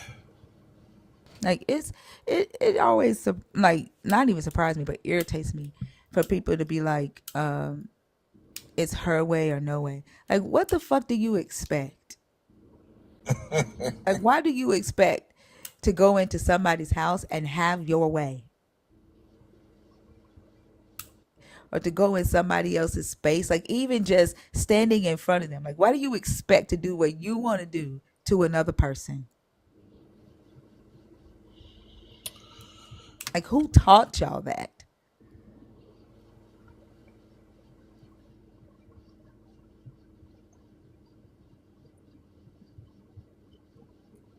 Yeah, it's your life, but it's their life when they come in.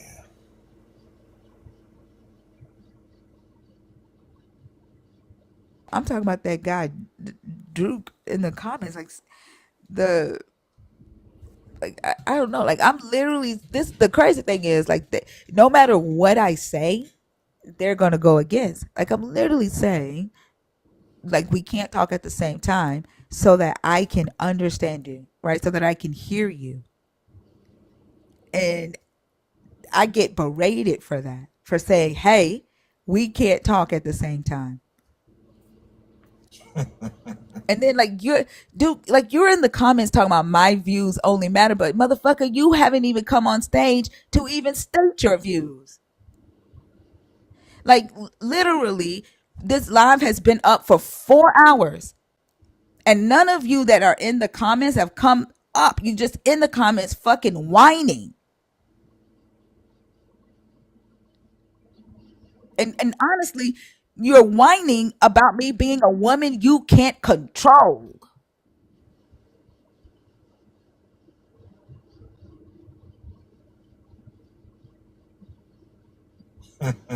You've been whining since you came in here.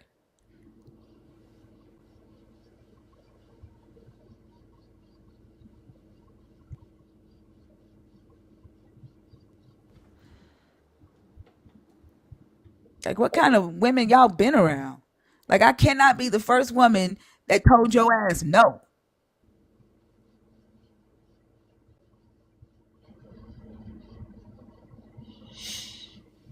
It's crazy. Option, are you in the box on purpose? Look at Tariq Longbody in the comment. Yeah, he just in there stirring up mess. I swear I can't stand weak ass men. I swear I can't. God, Dad, shut the fuck up. Shut the fuck up. I can't. I swear I cannot stand weak ass men who hide behind the fucking keyboard and just fucking whine.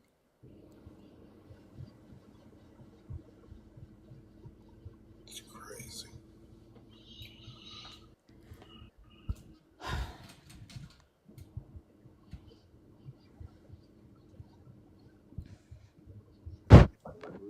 Like, society has like lied to y'all and told y'all that every woman wants a man and every woman is looking to nurture a man and talk sweet to a man and rub a man's head and give a man head. Like, no, the fuck we're not. We just not. Hey, what do you got going on, sister? How old are you? I'm 31 years old. You My don't birthday is sound July 31. 31st, 1994. You don't sound 31. Well, I'm 31 years old. Are you a believer? Are you deconstructing? Are you an atheist? I'm a believer in Jesus Christ. Okay. Which one of the topics did you want to discuss? I don't know. I It's heard on you it's on talking the about post up there.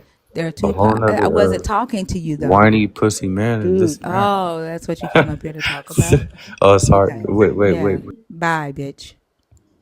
Like I'm not finna. I don't give a fuck about your ego. I'm not gonna talk to you about your fucking ego. Rub that shit yourself like you rub your dick. I don't give a damn. I don't.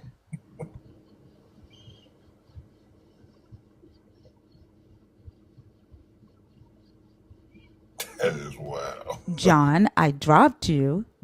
Why are you back in my box? Like y'all are so motherfucking obsessed with the fact that you can't do what you want to do to me. Get the fuck out of my box.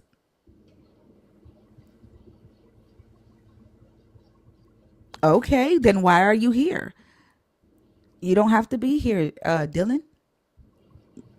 If you don't like it, scroll. Oh, first I was negative, now I'm funny.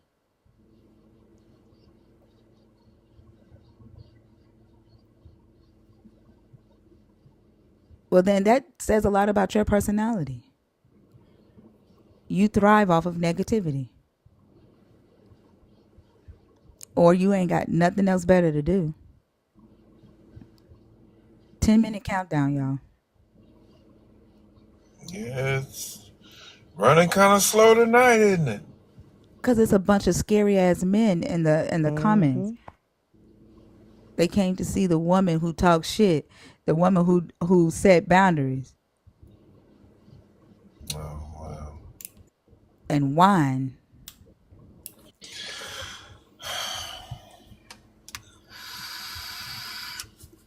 Yep. John, get out of my box for you end up blocked.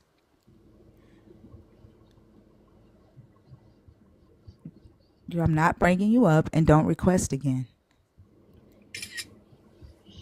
I know you want to come up here and defend your fucking ego, but I could give less than a fuck about that bitch. I don't care about your male ego. John, it didn't land the first time you said it. I don't know why you typed it again.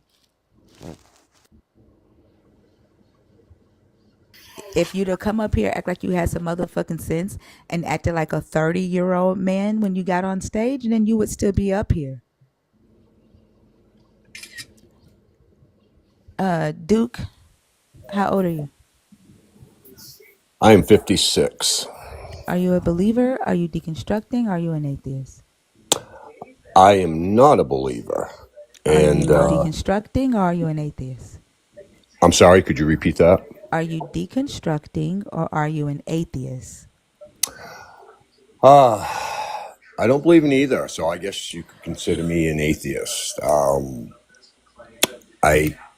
have to. I'm one of these people that require to feel something, to see something, to touch that's something. fine. Okay, that's fine. Did you come up to talk about one of the topics?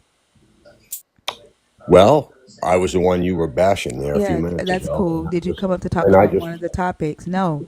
Did you come up to talk about one of the topics? I don't care about y'all's male egos.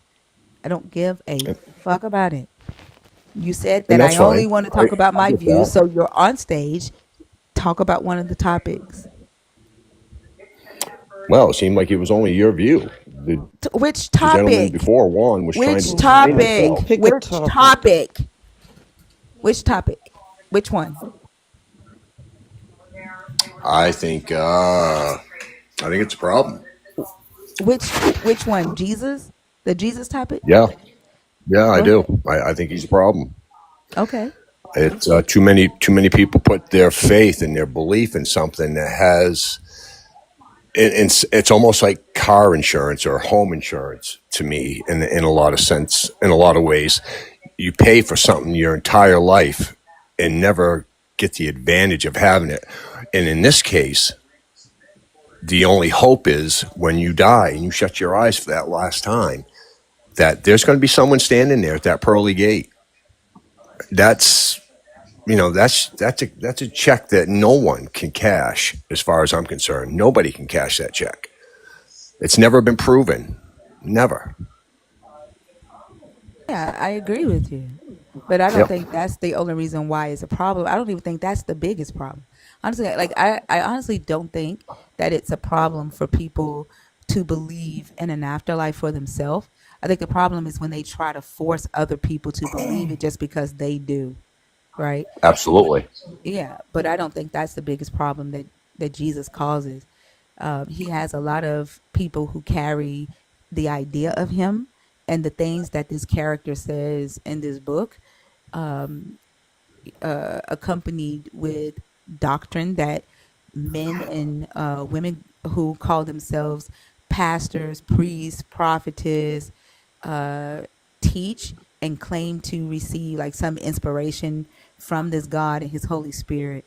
And they teach a lot of hateful ideologies and tie that to loyalty, fear, and that hope of an afterlife. And it causes the people who believe this shit to go in society and mistreat other humans, excuse atrocities done to other humans in the name of this God and in the name of their so-called afterlife. Um, and it also causes them to harm themselves in a way where they deny themselves because one, they either believe they are the God, like the last guest on stage, or they believe that they're not worthy. uh you know their brain, they ignore their brain's ability to critically think, to reason, to question, to innovate, to create, and they wait on either a god to tell them what to do, or they go to another human who they believe has reached some sort of spiritual level that can contact the god for them, and they have other humans guiding them in life. So I think that's what makes that whole afterlife thing a bigger issue with Jesus than just hoping that when they die they see their family again. And I agree. I agree pretty much with 99% of what you just said. I agree with that. And I don't think it's just the the afterlife issue. I like you said. I think it revolves on current issues as well. People are, there's always that hope for that miracle, that change, that he's going to come save them or rescue them. And I I don't know. If you want to believe, that's fine. I understand that. People want to believe in something, to have hold of something. But for these televangelists and for people like you just said to preach this with the as they're like they're some sort of prophet, I think it should be outlawed. I do. I too many people put their heart, soul, and their life, their life savings, everything, only to have some of their dreams, whether it be in the afterlife or something bad happening to their family or whatever, to just have to have that all ripped away from them, and then they still believe. That's what gets me. It's wrong. Yeah, but then there are people who aside from the prophets, the the parishioners, right? The people that are like what are in my comments right now, who encourage this and enable it. When someone realizes that they've been duped by a prophet or duped by this character of this God in this book, the believers convince them. They use like gaslighting tactics or Hmm. belittle them or fear mongering them Right. into continuing and staying in that uh, abusive, toxic relationship. Absolutely. Absolutely, they do. And again, I think these televangelists and I just think the whole thing. You want to be a believer. It reminds me so much of politics in a sense. Religion does. If there was one God, whether it be whoever you want to believe in, whether it be the Buddhists, the Jews, Allah, whoever, Jesus Christ, you name it. Go do that. Go be that religion. Go believe in that, whatever you want to believe in. Keep that to yourself. It shouldn't cost money, number one. Number two, like I said about the politics, if there was one God, whatever you want to call it, whether it be God, goddess, anything that was real in that sense, why would they retract so many books from the actual original Bible? Why wouldn't it be cut and dry? Okay, this is it, and this is what you're going to believe in. There's so many variations. It's all about interpretation, just like politics. 50 years ago, the Republicans right now are preaching everything that the Democrats used to preach. Everything's flipped. Well, I shouldn't say everything. I retract that statement. You know what I'm getting at, though. I don't know. It reminds me too much of that. If there was one God and one religion, that should be it. Yeah, I agree, and I do know what you're talking about. Like during Reconstruction, the Democrats in the South were the ones that were, for slavery. The Republicans was against it, and then it all flipped. The same people, they were the same people. They just took on Republican, and then the North just took on took on the role of Democrat, but they still were doing the same things, if that makes sense. It does. And yeah, and I do agree that politics is just like religion. In the ancient times, the political system was the religious system. Correct. The A lot of times the believers, like when they talk about the law of Moses or the law of God, like they don't realize that they're talking about a legal document. Like this governed the land of Israel, Correct. and they think Yeah. it's something spiritual, right? It's And not. so, right, and they're like, which is why politicians today are, they can use the Bible and Christian Yes. doctrine to influence people to Yes. do a certain thing, and That's still wrong. maintain. Right. Let me finish real quick. Yeah. And Yep. Go ahead. I'm and sorry. still maintain the illusion of the separation of church and state. Like, Yep. yeah, and now today they don't even have to be covert with it. They're just outright, saying we're going to put an anti-Christian hate uh, committee in the White House, right?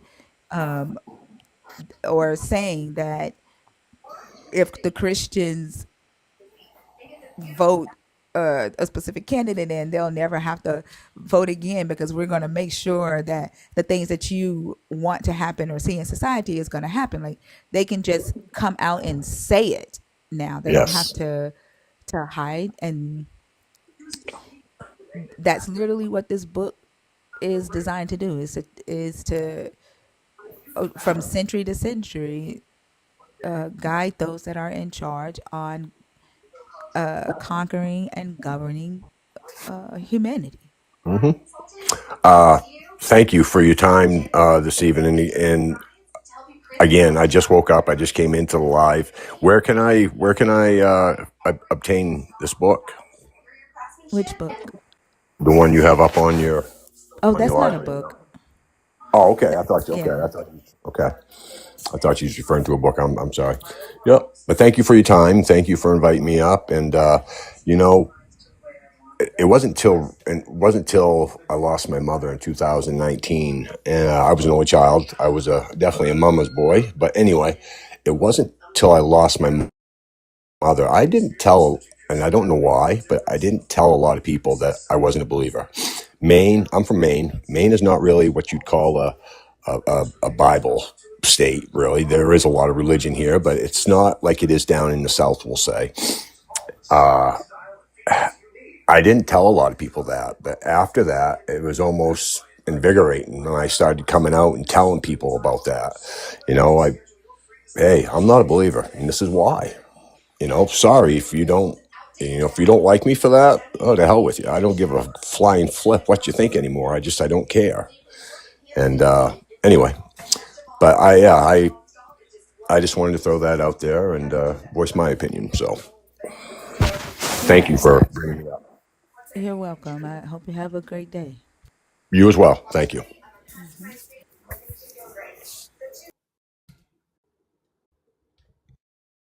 That turned out a lot better than I anticipated.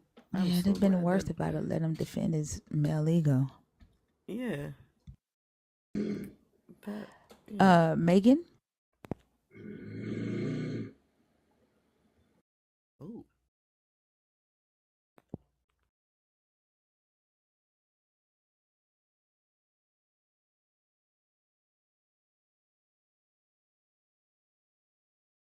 What luxury do that?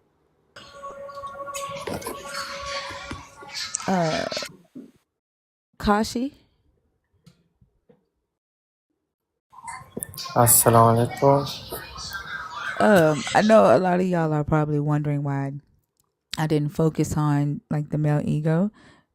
Like I honestly don't give a damn about them arguing about their masculinity. The purpose of the live is the topics that we have.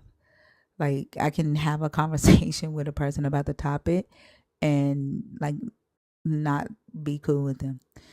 Um so like that's why.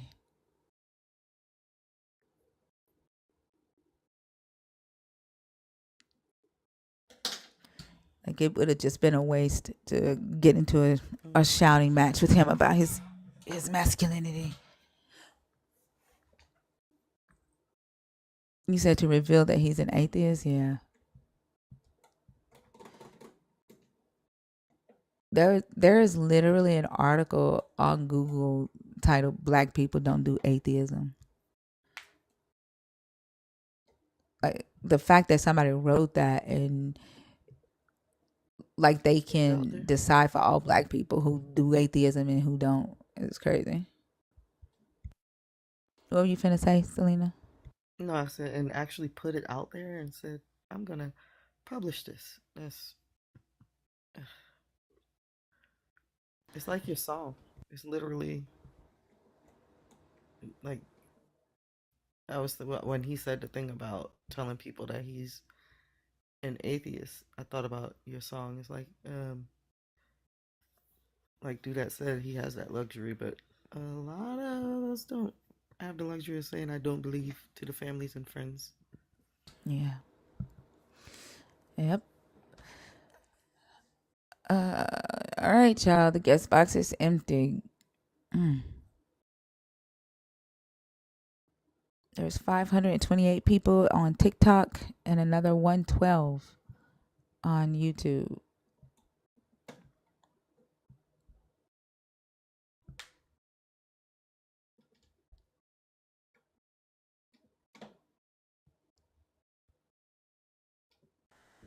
Yeah. Fred? Fred? As a mistake. Okay, I'm going to take you down. I hope you have a great rest of the day. That echo was loud. It was. Goodness It's like you were gracious. talking to yourself. Man. Like you yelled right back at yourself. I'm like, I don't know. Like I'm thinking about I don't know. Let me not even say what I'm thinking about. But the slowness of the lives in the middle of the night is getting to be a lot. Yeah, but I mean, to have this many people in the room and then have that many people on TikTok, it just doesn't make sense to not have conversation. Yeah. When we were smaller live, like we used to have 20 people waiting. I don't know. I don't know. But it's too quiet for me. Yeah, You broken.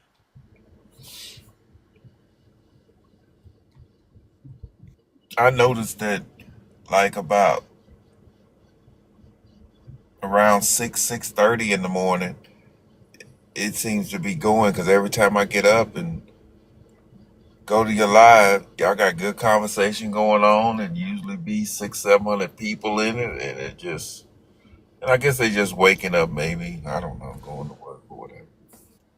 Yeah, but it's already a lot of deconstruction lives during the day. And not really any Right. room to move it during the day. But I like sitting around waiting for, like, I don't know. I have to figure something out. Like maybe cut it down from it being 11 hours to maybe going live around 6 a.m. Just doing like a 4 hour live. Um, I don't know, maybe 5 a.m. when people are waking up, and see what that does. Yeah. Just I doing a like the late shorter night run. lives. I don't. Yeah. It was good until people started like going to sleep. And I get they saying that my voice helps with their insomnia, but then we have a room full of people who are sleeping. Right. And so like I don't know what to do. I don't.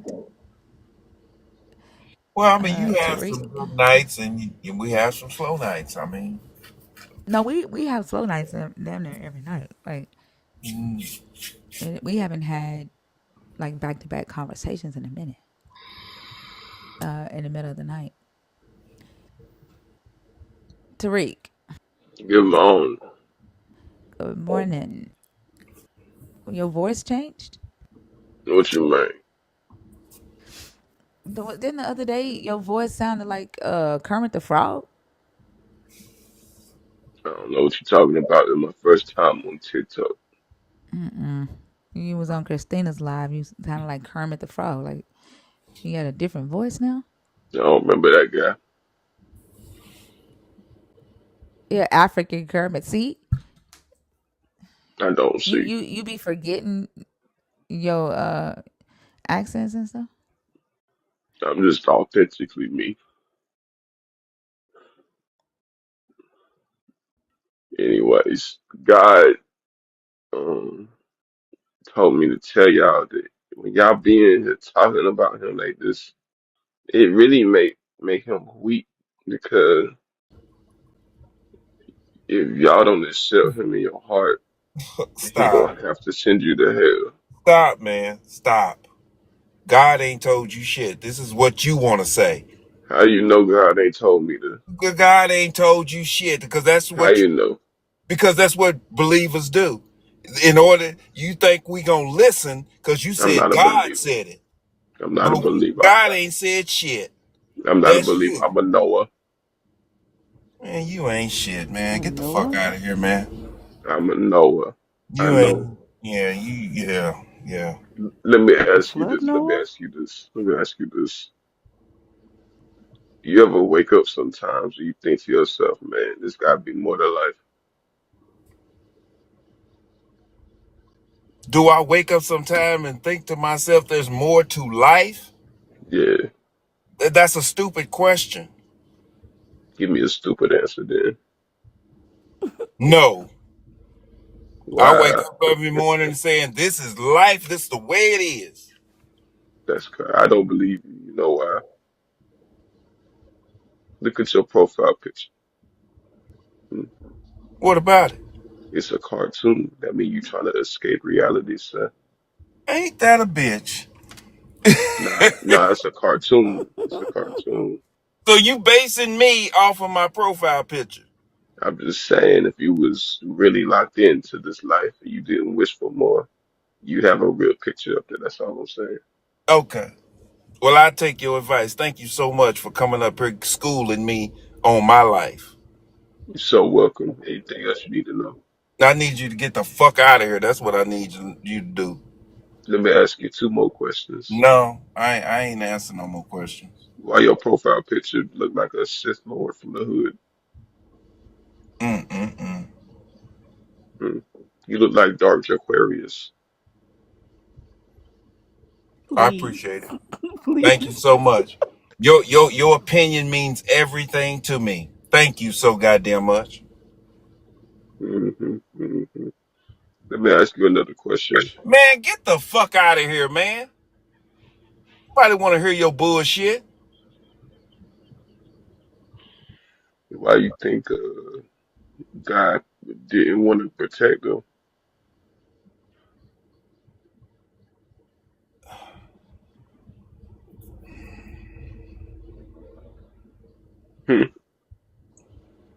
Mm-mm.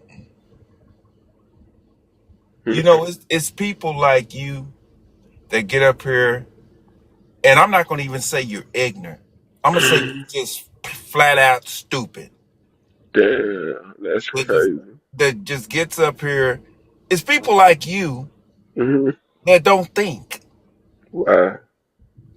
I don't know why you don't think, motherfucker. You need to ask yourself that shit. You sure? Man, this dude Because up here. I think that I've been thinking for a long time, and I've transcended the thoughts into knowledge. So once you start to know things, it starts to show things, and it's showing me that I'm right in spite of you being wrong. Showing you that you right. Okay. Well, you can be right all you want, man. We, we're not here to discuss if you right or wrong in your own mind. That's your mind. It's not mine. Right, but I could be right, but I want you to be blessed. You don't even Yeah. know me, brother. How you want me to be blessed? Blessed by who? I bet I can guess one of your names. You can get. You said you. What'd you say? I bet I can guess one of your names. Guess one of my names. Yep, Okay. Mister. Please. You know, I'm starting to think it's something in the goddamn water. Yeah, it's called. I think it's called fluoride. They make it so that your teeth don't be shitty.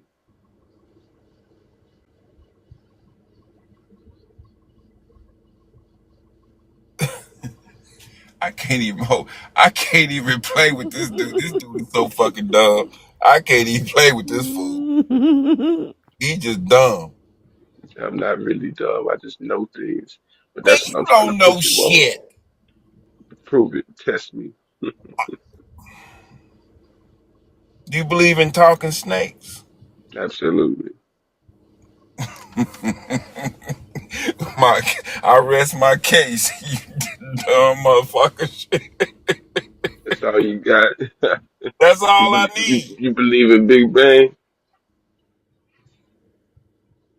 Do I believe in what? You believe in Big Bang? Do I believe in it? Do you believe in Big Bang? I believe in facts. That's what I believe in. And when I Is the Big Bang factual? and I have to say it, hold on, and I have to say it that way because if talking to you Christians, I got to use the word belief even when I'm talking facts because that's the only way you hear it. But to tell the truth, it's not a matter of belief with me. It's a matter of fact with me. Give me just a second. Miss Venerated, are you in the request box on purpose or on accident? And let me know if you are a believer, deconstructing, or an atheist in the comments, please. Are you done? Nah, you saying that the Big Bang was a fact? Yeah, we're not here to talk about the Big Bang. We're here to talk about the topic.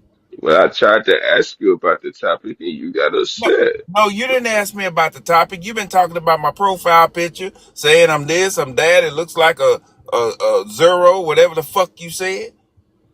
Yeah, you do it like a churro. Anyways, I said God was protecting me. You said that you don't care. Can you elaborate on how God protected them? He was 13-minute protecting them countdown. from feeling guilty. He protected them from feeling guilty. Yes, How can they feel guilty when they didn't even know what guilty was? They didn't have the knowledge of good or evil. because once they ate of it, they felt guilty. And he protected them from that? Well, he tried to, but you see what happened. Well, that ain't what you just said. You said he protected them from it. Now you're saying he tried to. Next is the next thing you gonna say he didn't do it? Well, if you read the prompt, it said Did he lie to protect them or control them? I'm saying he lied to protect them. Why you sound like So you agreed that God lied? Is that the point of contention? I asked you a question. I said, do you agree that God lied? For the purposes of this conversation, we can say that. No, we can't say that. Do you believe it or not? Huh? I said for the purposes, I'm granting it. Okay. You believe that God lied to protect them. Okay. Protect them from what? Guilt. From guilt. Did it work? Do you feel guilty for, I don't feel for my guilty at picture? all. That ain't what I asked you. I asked you, did it work? It worked up until it didn't. Okay. I'm done with this clown. This dude just full of shit. You are what you eat, and I only consume the word, brother. That's why I'm a Noah. John Okay. Jr., stop requesting. I'm not letting you up, and I have told you that multiple times. Stop requesting. You say you're Noah, right? Yes. Okay. Do you know how to get the fuck off this stage? There's a couple buttons involved. Yes. Try one of them. Hmm. Do you get the right one? Okay. This button right here says type.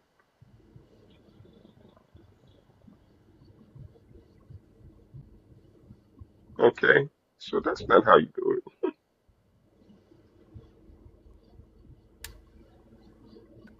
If you are a believer in the God of the Bible, if you're deconstructing or an atheist, the guest box is open, y'all. 10-minute countdown.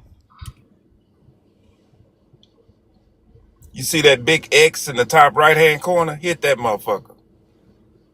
I don't associate with any of my exes.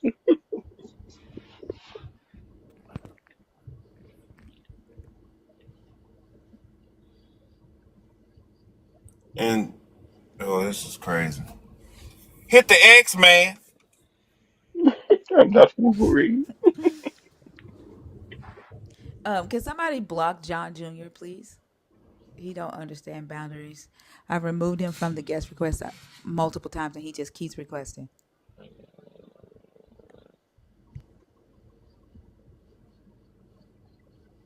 Thank you, Dudette.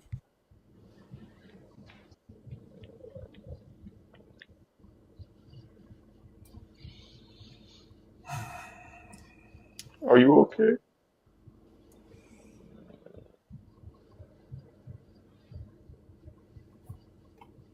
Mister? I'm just waiting for you to hop your ass on down so we can get somebody up here that wants to have a conversation. Because I'm nobody wants trying to to talk to have you. it, but you're I know afraid I of don't me. I don't want to talk to you. Hell no. You're afraid of me. Why? Nobody afraid of your motherfucking ass. I don't talk to goddamn ignorant dumbass motherfuckers. But I'm only one of those things. You're upsetting my cat. Your daddy should have pulled out and shot your ass on the wall. He did. I'm Damn. resilient. I Hold on found for a a way. second. Long body, hold on.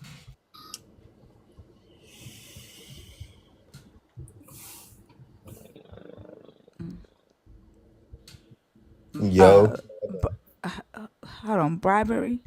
yes. Is this John? No. Wait, what? What's your I real thought name? we- My name is CJ, How old are you? 16. No, you can't be up here. You see that big sign in the middle that says 25 and up? Oh, shit. Oh, I didn't see that, my bad. All right. Go ahead. 7-minute countdown, y'all. That shit, I don't have anything else to Can say. I tell you something, brother? It sounds as though you are afraid of the anointing that flows through my very being. Because he sounds like a kid. John sounds like a like a 17-year-old whiny ass kid. I don't know who the fuck this person is. Do Who? you mind if I pray with you, brother? Why do I get the feeling that sound like oh so playing? So you finally read the comments, huh? You didn't like wonder why I was letting him stay up here while I was bringing up people, Nelly, I mean, and I'm while I sitting was up still here counting down the listening. live. The whole time I'm listening, and I'm saying this sound like oh so playing. That's what it sound like. I said, but I'm not gonna go there with him. But that's what it sound like. And then I just slowed down and yeah, that's also come up here to fuck with me. No. I guess.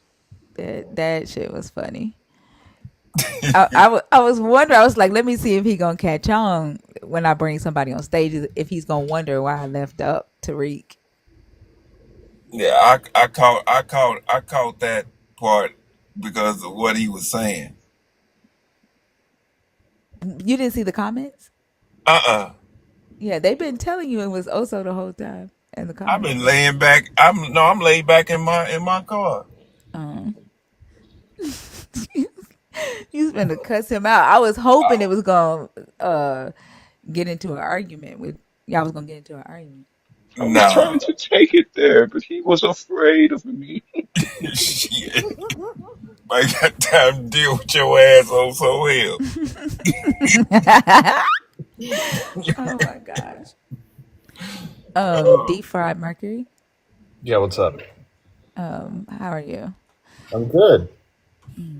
Can I get your age, please? Over 18. Which is Over 18. what's your age? Over 18. Okay. Have a good night. Okay. Well, I have a question. It's No. over 18, but I have an answer. It's fuck you. Motherfucker just keeps saying over 18. Like, does it look like I talk to 18-year-olds? The fuck? That just don't make no sense why people would come up here Oh, and I guarantee you that's that John guy. He got blocked. I guarantee you that's him on a backup account. that is weird. Yep. They are very weird people. 4-minute countdown, y'all. We've been an hour without, not an hour, 30 minutes. Wait, has it been 30? It's been 30 minutes since the last guy? Yep. Yeah, about 30 Wow, minutes. I'm still on stage. That's kind of You a crazy. host. You don't count. What you A just host. call me? A host. No one calls me a hoe. You forgot to go. Y'all, if y'all come up here, do not come up here just to extend the live. Please don't do that. If you come up here, be coming up here to really talk about something. Don't come up here just to extend the live.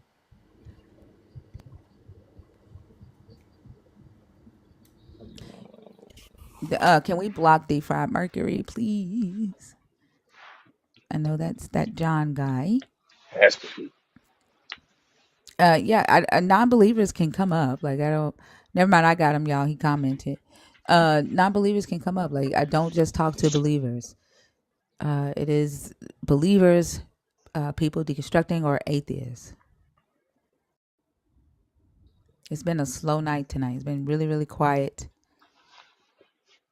Uh, y'all don't want to have conversations.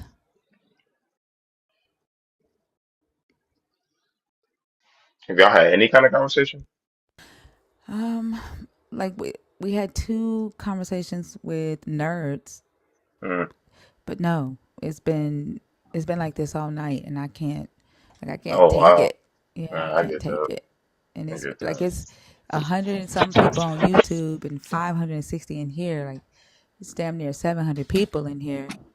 Like I feel like people come to just watch or listen, but there's nothing to listen to if don't nobody have conversations. Yeah. I don't know. I do think it's rather interesting. I'm still thinking about how things went down yesterday.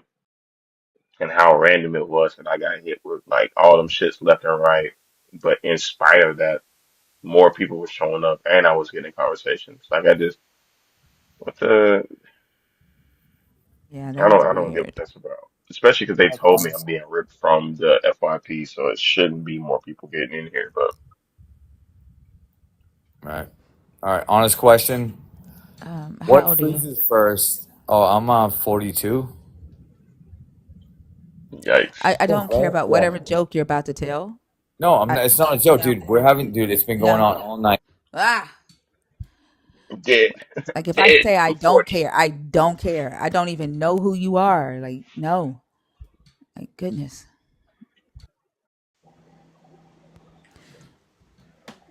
Look no hands.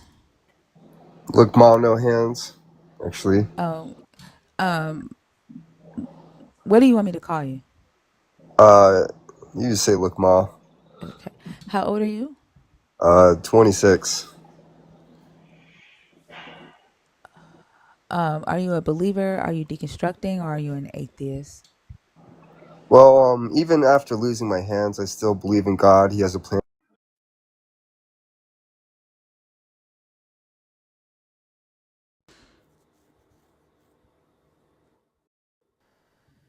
Was he fucking serious?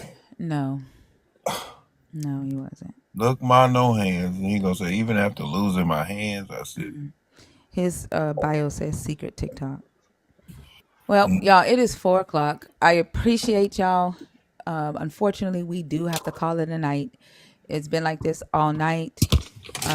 I've been trying to get some conversations going, but y'all know how I am. I can't, like, I can't. Um, I'll see y'all on Saturday. Hopefully, we have some better conversations. Thank y'all so much for showing up, for the likes, the shares, and the comments. I appreciate y'all so much, and I hope y'all have a great weekend. "Hey, Thinker, what time Saturday you be going on?" It depends on when Ozo gets done. Usually Well, around usually around after three your thirty class. central. Yeah, about like 3:30 central. Okay, okay. All right. Well, I'm gonna guess try to catch you guys Saturday then. All right, y'all. Y'all have a good one. All right, you Bye, too. guys. Love All you right, see all. you Bye. later. Love you. All right, love you too, man. Love All you right. all. Bye.